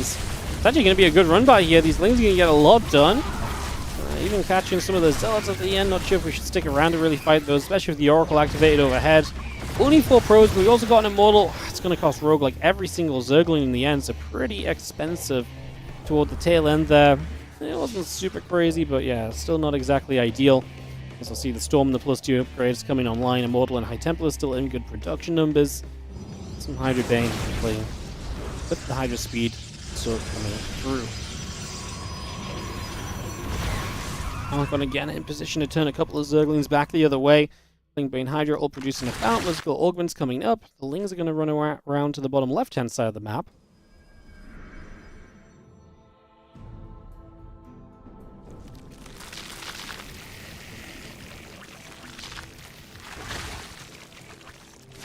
Bane's morphing. These few Zealots get caught. That run by will go nowhere. There's an Archon that's going to get caught as well. So freebie for Rogue. Oh, does he get it? Last couple of Lings trying to make a play for it. Wow, Archon. Archon doesn't Ling. The Baneling actually blows it up in the end. We're actually going to catch a few units elsewhere in the map. As the first Storm or two trying to come in. That Storm is not great because it doesn't really catch units rolling through it. So those Banes are going to get up toward that mineral line. They're going to blast through the stack defense a little bit. 10 probes now killed. MaxPax struggling, 50 supply down at the moment, and actually going to continue to be in trouble. The Prism will save the Immortal as it comes into, again, just kind of rescue things around up to that top side. Couple more High Templar coming through as well. Extra Immortals coming up. High Templar still in production. And +2 attack upgrade is going to be done very shortly. 2 new Immortals building. As MaxPax looks to get back on track here, but no 4th base. It's blocked by creep spreading Overlord as well. And Rogue doing a good job of pinning MaxPax on 3 bases with this Ling Bane Hydra play. MaxPax will get a little bit more tech online with the +2 attack upgrade finishing in a moment, so that will clear the way for him a little bit at this point. Oh, that Storm was not good enough to kill off those Banes, and so they do get through, and just forces a couple of Zealots to have to turn into them. And Rogue has a very good split of his Banelings. I feel like his Banes are not just all clumped up, like it feels like these Storms are getting shots off on Banelings. It's not like 10 plus Banelings at a time are taking that splash damage. So good splits from Rogue as he continues to push his way forward right now. See those Hydras still stepping up. A couple of Mortals and the High Templar are going to be right there. A couple of Zards still going down as well as the Lings try and come in from the right-hand side. 10 Lings, 5 Hydras, all producing 8 more Banelings in production as well.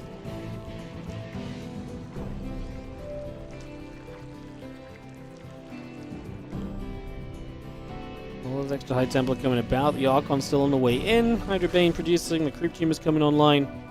Again, a lot of this still being brought up for now as we just have the Overseer in production as well.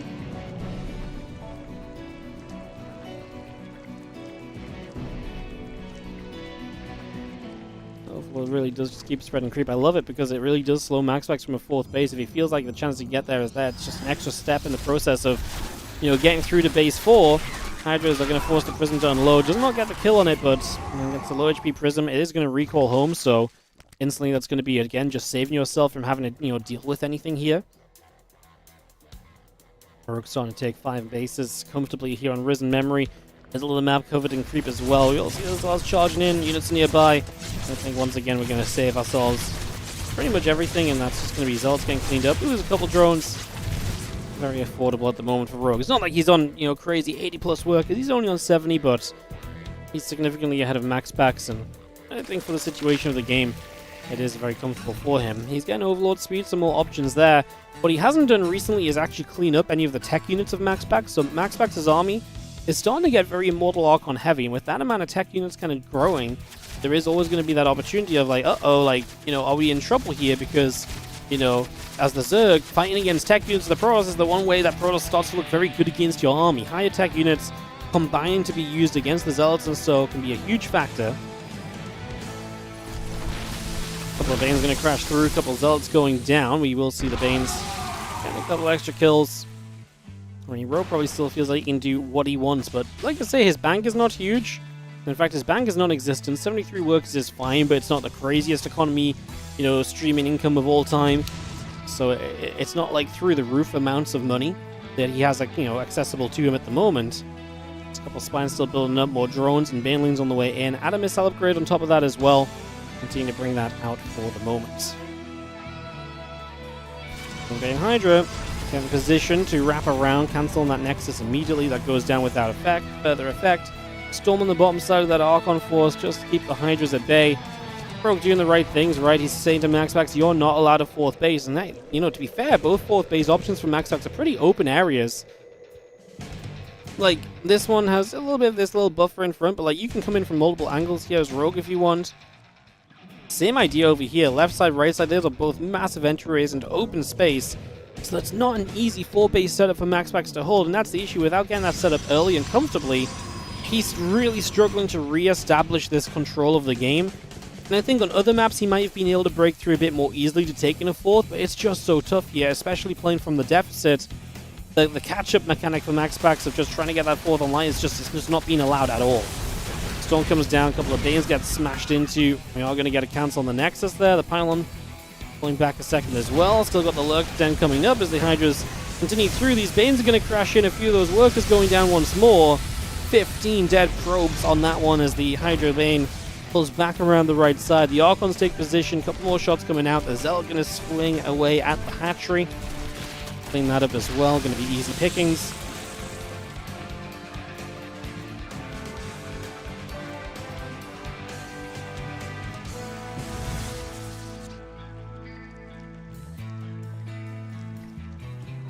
Ringbane Hive all on the way up. Rogue finally taking up a little bit further himself with that Hive. Hard to hate it when you look at the state of the game, because realistically right now what we're staring down is a position where MaxPax is a 3-base all-in Protoss, and you know, I don't think we needed to really kind of tech too heavily in this game, but MaxPax is getting a few more units up. It's not a bad thing to have the Hive tech as an option for you here as Rogue. You're also at the point where your bank's starting to grow, so just preparations into the Hive, further upgrades, other bits and pieces. It does a lot for you, and you're going to build Lurkers, so then the Hive is very important in that regard as well, of course.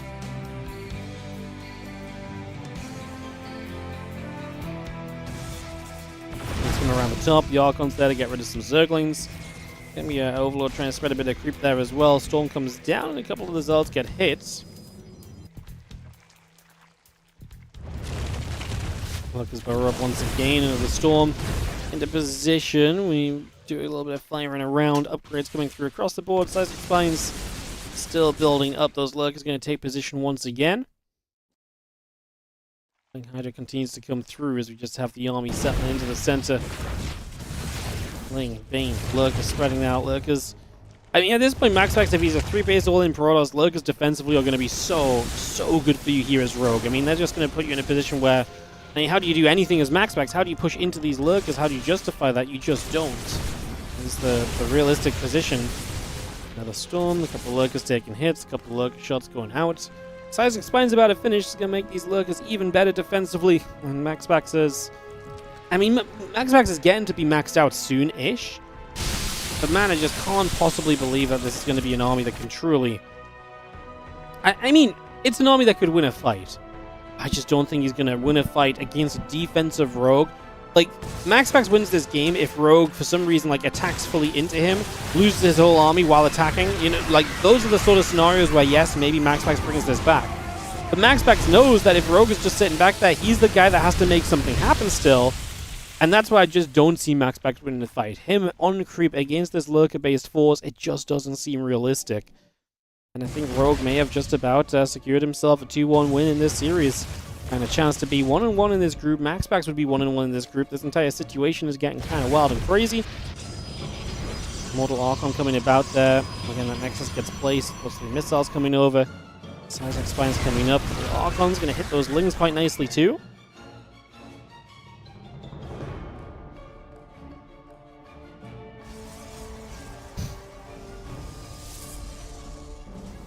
Well, that's MaxPax trying to take this base a bit. I mean, Rogue sees it, so he'll know where to focus his efforts to deny that. We are going to see this fight in the bottom left. There's an army in the middle of the map from MaxPax as well that is currently just sitting on the edge of creep. So trying to be aggressive as a way to get a base up behind it. Maybe hoping he actually sees some successful fights here too, because if he doesn't succeed, it's scary for sure. Oh, look, you're putting work in, man. A bunch of probes going down. Another couple of Zealots coming back around. Army on the right side. MaxPax looking for the chance to jump on the hatchery. Look, as well, burrow. Storm goes down. There's an Immortal taken out immediately. The High Templar step away. Another Immortal in some trouble. Another Storm or two coming down. I was just going to chase through. I mean, getting rid of High Templar, MaxPax is not rich, so anytime you're killing a tech unit like that, it's so irreplaceable for MaxPax, who walked into Lurkers over on the left, which means that now the Hydras are going to be able to continue chasing as they get an easy gap close on the rest of this. MaxPax is going to say a GG. He's almost sub 100 supply, and Rogue will win this series. And that is going to be a 2-1 victory for Rogue on the best of 3. And what a result that is. That really puts us into a super interesting state of this group where Rogue is 1-1. MaxPax and Q have been played against. He has Spirit and NICORACT in his way of potentially going 3-1 and having a chance to just be kind of atop this group in full control. I like that a lot for Rogue. This feels like a very good place for him to be right now. So, I like where it sits for him. We'll be going to Old Republic for our next map. This map we've seen a couple times today. Like I say, some maps will get played a little bit more than others today, guys. That will be rectified in future days where we kind of even up how much each of the maps get played. As it will be more Rogue. Like I say, we're going to do the 2 TVZs next. It's going to be Rogue Spirit up first. So let me just get that ready to rumble for you guys. I'll kick this off.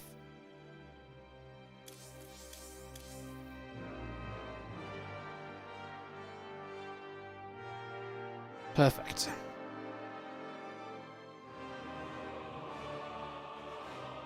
Huge opportunity for Spirit too, by the way.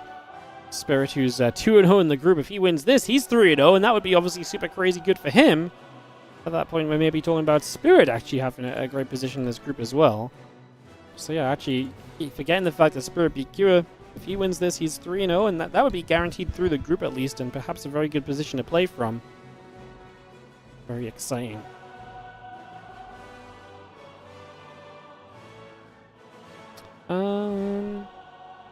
Let's do this series, then I'm going to take a minute or two to step away after this series, I think. Awesome. What's up? You're new here. What's up, Casey? Hello, welcome. How are you doing? We will be going in about a minute, guys. In about a minute, we'll go into Rogue versus Spirit. Super influential. I mean, this could in a way be a fight for first place in the group, weirdly enough, because if Spirit wins, he's 3-0, and that's a great place to be in, but everyone else has already lost a series. If Rogue wins, he's 2-1 with, like I say, NICORACT left to play. He's likely on his way to being 3-1 at that point. So yeah, this gets actually very, very exciting very quickly right now.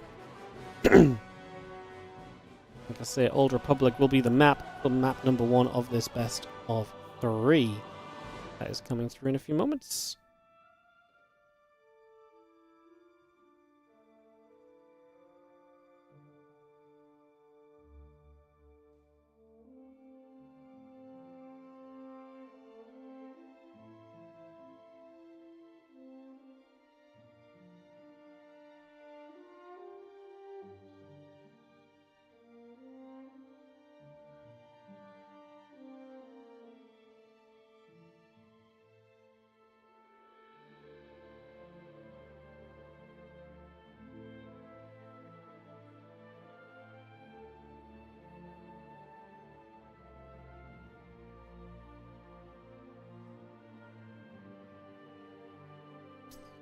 Where are we at?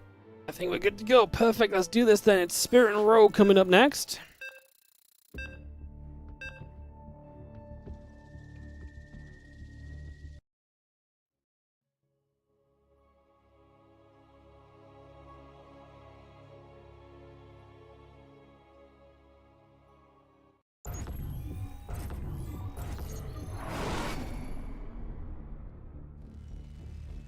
Alright, guys.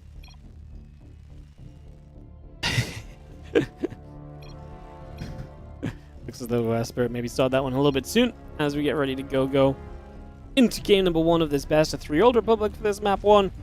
And kick this off. In the bottom left-hand side, we're going to have ourselves the blue Terran. It is Spirit.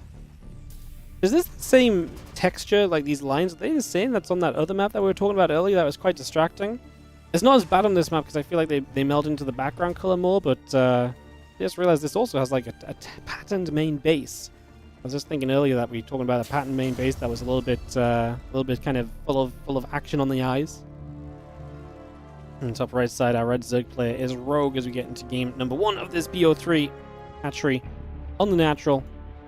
Get set up. A couple drones coming through, SCV in production. And the Overlord of Rogue taking a chance to move down towards into the bottom left corner of the map. So getting set up again, another best of 3 here. This is our 7th best of 3 of the day, guys. Again, it's 10 best of 3s in total. It's going to be 2 TVZs in a row now. Spirit takes on Rogue, and then Rogue takes on NICORACT. And then we have the TVPs between MaxPax, NICORACT, and Spirit at the end of the day to round out this group and determine our first players advancing to Saturday and Sunday's Team Liquid Map Contest Tournament playoffs. Moving on the journey down as we take a couple moments early just to hang about and not shout too much about this, that, or whatever. Pretty chill for the moment. Rax and the gas is coming through. Command center building.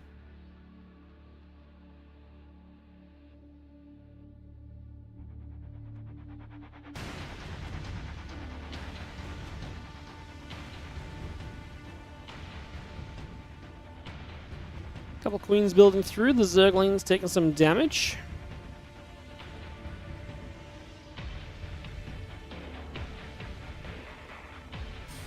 CC first from Spirit gets into double orbital command mode, so a little bit of greed early for him on this map. Rogue not doing anything early blindly to kind of, try and take advantage of that, so nothing really happening. It is going to be, a couple Lings that can now move on the map because it's not going to be a Reaper.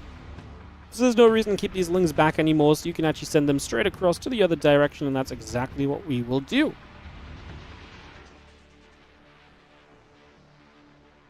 So we go to the bottom left, the Reaper gonna shoot. A couple Lings will take some damage already, a few shots coming off. Again, a couple of Queens, Ling speed all on the way by just for the moment. SCVs on the way through, good Reaper defense. Obviously, Reaper was made on the back end of this CC first. When you say it's not a Reaper, I mean there's not a Reaper going to be on your side of the map early, so the Lings can go across and try and be a little annoying. There's still 2 Lings here that may pull that Reaper back the other way. We actually went into the reactor here, so yeah, there's nothing else around. It would have to be the Reaper to come and defend this, or you wait for unit production. These Lings, could have blocked the factory there, was not expecting the lift and did not put himself in position to block that as you could have done. That Reaper does get turned around and is going to come back, deal with those Lings. That just takes away some of the map control that was otherwise going to be providing. A couple of those SCVs are low. Zergling's going to go for it. He gets a kill. Not bad. Hey. A little bonus when you thought you were kind of done. Not going to get too much done. One more SCV there is going to go down to 2 SCVs off the couple of Lings. Not bad. It's not huge damage, but hey, it's definitely not bad damage for a couple of Lings that were destined to die anyway. A few more moments of defense there and Spirit wouldn't have lost anything. So taking 2 SCVs from this as Rogue has got to be seen as a win. Like I say, you're not winning the game off the back of that. But it's just nice little bonus damage that you were not, like I say, necessarily guaranteed to be taking otherwise.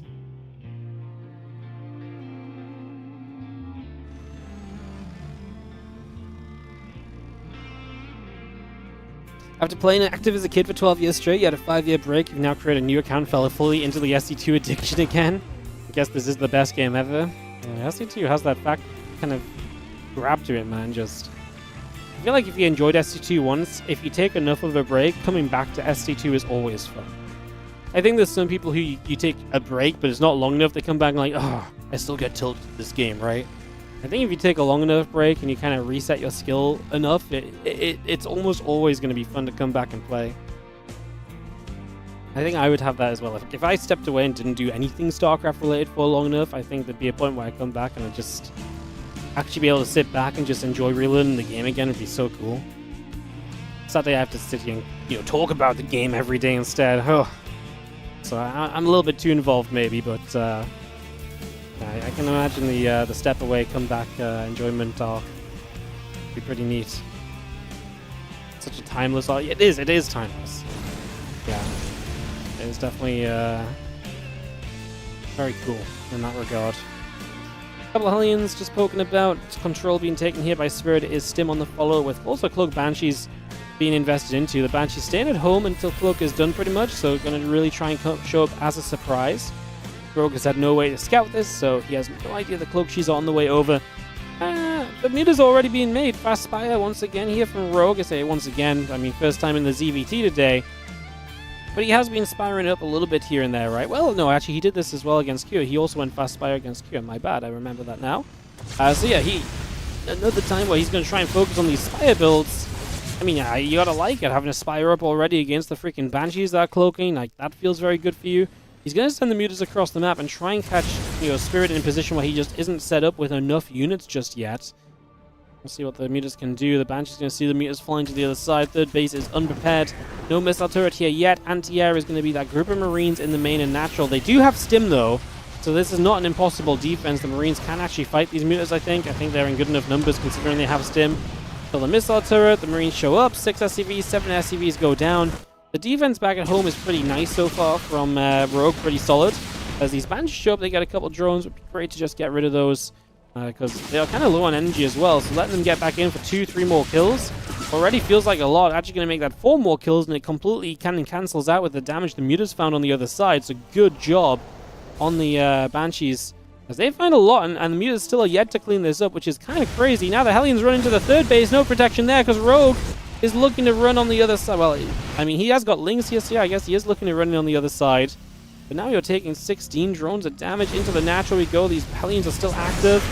29 drones of damage, and Rogue's game number 1 is burning up in front of him because you don't really get away with losing 30 drones like that most of the time, unless these mutas can really start to control the game. But there's missile turrets up. There are Marine counts with Stim. I just do not see this truly being good enough for these mutas, which, yeah, I mean, first of all, not getting rid of those Banshees, not keeping map control, not keeping control on those Hellions is a big problem, and that combined is going to be a major issue. I mean, obviously, like I say, you just do not get away with losing that amount of workers in these sort of scenarios. Is really the, the letter of the law here. You can't get away with that kind of damage taken. You just do not. So, not great as these mutas fly up into the main base. Going to go in for the refinery again. Going to find the chance to get a kill. So the mutas are still finding work. This would be great if Rogue was like a 75 worker Zerg right now. Can you imagine the economy he'd have? He'd be in a booming position. It's not like he's not doing anything. He just needed a defense at home as well, and he did not have that at all. As Spirit looking good in this game 1. Remember, this is a series where if Spirit wins, he's probably into the playoffs guaranteed already. Would be great for him as the mutas get rid of a siege tank coming across the map, though, so it's a little lazy from Spirit. Needs to fix that. Try and protect these units a little bit. Few Banelings morphing. No Baneling speed, so the Banes are a good answer, but they're not the guaranteed answer by any stretch of the imagination. Mutas fly up. A couple of mutas go down already. Yeah, CVs go down the other side. And the Marines trying to push forward. The Ling Bane gathering up. The Marines step through once again. A couple of Lings and Queens taking damage once more. The couple of Banes still trying to get in there. Still trying to deal some more shots. And on top of that hatchery, some more damage being dealt. Just joining up. A couple of creep tumors go down. Spirit just trading slowly. Extending his lead in this game as well. 2-2 upgrades on the way. He's already 1-1 to 0-0 because this was such an investment into mutas. Rogue doesn't even have upgrades to talk about. Slow Banelings are doing nothing. Maybe that tank could have gotten rid of a few more of the Banelings there with some target fire, but he was already target firing with the Marines, so it's hard to truly criticize. As Spirit reinforces, and now Rogue has no pressure on the other side of the map. With nothing on the other side of the map, I really do think this becomes a very, very troublesome situation. To really, I mean, I don't know how you break yourself out of this, really. This looks like it's going to be a true, good old disaster for Rogue in this opening game. And Spirit will take the first point of this series unless something drastic happens very shortly. Banes have Bane speed, but the numbers are just not there. The first few try and roll in there. I mean, this needs to basically be an attempt with everything at once if we're going to be successful at this point. Which, Rogue does not really want to roll in with everything because he knows it's also not good for him. It is only Marines. There's not going to be any kind of additional kind of tech here at all for the Terran players, so We're not seeing like, you know, the factory units showing up or anything. It's just Marines and medevacs. There's another siege tank. There's a medevac. It is a little bit lacking, no? Wait, where's our factory at even? That is that. It's still just cranking out siege tanks. Surprising against the Lingbane Muta, but probably doesn't really matter either. Obviously, Spirit just cranking out so many Marines is part of why his supply is so good. And like I say, there are scenarios where maybe just pure Marines is something that then gives Rogue a chance to get back in this, but I honestly think he's going to be okay no matter what at the moment. Bane's going to come in from two sides. The Mutas do jump on the tank, take away some of the splash, force the Marines to split for the most part against the Banes. It's 2-2 to 0-0 currently, though. There's just feeling like so little opportunity. These Marines are going to trade so well for the upcoming moments. Get rid of a couple of those Banes early, a couple of Banes left. We're still getting rid of a lot of them. And Spirit's value is continuing to just skyrocket through in this opening game. There it is, GG gets called, and Spirit will indeed take the opening map of this best of 3. So Spirit strikes first in the series, and like I say, man, it's actually a crazy good situation for Spirit. If he wins this next game, there's a very good chance he is just first place in this group. He still has MaxPax to play, which is obviously not great. How did his map scores go? I mean, so MaxPax took a map against Rogue when he lost. Spirit 2-0'd NICORACT, that's very good for him. He went 2-1 against Cure. It's not a guaranteed first place advance, but there's obviously going to be the chance of it, right? There's going to be that opportunity at the very least, if nothing else.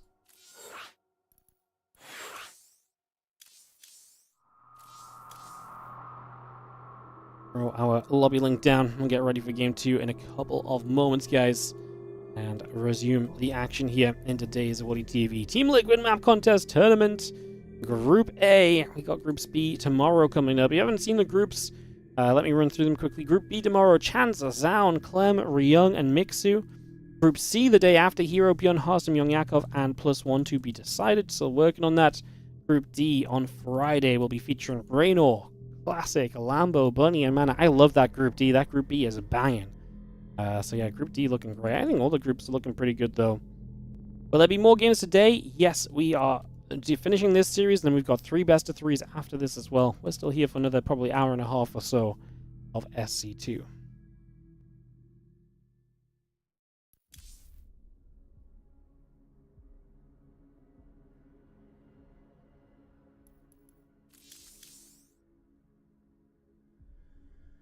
One, two, three, 4, 5, 6, 7, 8. I think we've got everyone. Let's jump into game 2, guys.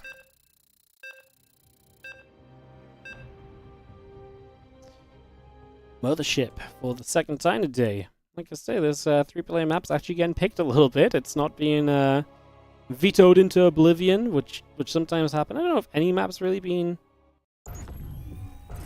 vetoed into oblivion just yet, to be honest.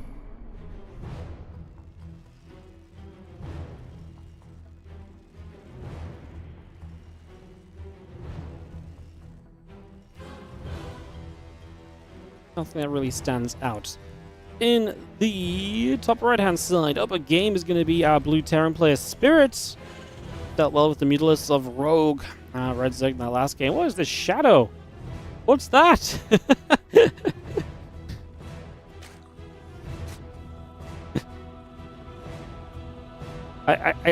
I'm gonna go and guess that this shadow is probably unnecessary.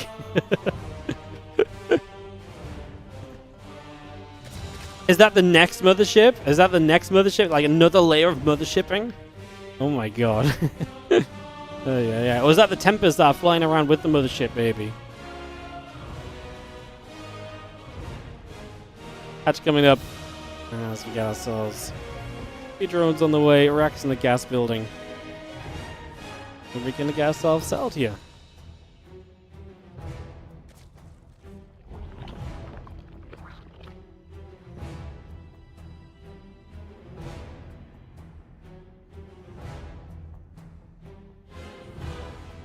No scout from Spirit, but he will go barracks instead of a command center first this game.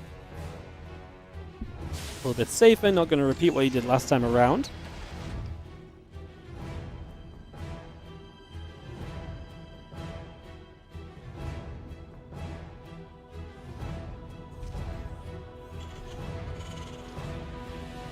Command center drops, so it's just going to be a very standard Reaper expansion, no surprises really. It's very rare to see, you know, TVZ really be super crazy early. Sometimes you see Multi-Rax Reaper, but that is really considered the norm as well. It's hard for this matchup to really kind of have like a, oh my god, what is this kind of moment in the first 3 minutes or so. What's up, Storm Speaker? How you doing? Thank you so much for the 37-month resub. It's an interesting shadow. You like it, yeah? Very interesting. With everyone playing with shadows disabled, doubt any of the players even noticed it. I mean, actually, maybe true. I always forget about that, actually, as Command Center starts up. A couple Queens and Overlords on the way in. Factory, the CC building up as well. See the Reaper getting played and a couple Lings taking some shots as we come back over for a couple of moments. So Reaper is obviously going to begin its dance here for the early stages, try and get some damage done.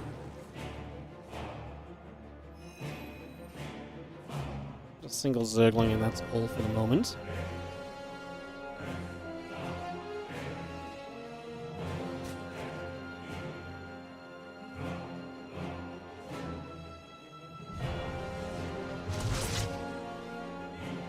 Couple Queens, couple drones coming through. And the Hellions are in production, seeing the orbital command in the command center.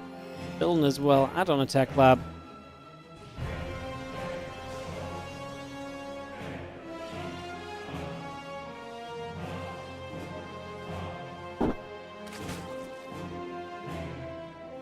It's gonna be a 2-base lair from Rogue, so maybe fast Mutalisks again. The thing is, Spirit is, as you're scouting around, you see no third hatchery, so you're already kind of like alarm bells ringing in your head. What's going on?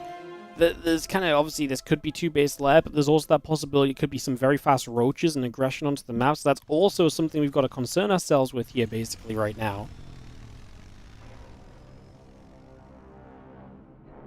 Apparently, we can see there's part of the mothership on the bottom spawn. Oh, this? Oh. Oh, I see. So it's like the... Oh, no, I do see it if I just zoom out now. Oh, that doesn't make sense. Fair enough. It's just the corner of the mothership. I don't know why I didn't think of zooming out to see what it was. Smart caster. Look, it's been a day. It's been a day. Well, it's not been a day yet. We've got 3 more best of 3s to go.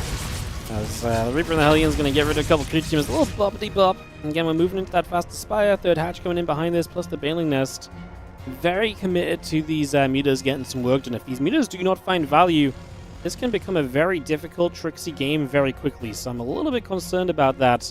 See that Reaper Hellion joining up together again into the center. Not that this is going to cause much issue, but yeah, I do think that the grand scheme of things right now is a little problematic. Main nest about to be done. Spire coming through. Lings and a couple Overlords building. Hellions take the creep tumor down. And do another one down on the bottom side as well.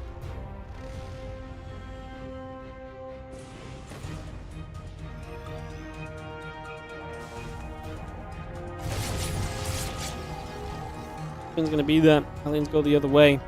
So I've got the attack and combat shield upgrades coming through, add a siege tank and a couple of extra marines into play for the moment.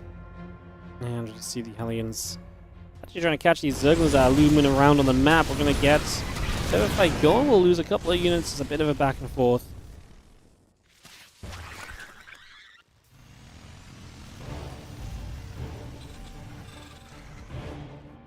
Nine meters of building. You're just going to see the Zerglings coming back over.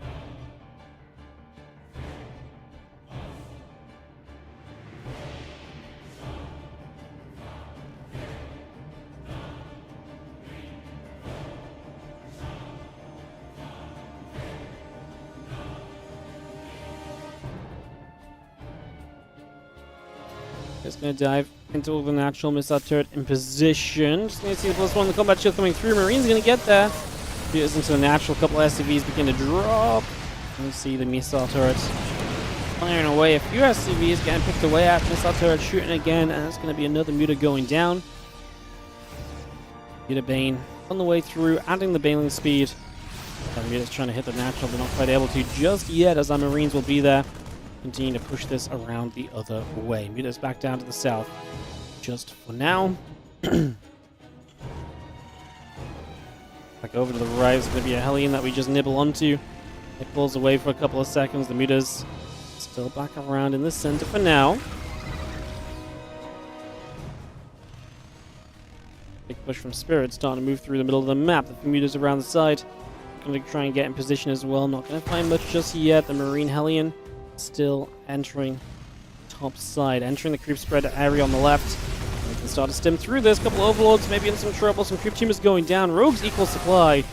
The problem is you look at resources lost and it's basically dead even. And that is not okay when you've been playing these mutas. You've made a major investment into mutas early. You need to get value out of them. Because mutas are not made for kind of taking straight up fights. So then attacks like this become extremely problematic. Because you're not really set up on an army that's ready to trade. You're against +1, you're 0-0 because you've invested into mutas. You've got Bane speed, so you do have that kind of going for you here. Let's see if Rogue can find a cleanup on this army. We are going to run in lane Bane. Ooh, we're going to get some good connections potentially. Those Banes running forward nicely. Good split bottom side initially from Spirit. The reinforced Marines just push this straight back the other way though. It's a bunch of the mutas having to pull back again. The Ling Bane still regathering. All the upgrades coming up. Mutas on the way. Green tank medevac on the way through as well. Another couple of siege tanks to sieging. And these mutas would love to get across and take a jump on this. Banelings are still going down. Ling Bane rolling over. The mutas are going to be right there. The Marines pulling back a little further once more.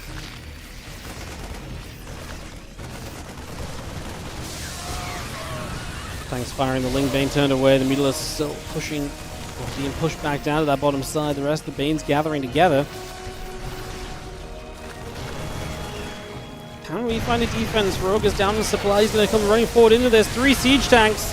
That's not enough Banelings. They are not surviving to meet the Marines. And that is a 2-0 for Spirit. What a result for Spirit. He's now 3-0 in this group. Rogue drops to 1-2 after a win against MaxPax. As ZVT lets him down again. He did not look hot against Cure. He does not look hot here against Spirit. He moves to 3-0 on the day. We'll be seeing Spirit versus MaxPax. As Spirit actually has a chance to go 4-0 in the group. Some madness there as MaxPax 1-1, Rogue 1-2. NICORACT 0-2. NICORACT going to play Rogue next. We'll see if that has any turning potential as we get that ready to go in a couple of moments, guys. I'm going to take a couple of minutes here and just step away for a moment, stretch the legs. When we come back, we got 3 best of 3s still coming your way, guys. I will see you guys in a couple of moments, so don't go far. I'll see you in just a few more StarCraft coming up when we return. BRB.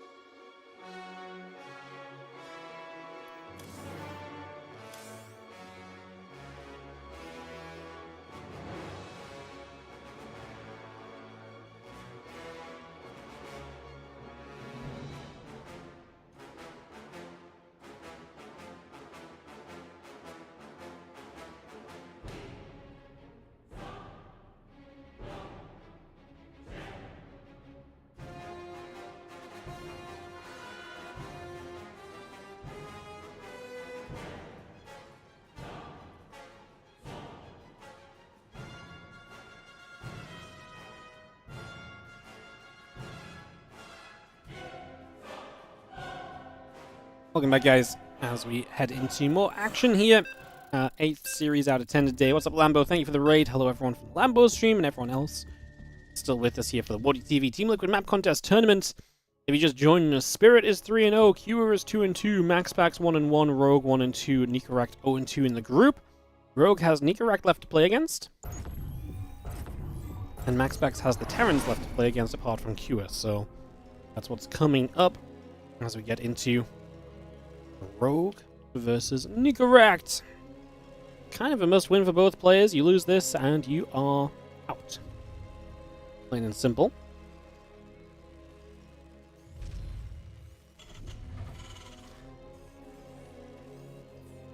NICORACT bottom right, Rogue upper left. Let's see what we get.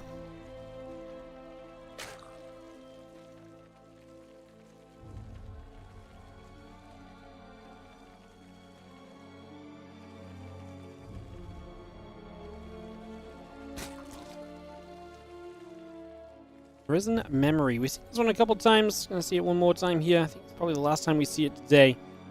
No map has been played more than 3 times today, so a couple maps get played 3 times today. Like I say, we will see every map today, I believe. Maybe 1 or 2 we will not see. But we'll see the majority of them today, which is nice to get a first look at them all ahead of Group B tomorrow as well.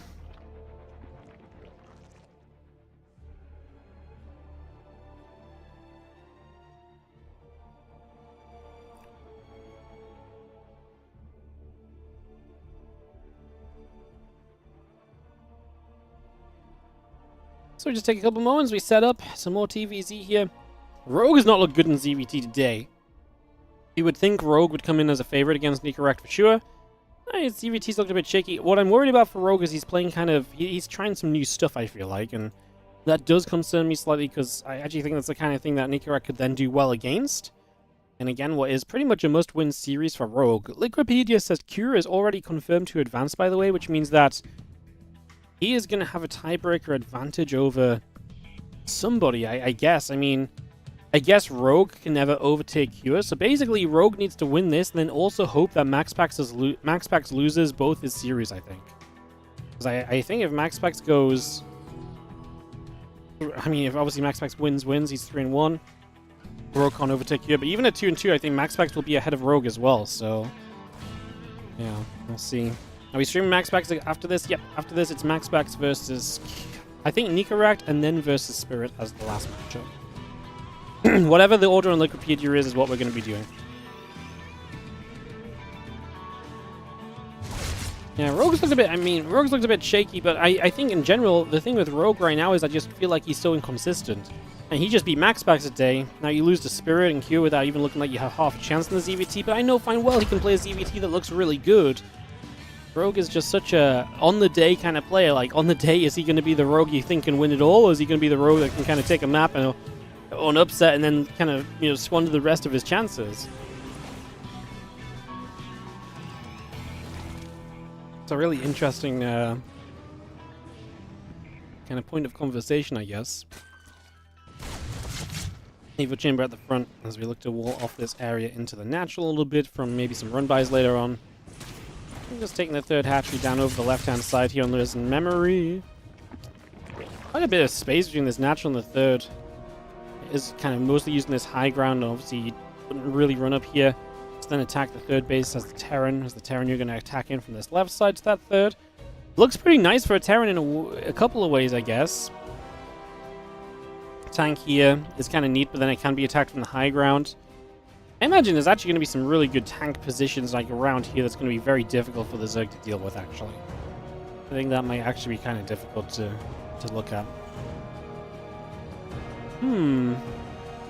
Stim coming up, starport on the way, a few Marines in production. Carapace build, and Evo Chamber and the Rotron coming online as well.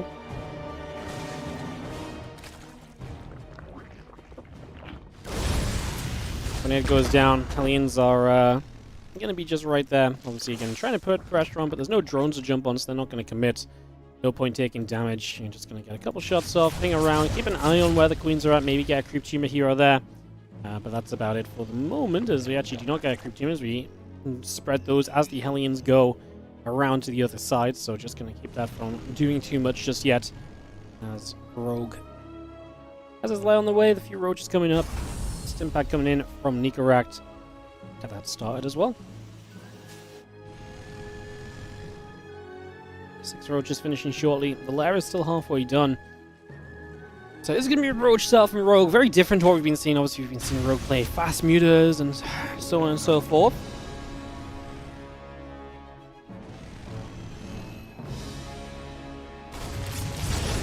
Only a couple of Hellions going to fight there. Doesn't quite lose the Reaper. Looked as though that might have been the case, but pulls it back just in time. Still got the 1-1 missile upgrades coming up on the side of Rogue to bring those straight through. We're going to see the depot continue to come about. The Medivac's now loading up and making a bit of a step forward into the center. Combat shield on the way through as well. Hellions and the Reaper still joining together. We're just going to be seeing the barracks also on the way up right now. Marines, Hellions continue to build. Going to be seeing the upgrades continue to come around, and the army of NICORACT gets set into the center of the map. So Marine Hellion it's going to come pushing forward. A bunch of creep teamers going down. Roach is in some trouble. Queen's getting jumped on as well. The Marines pull away. A couple of the Roaches taking damage as well. We do load up into those medevacs. We do escape off over to the right.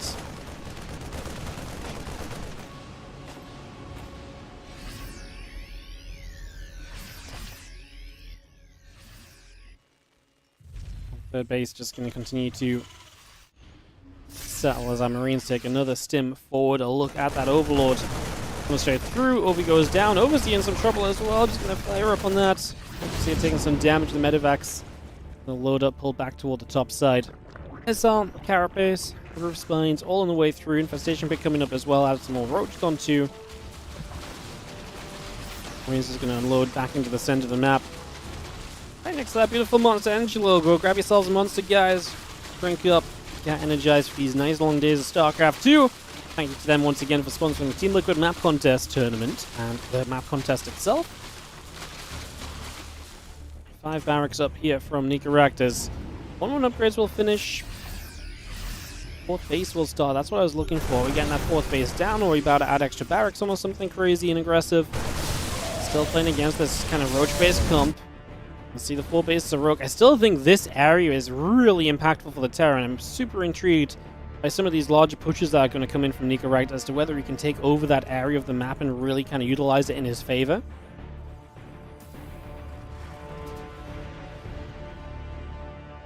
Medevac peels away from the top side. Marine's going to run up the left, headbutt into some roaches. Those roaches go down. Medevac's retreat.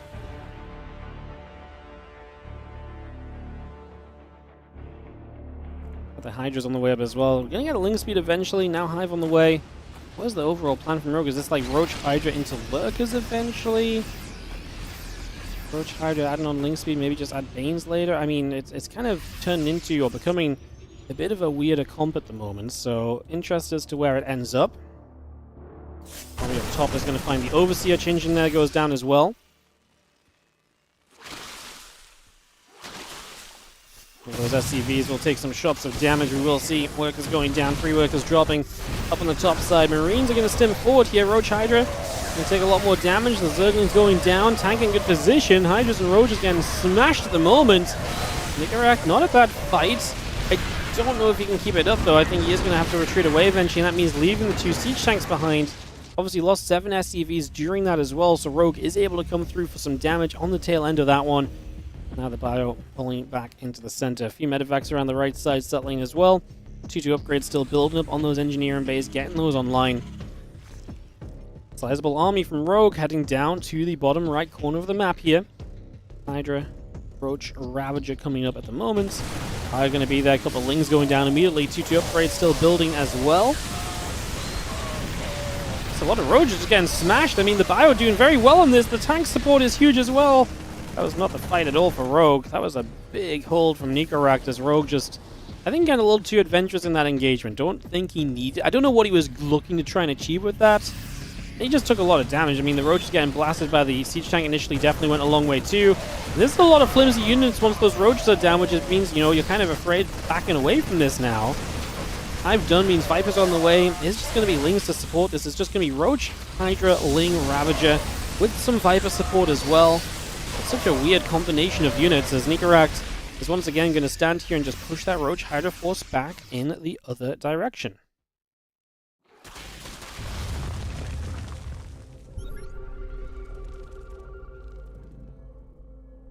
was hoping to see a Brozerg use a Microbial Shroud. Can't make any good use of it yourself.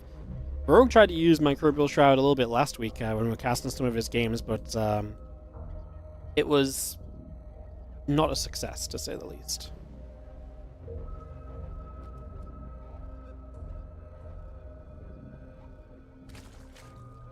Right, we're about to finish. Hydra coming through. Lurker Den coming down into the main. We are going to be seeing this army stepping into the center and working on some rocks. Open up a little bit more space. Space is good for the Zerg. Lots of space to run through and surround with and just move your army around. You're going to be typically playing the more kind of mobile army throughout this, so that should generally be your goal.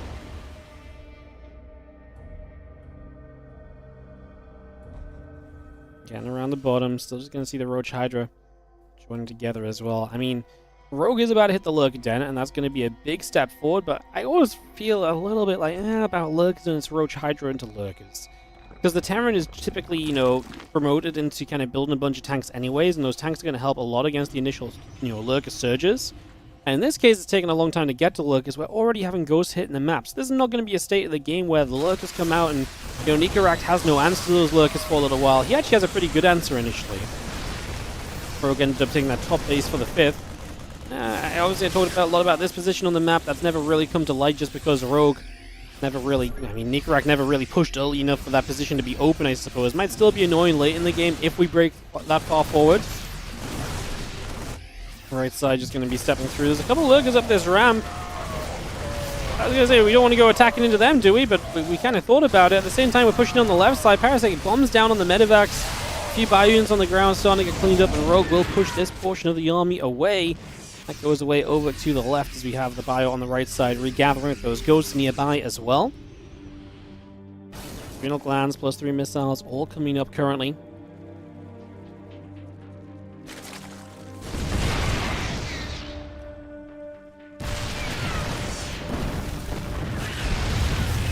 The Ghost going to get some snipes down. A couple of Hydras have to step back immediately. Lurkers going to do well. We stepped away from those snipes, which was nice at first. Now we're going to see the snipes coming through. Lurkers go down. Suddenly the Hydras will not hold their own. Just a few changes on the left side, just checking to see if anything exciting was going on with the red on the minimap. It was not.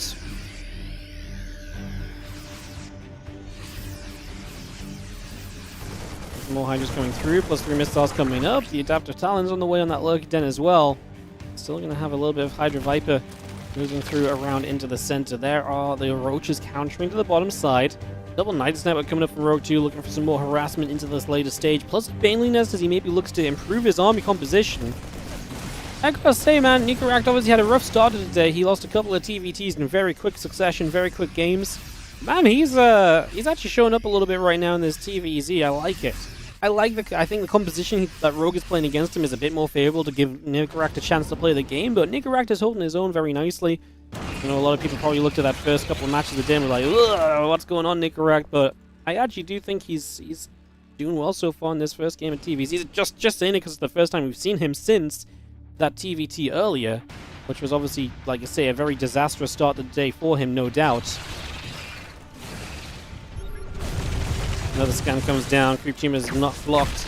Snipe, and the Lurker goes down as well off to the right side. Zerglings are going to make their way around. Command Center looking to try and take a position. Melee upgrade, Baneling speed coming about as well.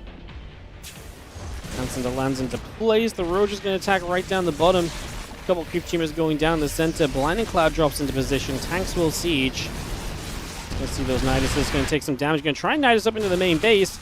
Roach is going after this Planetary. I don't think they're going to kill that. Going to have to go after the SCVs first. Snipes pushing forward as we see NICORACT pushing straight into position here. Overseers are going to try to fly over. The Niduses pop, but I don't know if Rogue's got anything in the Niduses right now. He does not. So that's going to be an issue as this army keeps on pushing up. Then the Queen in some trouble. Rogue's supply has just plummeted as high energy goes able to get through here. The Lurkers are just not scary because there's not enough support for them. The support that was there was not good. This Planetary lived as well. These Niduses are going to go down before anything pops from them, and Rogue is in trouble. NICORACT pushing through the center, up 20 supply and 30 army supply.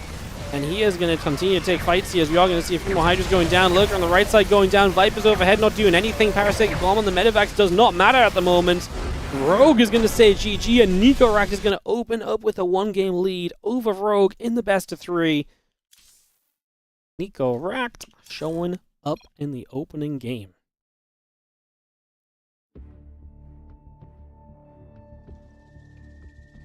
Alright guys, we're going to take a moment and jump into game number 2 as NICORACT takes the 1-0 advantage. How about that for a little bit of a sneaky upset? Even just one game, I think, is a fairly kind of claimed upset right now for NICORACT versus Rogue series, as we will jump into game 2 in a second.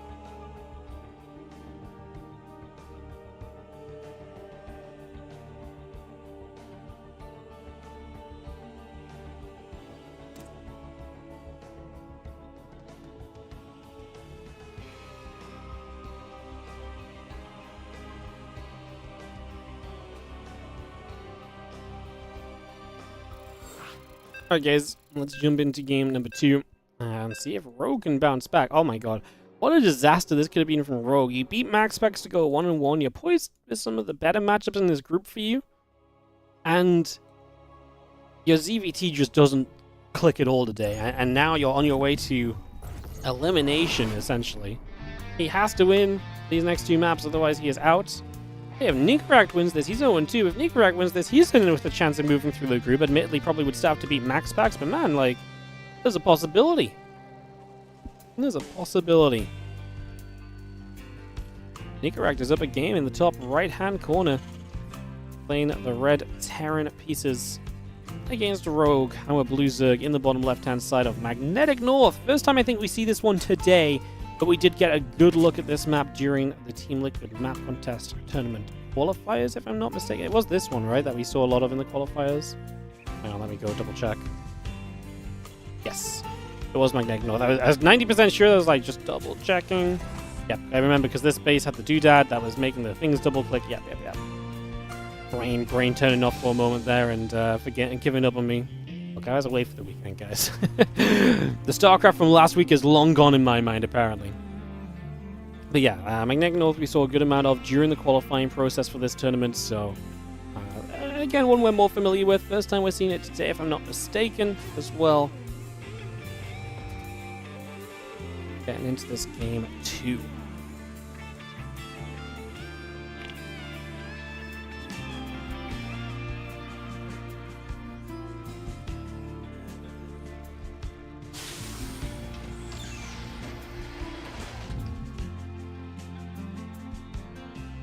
Couple of movement.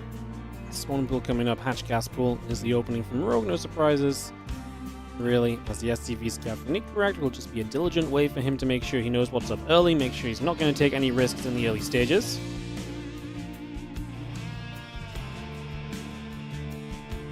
This SCV coming straight across, and we're looking to try and figure out what's going on as we check up into this base. Hatchery going to be spotted.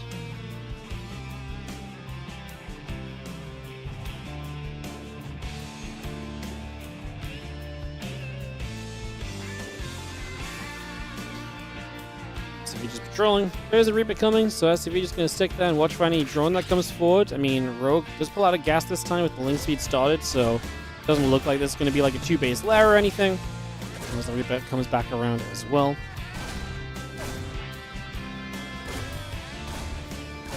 Just seeing that link speed still coming up. The Queen on the way, Overlord and the drones on the way through as well.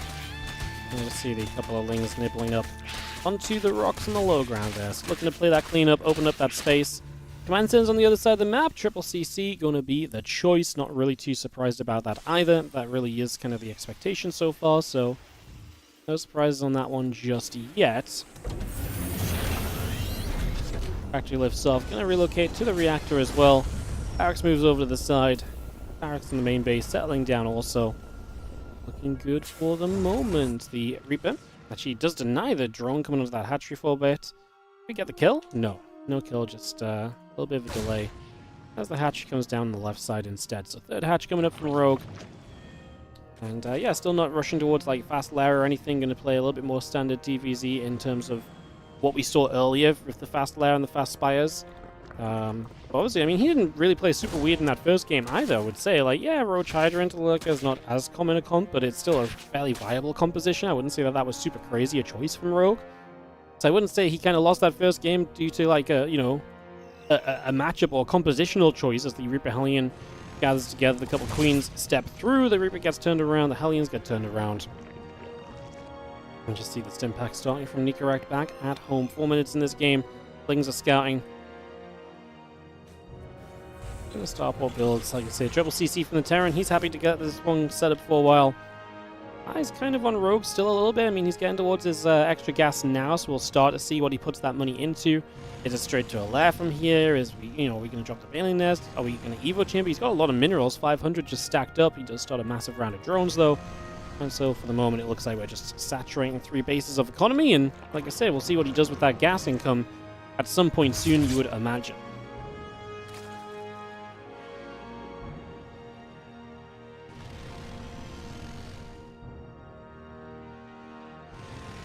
Drone Evo Chamber Lair. All building online. A few drones and queens coming up as well.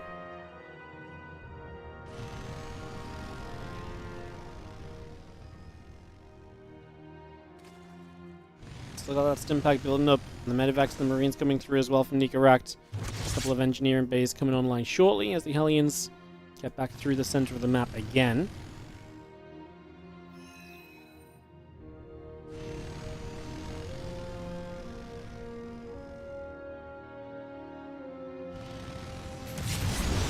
Hellion's going to push. Queen will take some damage. We'll have a couple of overlords coming up. The drones coming through. One upgrade starting. Carapace on the way. We did get the lag going here as Rogue. Interesting not to see the Baneling Nest. Usually you kind of maybe expect to see the Baneling Nest at the same time as the lair. Then Bane speed can start as soon as the lair finishes.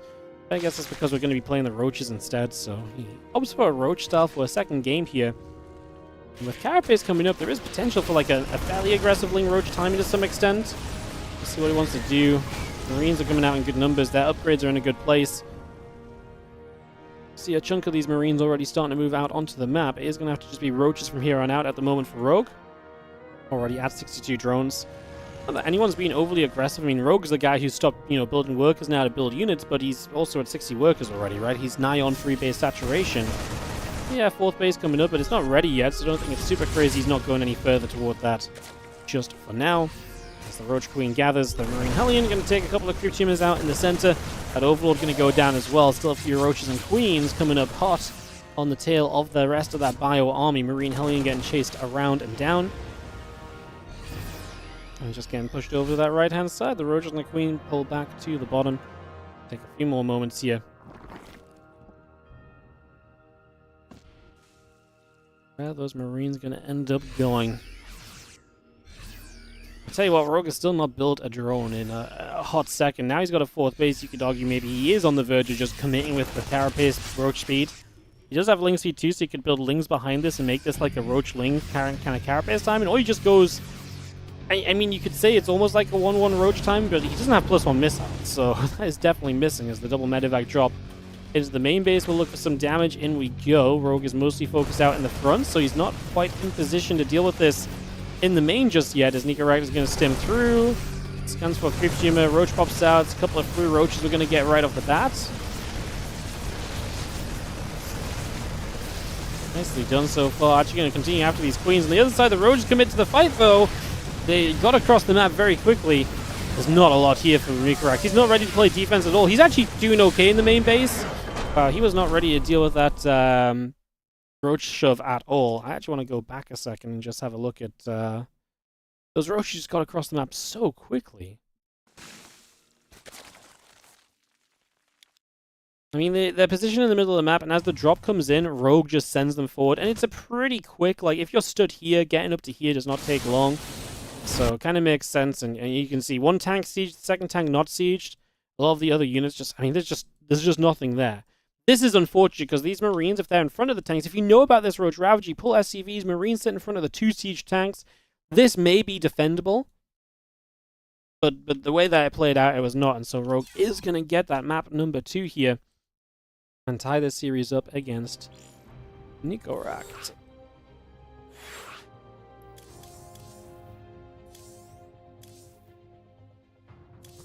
Alright, game number 3 coming in. We're going to go to White Rabbit. I think this is the first time today we're seeing White Rabbit. We did see a little bit of this one in the qualifier. This one has a really cool black and green kind of very, very unique, not really seen before decoration on it. So I think that's cool. I think we're good to just go instantly in-game as well, guys. So let's do exactly that and jump straight into game number 3 of this best of 3 series. Again, thank you for joining us so far today for the WardiTV Team Liquid Map Contest Tournament 15. Part of the 21st Team Liquid Map Contest. If you're enjoying the games and you're enjoying the tournament, do consider supporting the channel by subscribing, liking. Subscribing on YouTube is free, following on Twitch is free, watching the ads when they come up is free as well. And obviously, like I say, if you've got a Prime sub, you can do that to support on Twitch and go one step further. I'll just take a very quick moment as we start this game 3 to also mention, obviously, the Patreon page. You know, part of what we do here at WardiTV is look to consistently put on tournaments. We're always looking to try and fund events, give players reasons to keep on playing StarCraft 2, keep their schedules filled during the off-season. We can't do that without your support, and that's right. First of all, the subs go a long way, such as Blind Rattlesnake coming in with the Prime. Thank you very much. That's why the subs go a long way, but also the Patreon page is a huge way to support that as well. If you want to support specifically players and specifically tournament prize pools, you can check out the Patreon at patreon.com/WardiTV. 100% of anything you pledge on Patreon goes directly into StarCraft 2 tournament prize pools. So if you want to make a donation where you know 100% of what you pledge goes into a prize pool, you can check out the Patreon. Again, that's patreon.com/WardiTV. We're getting close to having $1,000 a month on Patreon, which is amazing. That's $12,000 a year community funded directly into tournament prize pools. We also cover all transaction fees, so I really mean it. Like, if you put $5 in, that $5 will go into the pockets of a player. Like, that $5 is guaranteed going to end up in the pockets of a player. There's no more efficient way for you guys to directly support SC2 players than SC2. So, if you guys want to check that out, again, that's patreon.com/WardiTV. Just want to keep pushing that, especially entering this kind of period of the year where we try and fill in a lot of gaps in the schedule because there's a lot of off season ahead of us. Again, we can't fill this off season without the money to put on prize pools, right? So check that out.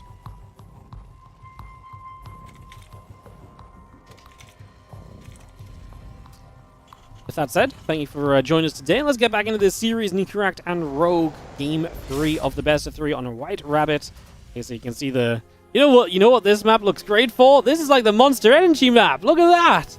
Could the map be better color coordinated for the Monster Energy?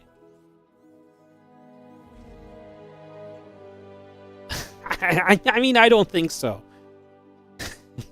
White Rabbit, the official map of our sponsors of this tournament. It's just going to be seen, obviously, Rogue bottom left, NICORACT top right, game number 3 of this series starting up right now. As we get a block on the hatchery for a couple moments, Reaper gets into the natural. Oh, nearly blocked the drone long enough to get the kill. Not quite in the end. When does the season start? I have no idea when the StarCraft season starts, but that's why we've got a lot of off-season ahead of us, because it's definitely not going to start before Christmas or the new year, I would imagine. So at the very least, we've got 3 months of off-season to fill for you guys, so... Like I say, there's going to be a lot of StarCraft 2 events to run in that time. So, yes, I'll be, like I say, help us out with the prize money. We will continue to give you guys great content. Try and make sure you guys have StarCraft 2 all day long, every day. Some more new SC2 to watch. That's our goal. That's what we're aiming for. Like I say, we want to try and fill in all the gaps in the calendar. Reaper is going to move up to the high ground, hatchery and a few drones in production. We get the starport and the tech lab coming up, the orbital command and the Hellions coming through as well.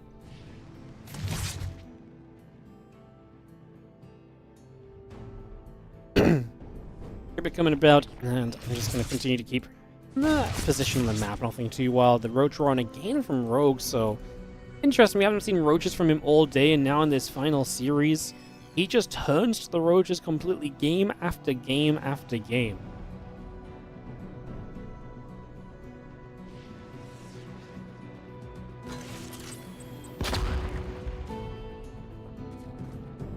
Hellions the Reaper coming down the bottom.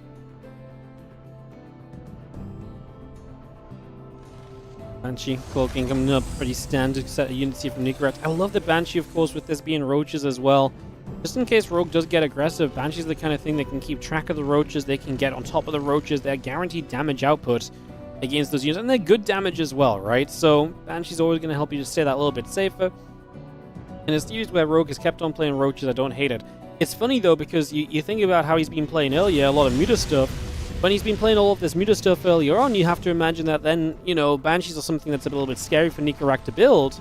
I don't know if NICORACT actually got a chance to see any of Rogue's other series, because obviously this has been a day where both players were playing other matches at the same time. But if you got an inkling of it, he might have been afraid to play Banshees, you know, a little bit. And if this was Mutas right now, the Banshees don't feel super great. Although, you know, Spirit built Banshees and did okay. And so did Kira.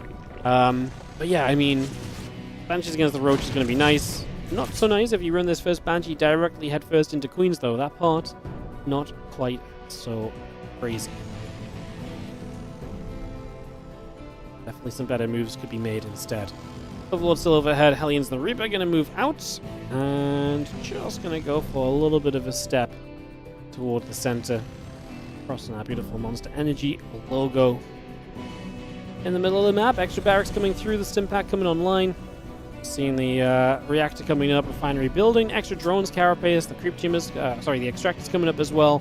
Have those extra drones on also. Continue to bring that into place as we just have the couple of drones going to transfer out toward the natural expansion. Queens are stepping across there as well. We do have the Hellions, the Reaper, continue to join up. Still waiting just to, I mean, not really do anything, just keep map control in this case. When it's roaches, you can sometimes see, and especially roaches with no link speed, you can see a lot of openings sometimes for these Hellions to get in and get drone kills. You'll see it from Clem all the time. Clem's so good when you open no link speed against them, just finding damage. I mean, this is an opportunity here. Dive into this third base. The roaches are going to intercept. I don't hate the dive, though. Going to get in. We are going to start getting some drones. It's going to be 9 workers killed. NICORACT with some serious work done. 11 going to get to 13. Yeah, I mean 14, that's all of your Hellions going down. Oh, he gets 16 even on the way out, getting a couple more. He gets 18 kills, my goodness. That was amazing. And you don't miss these Hellions because realistically as time goes on, they're less and less effective. Roaches are on the map, getting damage done, and 18 workers of that is absolutely huge. Yeah, I think the Banshees maybe got 1 or 2 kills. There's 3 kills on the Banshees in total, so they've not been a huge success, but they're going to be part of what keeps you alive now, as well as the Roaches counterattack. You'll be able to use these Banshees to help turn Roaches around, and that keeps you even safer when you've given up the Hellions and so on up until this point. Roach speed and 1-1 on the way, but we're going to follow with Link speed. We already had an Infestation Pit coming down, so Rogue's already looking towards kind of a more tech-heavy follow-up here. Continues to go into that now as that Infestation Pit is going to finish up. Now, Rogue still has a significant work count here. NICORACT has 2 base in this. He's 5 racks, 2 bases, no third. So he's going to start coming to the other side. Rogue droning heavily to get back on track. But what has happened here is those 18 workers, right? If you replace all 18 of those, that's 18 lava that doesn't go into army. So you can argue right now that this push from NICORACT has potential, especially because Rogue has had to rebuild economy and reset that economy rather than just sitting on that economy and spamming units. Let's see if it's going to be enough for NICORACT as he steps in.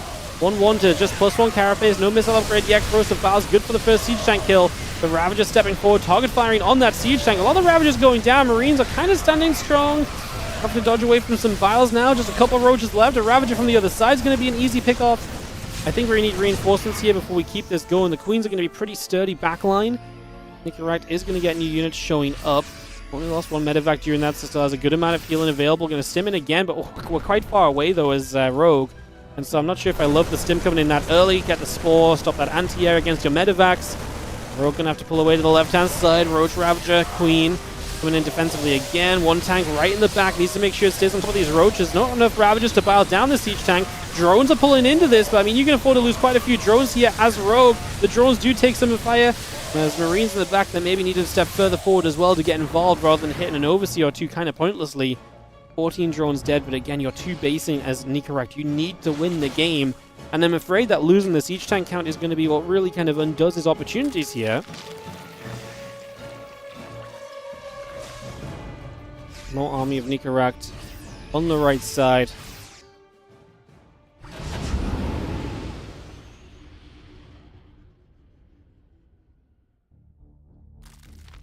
And over to the left, couple creep team is going to be right there. Another bit of creep pressing forward as well.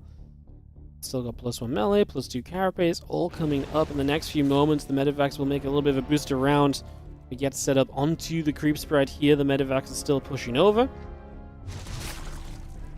Couple shots coming out, and we do have, again, melee, carapace, all coming through. The Marines coming forward, creep team is going down.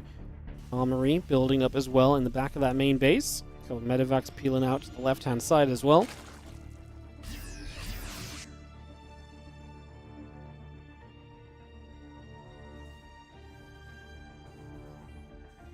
Marine Marauder Medivac all coming through. Armory coming up, a couple of depots coming over. We're now going to be seeing the bio pushing down. Just going to see the Roaches stepping across as well. Getting into a good position. Banelings waddling forward. The Marine's going to load back into the Medivacs and we escape out of there. Zerglings wanting to try and jump onto that command center, but they will not commit to it. Ultra Cavern is moments from finishing. Adrenal Glands, +2 carapace, +1 melee. All of that being built as well as we speak. On the right side, we get rid of a few Zerglings. Taking those down one more time. And that Biotank force is again looking to set up into the front, look to push forward into the bottom of the map and really hit this Roach Ravager Bane force dead in the face. Big stim coming through, a couple of of biles, one tank going down pretty quickly to those biles. Bane's obviously making it a bit more awkward, but no speed. The Ultras are kind of a game ender right now, I think it's fair to say. I think if those Ultras are going to end up committing, they're going to do a lot. Of vials onto the siege tanks. I just don't think NICORACT has quite enough here. He did build a third behind it that's now getting counterattacked by Zerglings. Is Rogue going to hold on and get to 2 and 2 in this group at the end of it all? I think he might just about be. Those Lings getting a lot of SCVs, ruins, any kind of follow-up that NICORACT might have possibly aimed for. And like I say, with Ultras hitting the map, I just can't imagine it's going to be enough either to really get us through on this one. So I think we're going to be getting ourselves to a point that we're going to call GG, perhaps. Things still gathering. Third command center up from NICORACT on that upper side. Or on the way. Kindness plate and finishing. Hatchery coming through. Army of NICORACT in the center splitting back at the moment.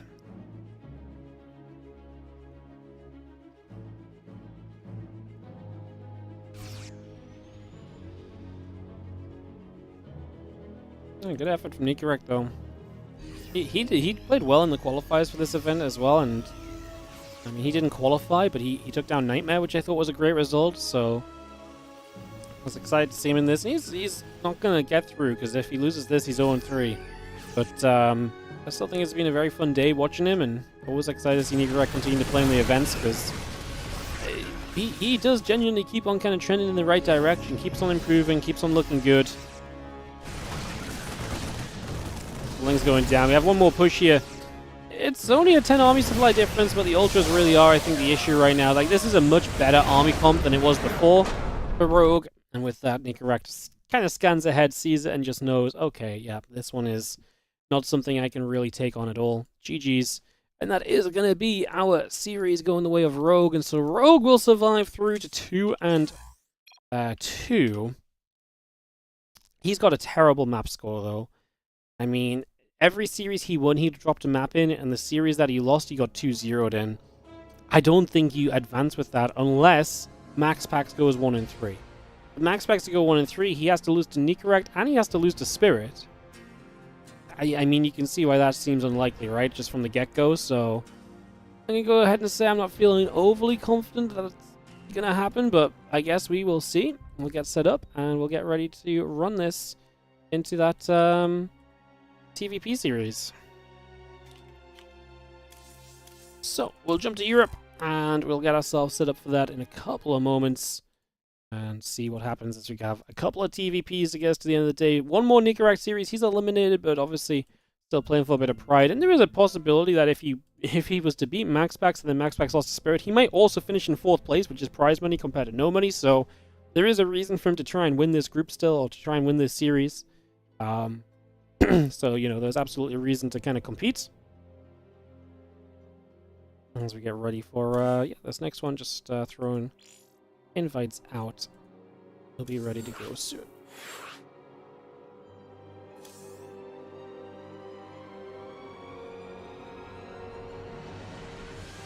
Trying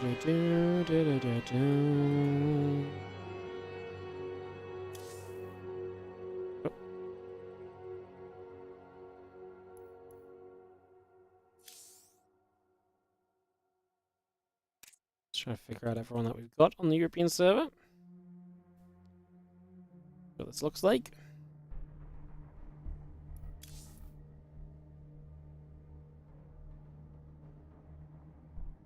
Have we lost someone? We had 8, we had 7.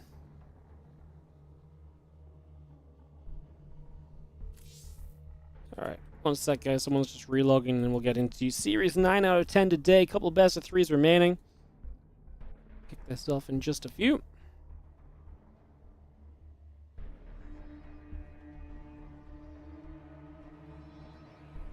Lovely.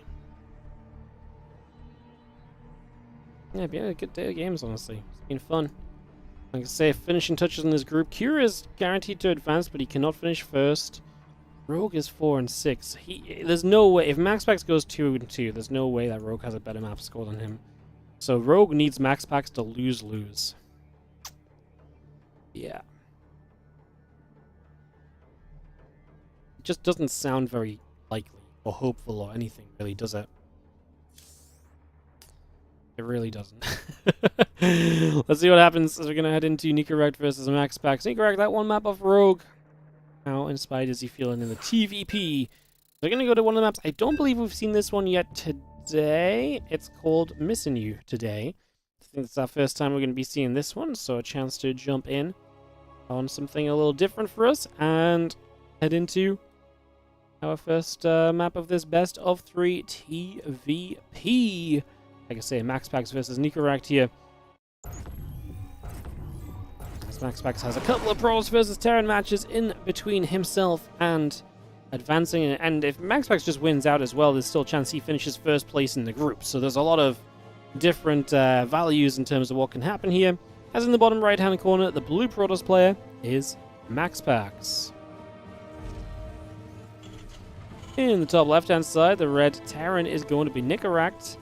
As we get into game number 1. Best of 3, TVP, Missing You today. Let's have a little bit of a look around what we're playing with here. So main down to natural, choked up natural, not really anything too surprising there. Third base out to the right side is... I mean, actually, like, it's one of those ones that there's not ramps up into the natural or the third, but they are very choky, right? That's a very narrow choke. This is a very narrow choke. That's a ramp. On the far side, yes, right? So, like, yes, you can enter on flat ground, but only via very narrow entrance points. So you really get a choice of 3-4 bases. This base, so this is one of these maps where if you go downwards, you do get another layer onto this base. So if you take the third down here, it's down a ramp, but then there's a ramp up into it as well. So there's definitely options based on how you maybe want to try and get things done. As the probe is going to nibble at the SCV. And just a little bit of initial poking from MaxPax in the early stages. This map looks like you should play pinball on it? Really? You think? I'm not seeing it, but sure. There's a gold base in the top right-hand side as well as we take a little look around. This is a gold base also. So control of these central areas of the map. I mean, basically there's the gold bases up here, but then there's... If you take gold bases up here, your opponent might take the bottom left bases, right? So that's going to be interesting as well.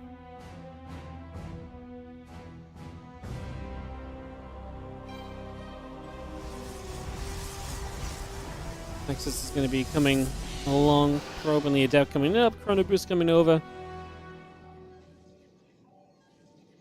And just have the Reaper in the factory all coming through SCV in production. Get that underway.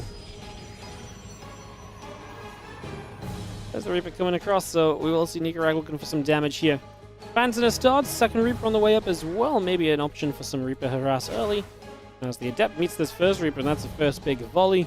Reaper should be able to make some distance and should be far enough away to not take 2 shots from the shade. It's a good grenade as well. Just pops to the side. What? The cleaning bot got hit by the grenade! Absolutely brutal. I can't believe we do this. I always love a good cleaning bot on the map. It is my favorite critter. You know, Wardy trivia in case anyone ever cares. I actually think the cleaning bot is a top tier critter. I can't believe it got grenaded. I mean, it's very rare to see a critter get grenaded, but that was one of the unfortunate moments it gets caught. Oh, the probes! catch the Reaper. That's going to be a little bit of a catch as well as the little bop around goes down. Next Reaper pops, but yeah, losing one Reaper already is unfortunate. Hellion and Reapers combine for some kills, and away we go.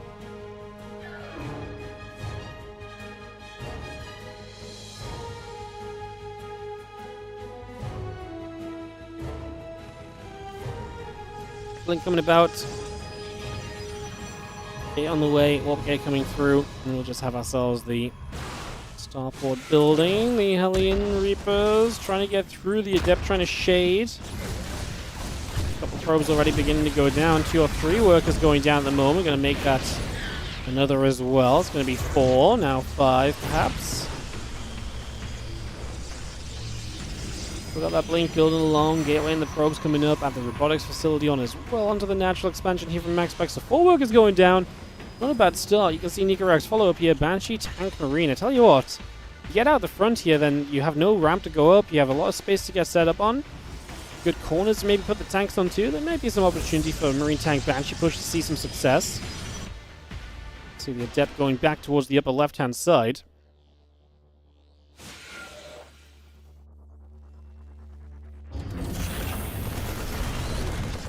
Marines will fight back. We're now going to have the Reaper raise was good. Like I say, Marine Tank Banshee is all setting up, and I can only imagine it's a matter of time before we just get aggressive here as NICORACT and kind of send this onto the map.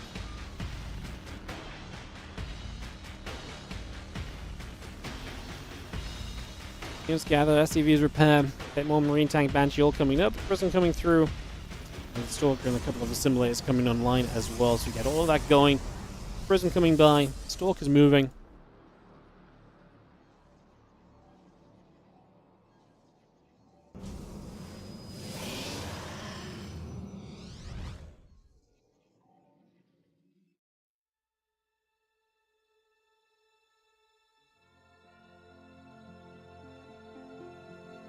Big Stalker push to the upper left-hand side. Banshee Tank Marines coming about. Just going to be seeing the SCVs pulling through. Stalker's going to blink back initially. I mean, you know this attack's coming. MaxPax knows this attack's coming. He's trying to get to Temple Archives. Adding on an Immortal. A couple of SCVs go down already. MaxPax starts to micro backward, trying to deal with this. I mean, just straight forward, straight across the map. Push here from NICORACT. A bit army supply a little bit. Charge starting as well, man. MaxPax is building so many things that are not ready to join this fight straight away. No Immortal yet. No Charge yet. No Temple Archive units yet. Sentry goes down after a single force field. Tanks not even sieging just yet. Banshee damage output is good. Tanks will get sieged, and NICORACT will pick his way through that pylon. Powers the gateway in the front. The Immortal there is just going to stand around. MaxPax, what are we doing? Microing the Stalkers to the other side, but he loses the Immortal for free. Additional SCVs show up. The Stalker's going to, try and play the intercepting game? No, they're just going to blink in. They will get rid of one tank, but the second tank is fully surrounded. Probes coming in to join the fun. The tank is going to survive. The Stalker count was not good enough, man. Imagine he had the Immortal. If he has the Immortal, the tanks go down so much more quickly that I actually think this is fine. It really is just the fact that that tank did not have enough damage on output to go down. So many Stalkers died, and then he couldn't kill it due to the SCV repair. SCV is going to out-repair again here. The Banshee damage still amazing. Wow, just so many Stalkers lost because he didn't have the numbers, and GG, it's an unsuccessful defense from MaxPax for NICORACT to take game 1. GG. Alright, NICORACT going to take an opening game off of MaxPax just to, really mix this one up. Again, let's remember this, guys, as well. MaxPax genuinely does need to win. Like, he's not in, like, a safe position in this group yet. Like, he might be one of the favorites, but, like, he ain't safe at all. So, that's potentially very scary still. NICORACT getting the opening game.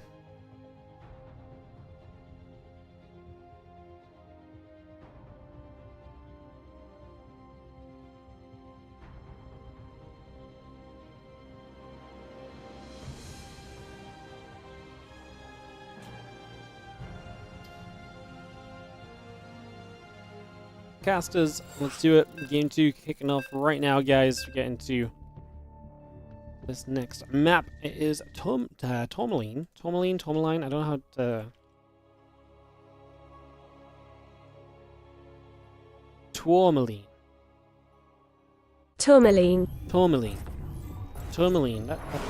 Roughly what I was going for. I just didn't know if there was a better way to say it.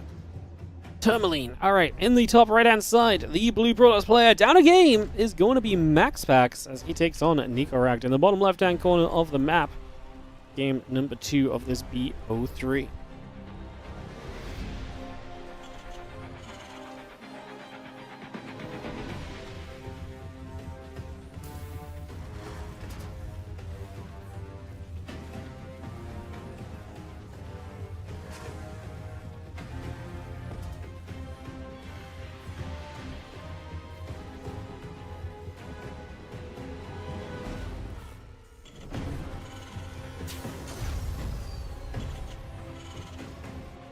Robbie heading down across to the bottom left-hand side.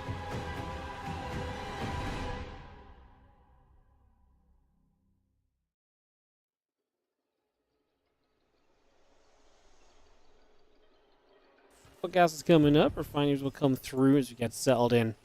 Game 2. MaxPax down a game. Crazy stuff. Crazy business.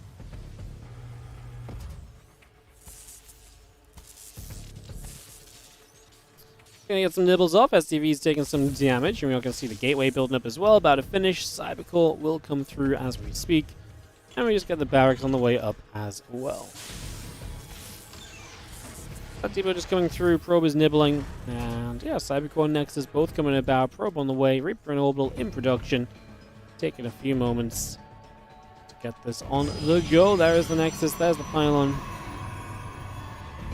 I can only imagine that in general, the general consensus here for NICORACT is going to be to stay aggressive in this series. I don't think the longer the game goes, he's going to be feeling better about being up against MaxPax. So generally, I think, yes, stay aggressive, stay feisty, and keep yourself in aggressive places. I wouldn't be surprised to see more of the same. This is another map that has no ramp on the natural, right? So immediately another nice map to maybe make a push, but you don't have to deal with high ground into the natural expansion. We see so many less kind of ramp ups into naturals nowadays, don't we? So much more flat ground, middle of the map kind of plays. Very interesting trend. Definitely way more common than it ever used to be.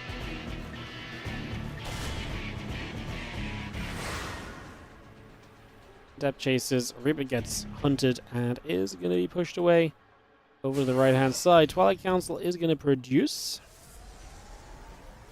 Going to get that started off. Commands into the Cyclone coming in as well. Take a moment to get set there. A couple probes come about. Cyclone still producing in as well. Just get that settled.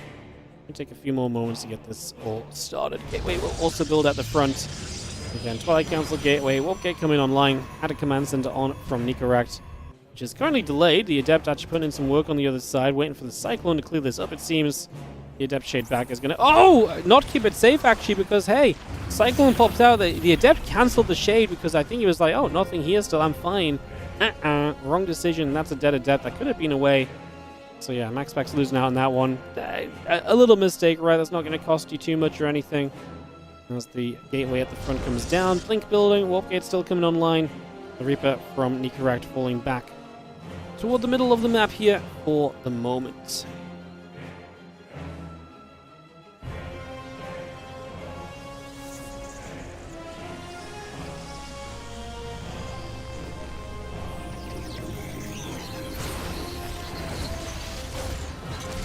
Cyclone coming through, little grenade goes down. Just going to see an extra Stalker warping. Just see the interference matrix coming about. The Reaper and the Cyclone coming back over. And again, Siege Tank and the Marines coming up. Racks on the way through. Goes the Reaper. And yeah, another Banshee on the way out as well as the medevac going to lift up a Widow Mine. And we're going to start moving across the map.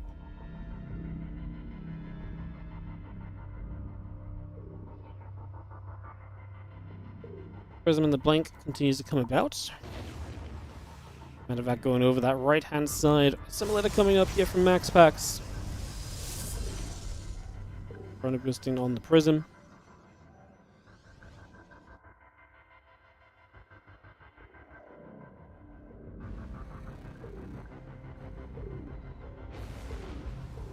Probably like a dead mothership. I can't believe the freaking map makers are taking out each other's maps now. Unbelievable. Yeah, talk about striking the competition down. As the medevac hides in the corner. He's not going to get much of a chance to unload over there. The Stalkers stepping forward from MaxPax. NICORACT is here, ready to greet this with Marine, Cyclone tank. Couple of shots, Cyclone taking damage. The Stalkers relocating themselves. What do they want to do? How do they want to do it? Blink into the main is the choice. I'm going to go back and forth there. Cyclone falls. The Stalkers back into the prism, pulling away for the moment. And then just going to peel back down to that bottom side as the Stalkers actually take a blink across, looking for some of these SCVs. So, looking to try and get some damage done.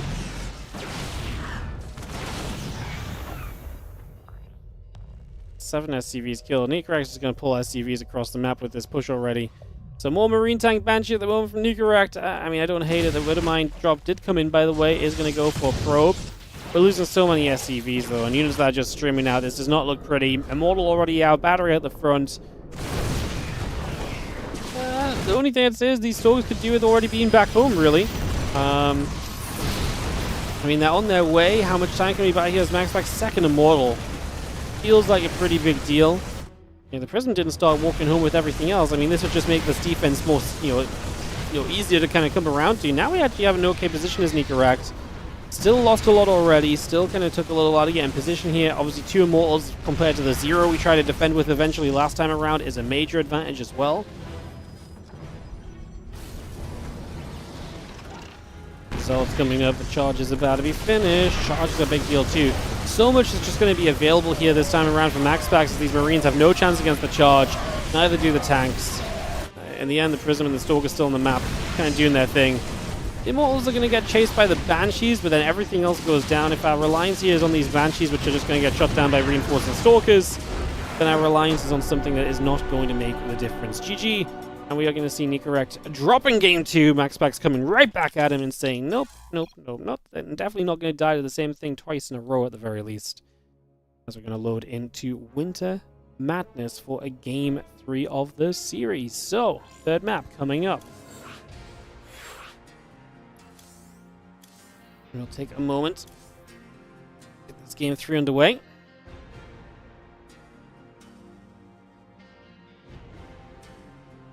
And see if we can get a little bit more feistiness kind of brought through here. Yeah, 9th out of 10 best of 3s today. Thank you again for joining us, guys. Appreciate it. It's a long day as well. But hopefully you guys enjoying the StarCraft. Hope you guys enjoying all the games. It's nice to get some long streams. And excited because we can have like long streams all week. It's just something we've not really had for a while. So excited for a bunch of long streams. Get the viewership up. Get the numbers back on track. Get that sub count rising back again. And all of that goodness is kind of the plan. So yeah. So just appreciate you guys. Thanks for watching us and joining us all day. Like I say, still got a best of 3 after this one as well, so we're far from being done. But just more to still more to come. It's the TLDR. As we will just take a second and get ready to go. 4-8. Perfect. We've got everyone in here. That's what I need to see. Let's jump into game 3.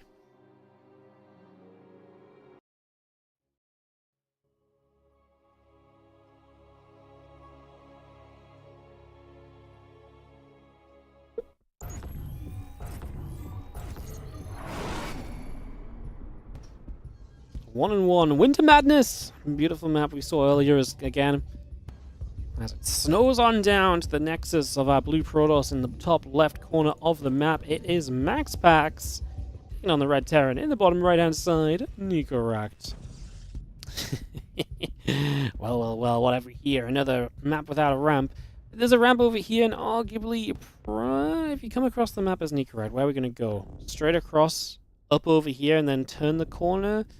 I mean, it depends. Do you take the extra time to not go to the low ground and then up this ramp? Probably. I think realistically, yes, you do. So, just saying, because obviously we've seen NICORACT already kind of doing a couple of aggressive pushes, right? And this could very well be another of those. Actually, do you see the SCV there? I was going to say for a moment to do as like proxy, but it's actually just an engineering bay block, so looking to throw MaxPax off a little bit early, throw him to a different base. And MaxPax probe scouting, but is not going to see the SCV coming in because we took the different directions, so we are going to get the engineering bay block down. And doesn't look like MaxPax will get an eye on this in time to just pull probes against this, so this is likely going to be a serious delay or probably a forced out of location nexus, if I had to guess. And that's a problem maybe, because then if you're pushing over here to hit this base, which is the one that MaxPax would have to defend, maybe that is much more of an issue. So just thinking in case, NICORACT again does go for Marine Tank Banshee, which Like I say, playing the maps, right? No ramps. Let's get it. Probe does come over here. Yep, gonna throw the Nexus straight over there. The moment you see that as NICORACT, you cancel the Engineering Bay. Because if he cancels the Nexus, that's already a good delay for you. And then you get this money back to spend elsewhere. Apparently he doesn't need it just yet. That is essentially 100 minerals you can just cancel and have back at any point in time. He might want to leave it there just to confirm and guarantee that that Nexus goes down there. Just he really does rather it come in there than, you know, gets placed elsewhere.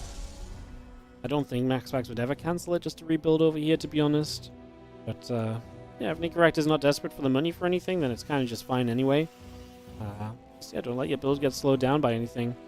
Like, right now, if you cancel, you're going to be able to afford your command center a little bit sooner, right? So that might be the point where it's worth it. There's the reactor and tech lab coming on through on these structures. Get those add-ons set up and ready to go.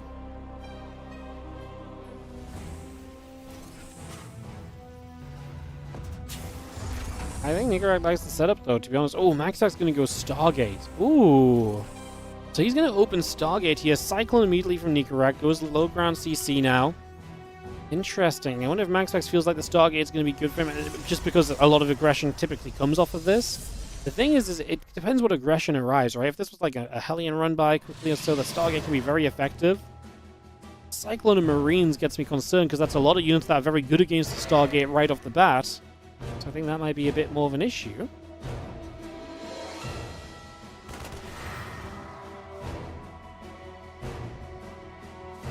Step coming back up the top, we'll just see the Engineering Bay and the barracks coming through, commencing in the Cyclone building as well.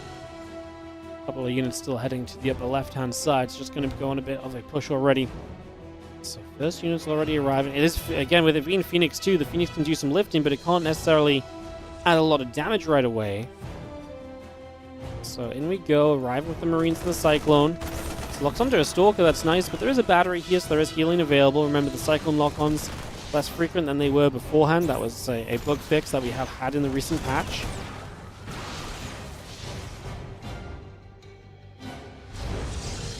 Gates coming online going to be important. Remember, because we go with Stargate, we're not going to see anything like Blink or Charge available in this game. Locks on again, but doesn't do much. Teeny bit of energy taken off the battery. And the second battery coming in. MaxPax really prepping this position for a defense. A lot of Marines now, and with two Cyclones, the damage output's starting to grow. I'm getting to be a little afraid, especially when the Stalker is going to lose a lot of the battery energy already. Second battery really is important here. We live to cancel the lock-on, but the Marines are quick to get rid of the Phoenix, and it does go down. Second battery going to be out of energy very soon. Cyclone's still locked onto that Stalker. Transfer and Probe goes down. Pylon goes down. No warp-ins on this position, so now you're going to have to warp in over on the main base. That's a massive walk. Look how far you have to come to get the reinforcements here. 5 probes down, and MaxPax in trouble. Nexus taking shots. We are going to be seeing the Marines going to be working their way towards that army. Here we go. The Marines just need to knock down these Phoenix. One of the Cyclones does go down, though. Second Cyclone in trouble. MaxPax starts to push this away with 7 probes killed. Most of his units are retained. Obviously, a ton of lost mining time. Resources lost will favor NICORACT. He's on his way to Stim. Marines and a Siege Tank. He's just going to 3-rack tank push. Kind of love it, because he also knocked down a lot of the tech units, right? The only thing that really survived this was the Stalkers. 1 Phoenix, I believe. I mean, 1 Phoenix ain't going to make much of a difference, and it's not going to do anything against the Marines, so yeah, okay, I'm into it. I like it a lot. MaxPax, I feel like you're in a little bit of trouble here. Is NICORACT actually going to pull off what would be a pretty hefty upset in this group? MaxPax is obviously ahead by 13 workers, but that doesn't really matter, because this is truly just a secondary all-in, or an all-in. I don't know if that first part was really an all-in.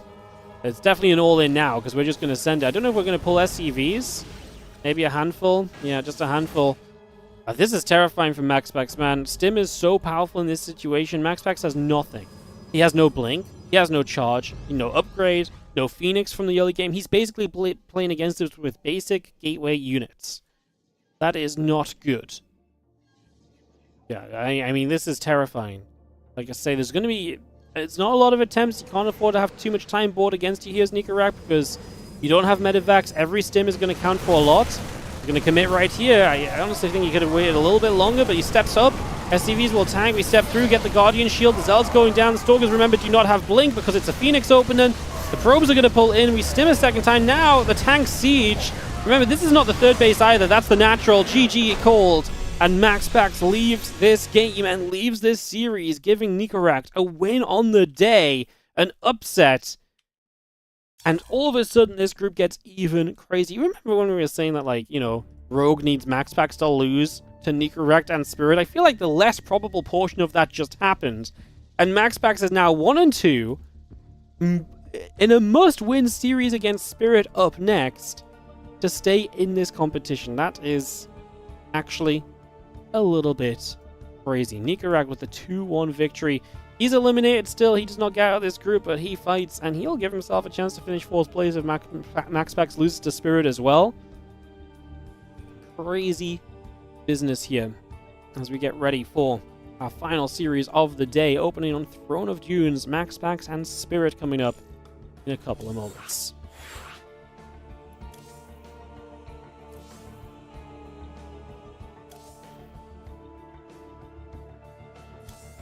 Alright, throw some invites out and we'll get this final series set to go, guys. So the way it stands in the group is that Spirit is now guaranteed 1st place, by the way. No one else will be able to overtake him, so Spirit is going to get himself a guaranteed round of 8 position. And then Rogue needs MaxPax to lose. And if MaxPax wins, so if MaxPax wins, he gets in. He could even get in 2nd place still. But MaxPax must win this series to advance. If he loses, he's out. Rogue can only advance if MaxPax loses. That's what it's going to come down to.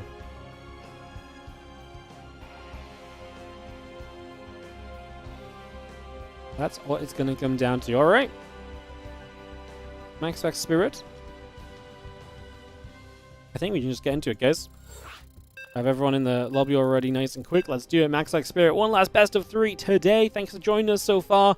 Let's hope we have a banger of a final series as we go to Throne of Dunes. I think this is one of our most played maps today. It's one of the 2 maps that's been played, or 3 maps that's been played 3 times, I believe, alongside Old Republic and Risen Memory. So one of the more popular maps.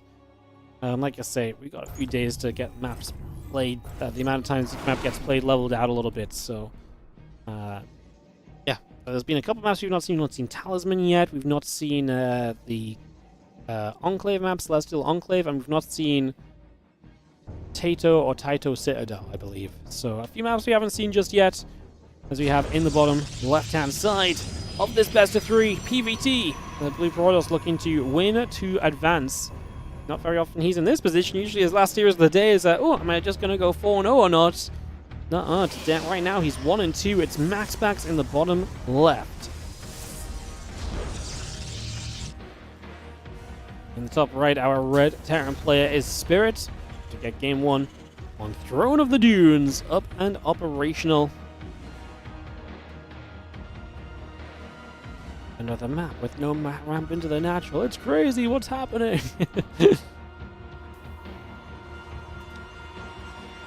There are some maps with ramps into the natural, right? I feel like every time I look, there's just no ramp there.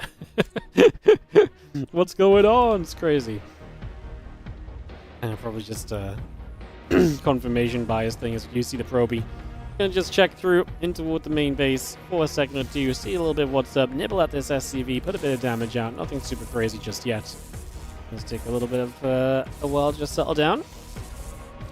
The probe gets very low. Oh, sorry, SCV gets very low, and a second SCV has to come and save the day a little bit. A bit of dancing back and forth. Maybe you should have just repaired that SCV for a second or two, get away from being one shot, and then you wouldn't really be worried. Probe really is trying his best, but is going to leave now. SCV gets back to mining.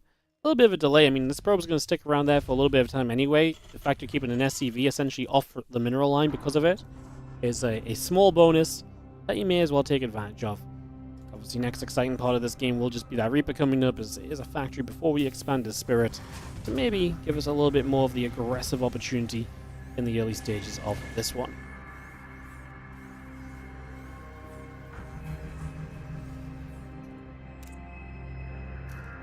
It comes across, and away we go.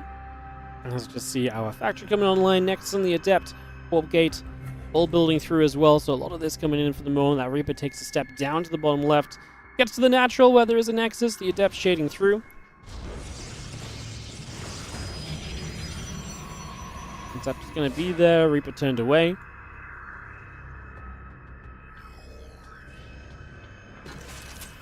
Well, grenade goes down. Bop goes the Adept.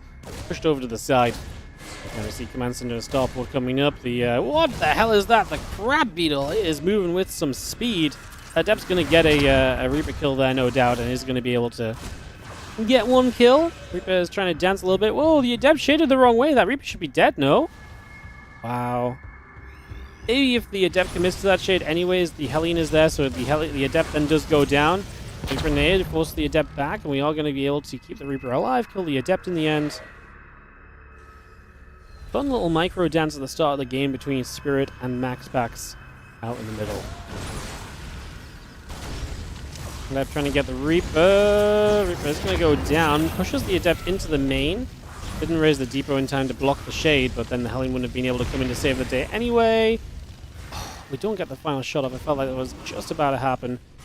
Adept's only on the natural though, but he gets another SCV. Now the SCV blocking the Hellion. Ay-yi-yi. Became very messy. We get the cleanup in the end. We get back to building in the main base as well. Blink is building. MaxPax on the way up. Looking at this from a Blink Stalker point of view, yeah, there's a little bit of distance to walk from here to here, so it's not like you can always threaten the main base jump while also threatening the natural, so that's important. When you start talking about, TVP and kind of early game Blink Stalker defense and all that kind of stuff, it's important to kind of keep an eye out.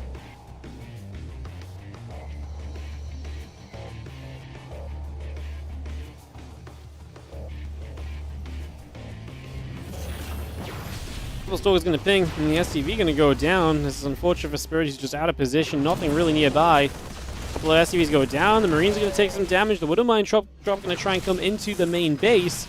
Unloading a couple of mines here. 1 mine, 2 mines. Unburrow, reburrow. The Stalkers will get rid of 1 mine.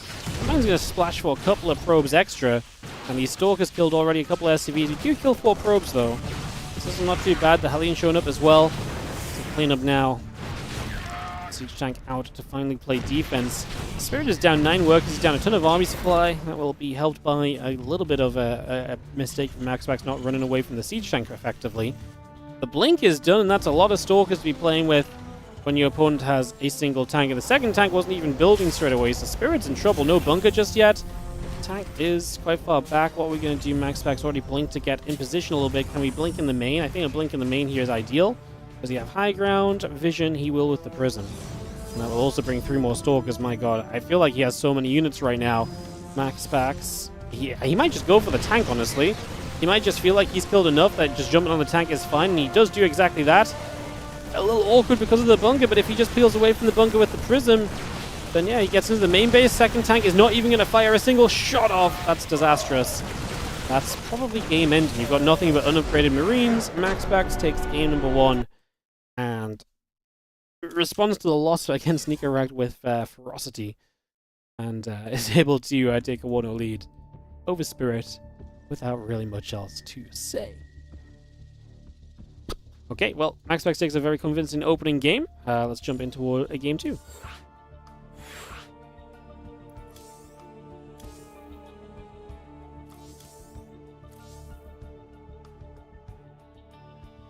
Alrighty, guys, game 2 coming up. Set in a moment.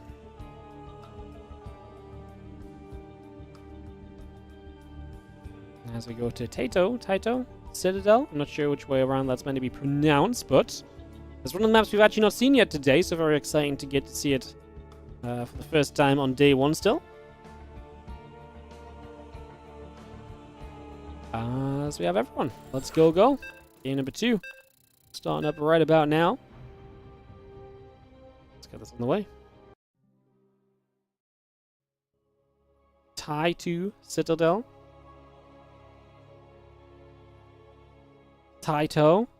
Alright, look, if you're gonna tell me how to name it, then change how you say it every 2 seconds. I got it though.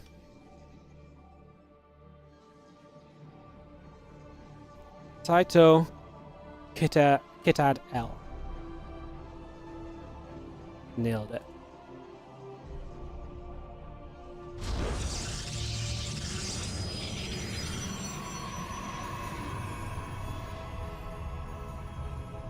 Patches his 3 finalist maps and been waiting all tournament. Taito's his first map today. Wow. That's some bad luck. That's actually kind of wild to have 3 finalists, but all 3 of them are the last maps to be played.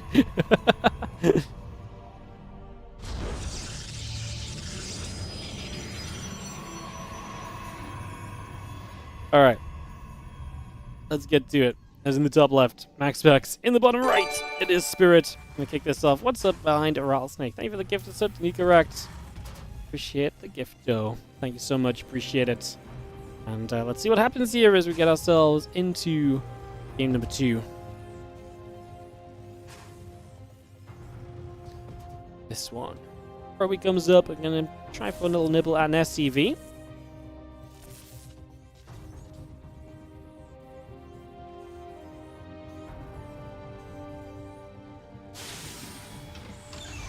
That is the best looking map so far. You like it? I always think this color works really well. This like purple with the orange. There's been a couple maps that look similar, like colors before. I always think this looks cool.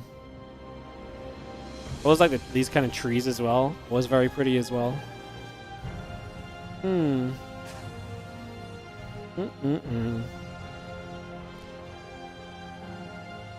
Well, the watchtower in the center is covered by a lot of... Yeah, this map was the one where, looking at the mini-map of it when we were talking about it a bit earlier on, it was like, ooh, the middle of this map looks very interesting. So we've got the watchtower. We've got a lot of, like, broken up space with, like, doodads. So while it is essentially just a lot of pathways created by ramps, and then, like I say, doodads breaking up a lot of this space. So it's very pathed, but very open. Like, you're not really forced down a single pathway in particular. You know, you're not really forced to go this way or that way. But whichever way you go, there is going to be kind of chokes to kind of overcome, and it's going to be creating a lot of positioning and maybe a lot of flanking kind of opportunity as well, I imagine. And we'll see the Twilight Council going about. Stalker and the Warp Gate coming up. Reaper is going to come through then. A couple of probes begin to get jumped on.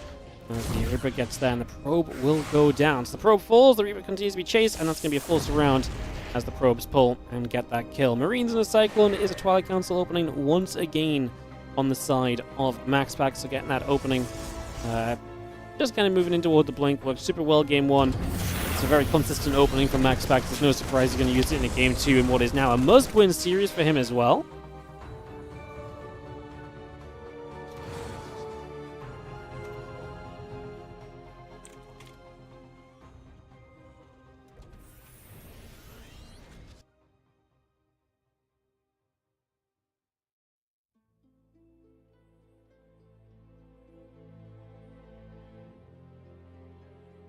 Stalker down that right side. A couple of depths of the front. Marine's going to sit there. Try and shade up toward the high ground. Just going to be seeing a couple hits coming in. Use these adepts to tank as the Stalker's there for a bit of extra damage. This is great for fighting Marines, but the Cyclone will show up, gets a lock on. Stalker will go down. Nice to get rid of the Stalker first, because the Cyclone can really deal and tank the adepts. They don't do too much otherwise. Adept's going to get away. Cyclone locked on last second, and now it will not get away, or will. The Cyclone turns around.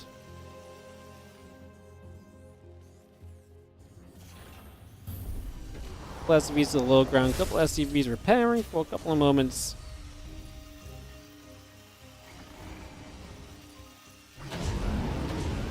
There's a couple of gates coming up. Blink is building through.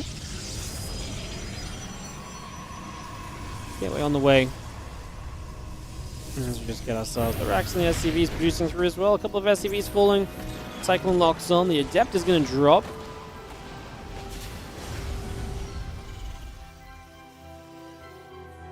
Impact building, blink building.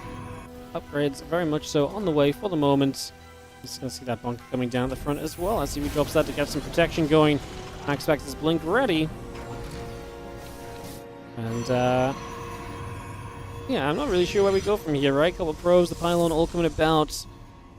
MaxPax has the blink stores. I'm just wondering how aggressive he's getting, and there is a prism over here. That's what I was actually trying to catch up on, but I couldn't find it. He has got 4 gates as well, so yes, we are sending it here as MaxPax. He is committing to try and get some damage done. Bunker is important, but he's going to come in from the front initially. Whoa, blinks in, but there's a tank there. And that was not really an advisable blink. He got the Cyclone.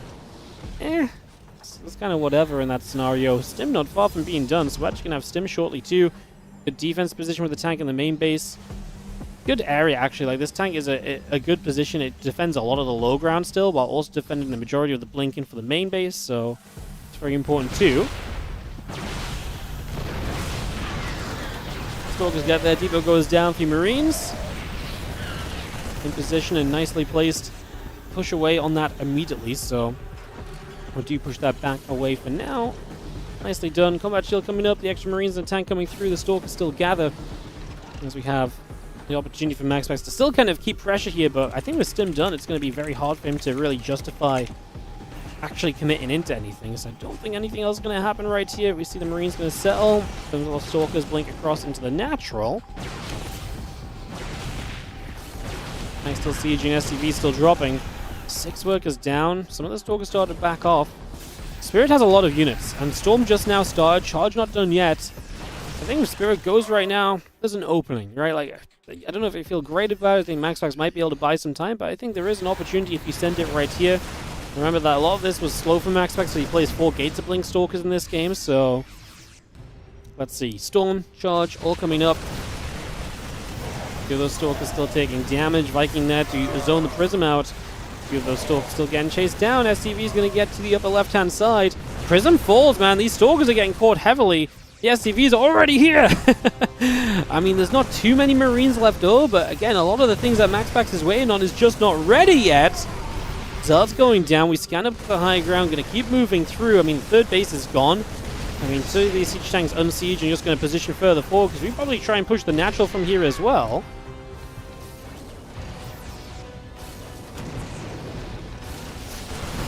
The Zealots come forward. Just going to have those hit. Oh, Storm comes through, but isn't going to do too much. And we don't have too many Storms. That was it.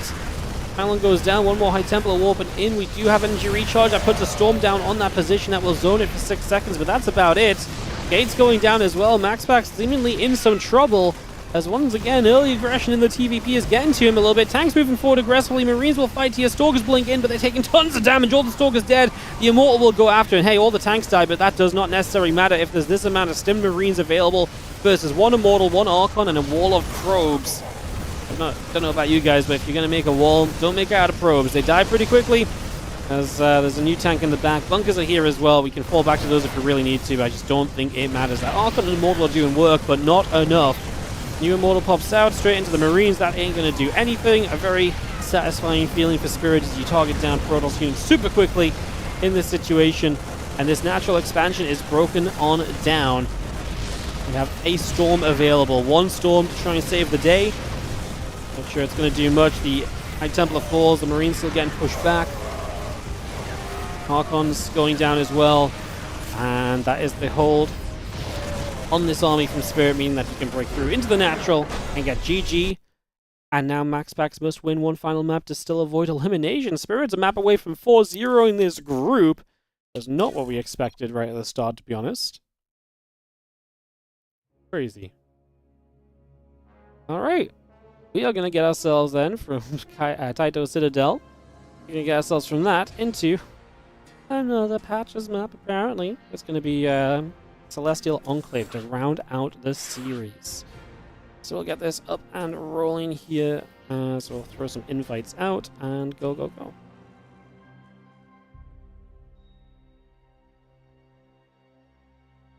Every time you open this stream, you see Protoss losing a game. What's happening? Yeah, this is the magical stream where the opposite to the normal happens. The opposite to the normal happens, apparently. Max playing bad or the others playing good? I think I think everyone's playing good. Like, I think Max is getting a little caught up and getting, you know, a bit hit by these timings, but the timings are sharp, the timings are good, and that's why it's seen success in the first place. As we'll jump into Celestial Enclave here in a couple of moments, guys. Game number 3 of our final series of the day. We have made it to, yeah, the final map. 10 best of 3s. Actually, we had some good games today. It's been a lot of fun. A good mix of 2 1s and 2 0s. A little bit of mayhem in the group. I mean, Spirit being guaranteed first place is already pretty wild. Again, if he beats MaxPax, Rogue will advance into the playoffs instead of MaxPax. So this game comes down to, you know, this game basically does just determine that. Let's and get this going. Game number 3 coming through.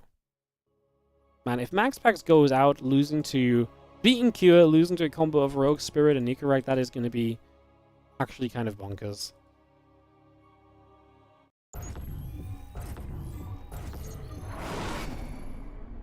In the bottom left-hand side, we are going to have the blue Protoss player. This is going to be MaxPax. He takes on the orange Terran in the upper right-hand side. Spirit. Can he take one more game and give us a Zerg in the playoffs already? A great question as we get ourselves set up on this one. Yeah. Been a great day, guys. Awesome first day of the Team Liquid Map Contest Tournament. And as we play Celestial Enclave, oh my goodness. That's a position and a half, isn't it? So you've kind of got an in-base expand that's basically inaccessible. Huh. Okay, this map is funky. I was looking at the mini-map of this earlier. I was like, oh yeah, these arms in the center make a fun middle of the map. Lots of high ground, low ground interaction. But that is going to be very interesting. So, the SCVs can go through there, but only SCVs. It's a worker-only direction. So, we're going to sneak out. Meanwhile, MaxPax is going to sneak in. Hello. Wibble wobble. I love how the workers have to do a wibble wobble to get through. It's like, you know, you don't just go walking. You got to do the little dance. You got to shake that little worker butt to get into this base. Probe going for the SCV. Barracks is going to be done in a moment.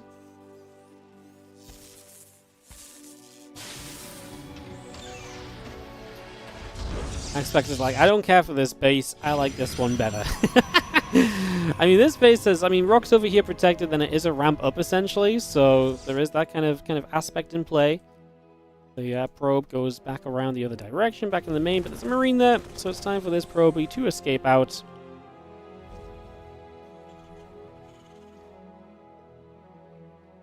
And that probe is going to escape, so we get out of there, and we do have ourselves a factory in the reactor, continue to come through, getting that underway for the moment.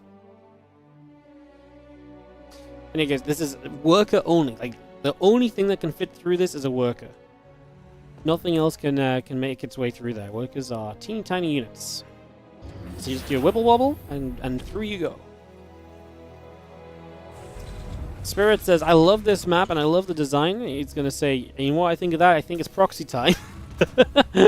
Does the in-base expansion only have one gas? Yes, it does. It's also only a half base. It's 5 patches, 1 gas, so it's not a good first base to take, which obviously means that MaxPax is completely correct in taking this base first. It's not a bad fast third to take, right? It's not ideal. You probably do want to move to a 4th fairly quickly, but it can be a pretty good quick 3-base setup, right? Essentially 2.5 base setup nice and quickly and safely is the concept. And you knock these rocks down, you take this base, and then access over here from anything like drop base is a little bit more protected as well.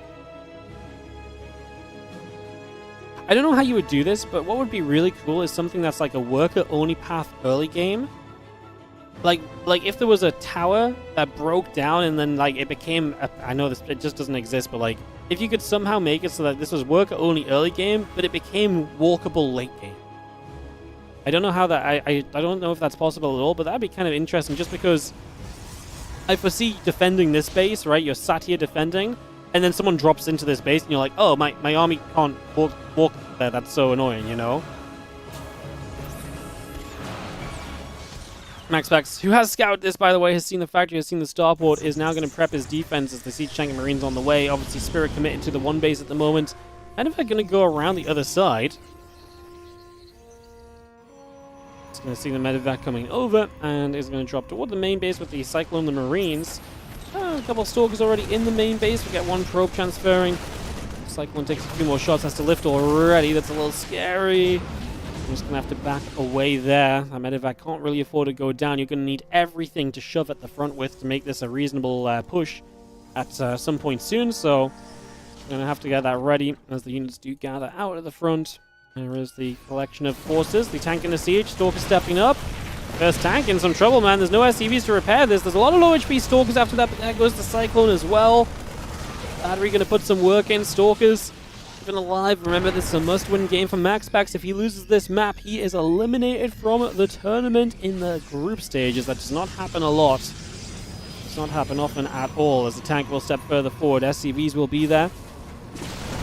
Stalkers blink through. SCV is repairing. Siege tank is down. Banshee taking some more damage. Marines are going to fight. The medevac boosts away as well. SCVs come back in. Repair the Banshee one more time.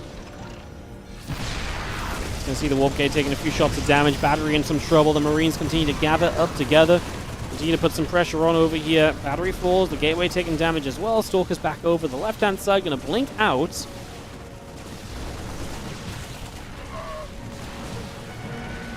Obviously intercepting some reinforcements. A lot of units here, to be fair, but if we can jump onto that tank, could be a big factor. Army supplies catching up from MaxPax. The problem is reinforcements are obviously quite far away, and so Spirit is not going to have an easy way to kind of save units from over there. So he's just going to send it. I don't hate it. Battery's not ready in this natural expansion. Putting some good damage out here. Tank gets sieged, but there are the Stalkers on the other side. The Marines pull back. They're fighting probes, not the Stalkers. I feel like that's not it. I feel like we needed to get rid of as many Stalkers as possible. Battery's now online as well. Good timing from MaxPax on the call to commit in. It was the right moment. I don't think Spirit has... Tank actually catches a couple of Stalkers, but I just really think that these Stalkers now are starting to look like a little bit too much. There's not a lot of tech left from Spirit. It's really these two Banshees, but they become less scary the more Stalkers there are. Blink obviously gives these Stalkers a great way to trade efficiently as well. And yeah, I think MaxPax has executed a beautiful defense here in the end. It was close, actually. I actually think Spirit did better than I thought he would. I thought he was going to be not finding a way to do much here. I actually really do feel like MaxPax just found a great moment to fight in, and if it wasn't for that, maybe Spirit would have found it. GG is called. And MaxPax says, not today. He will advance to the playoffs. Funnily enough, he's going to advance to the playoffs in, what, second place? So he's going to be second place. He was a map away from elimination. He ends up second place. Rogue is eliminated.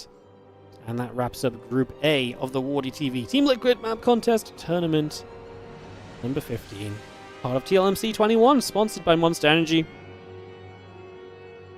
And this is how the groups look. Is that just updated right now? Not quite yet, but you can see, obviously, imagine MaxPax is in second place, Kira's in third place.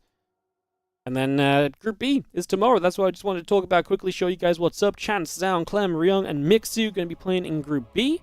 And then Group C, Hero, Björn, Harsum, Yakov, and TBD. I'm still trying to find another Zerg, although it's looking less and less likely I'm going to get one. So we're probably going to fill that with a Protoss, because I actually don't know any Terrans that want to play either. So we're probably going to get another Protoss in Group C at this rate, unless something changes soon.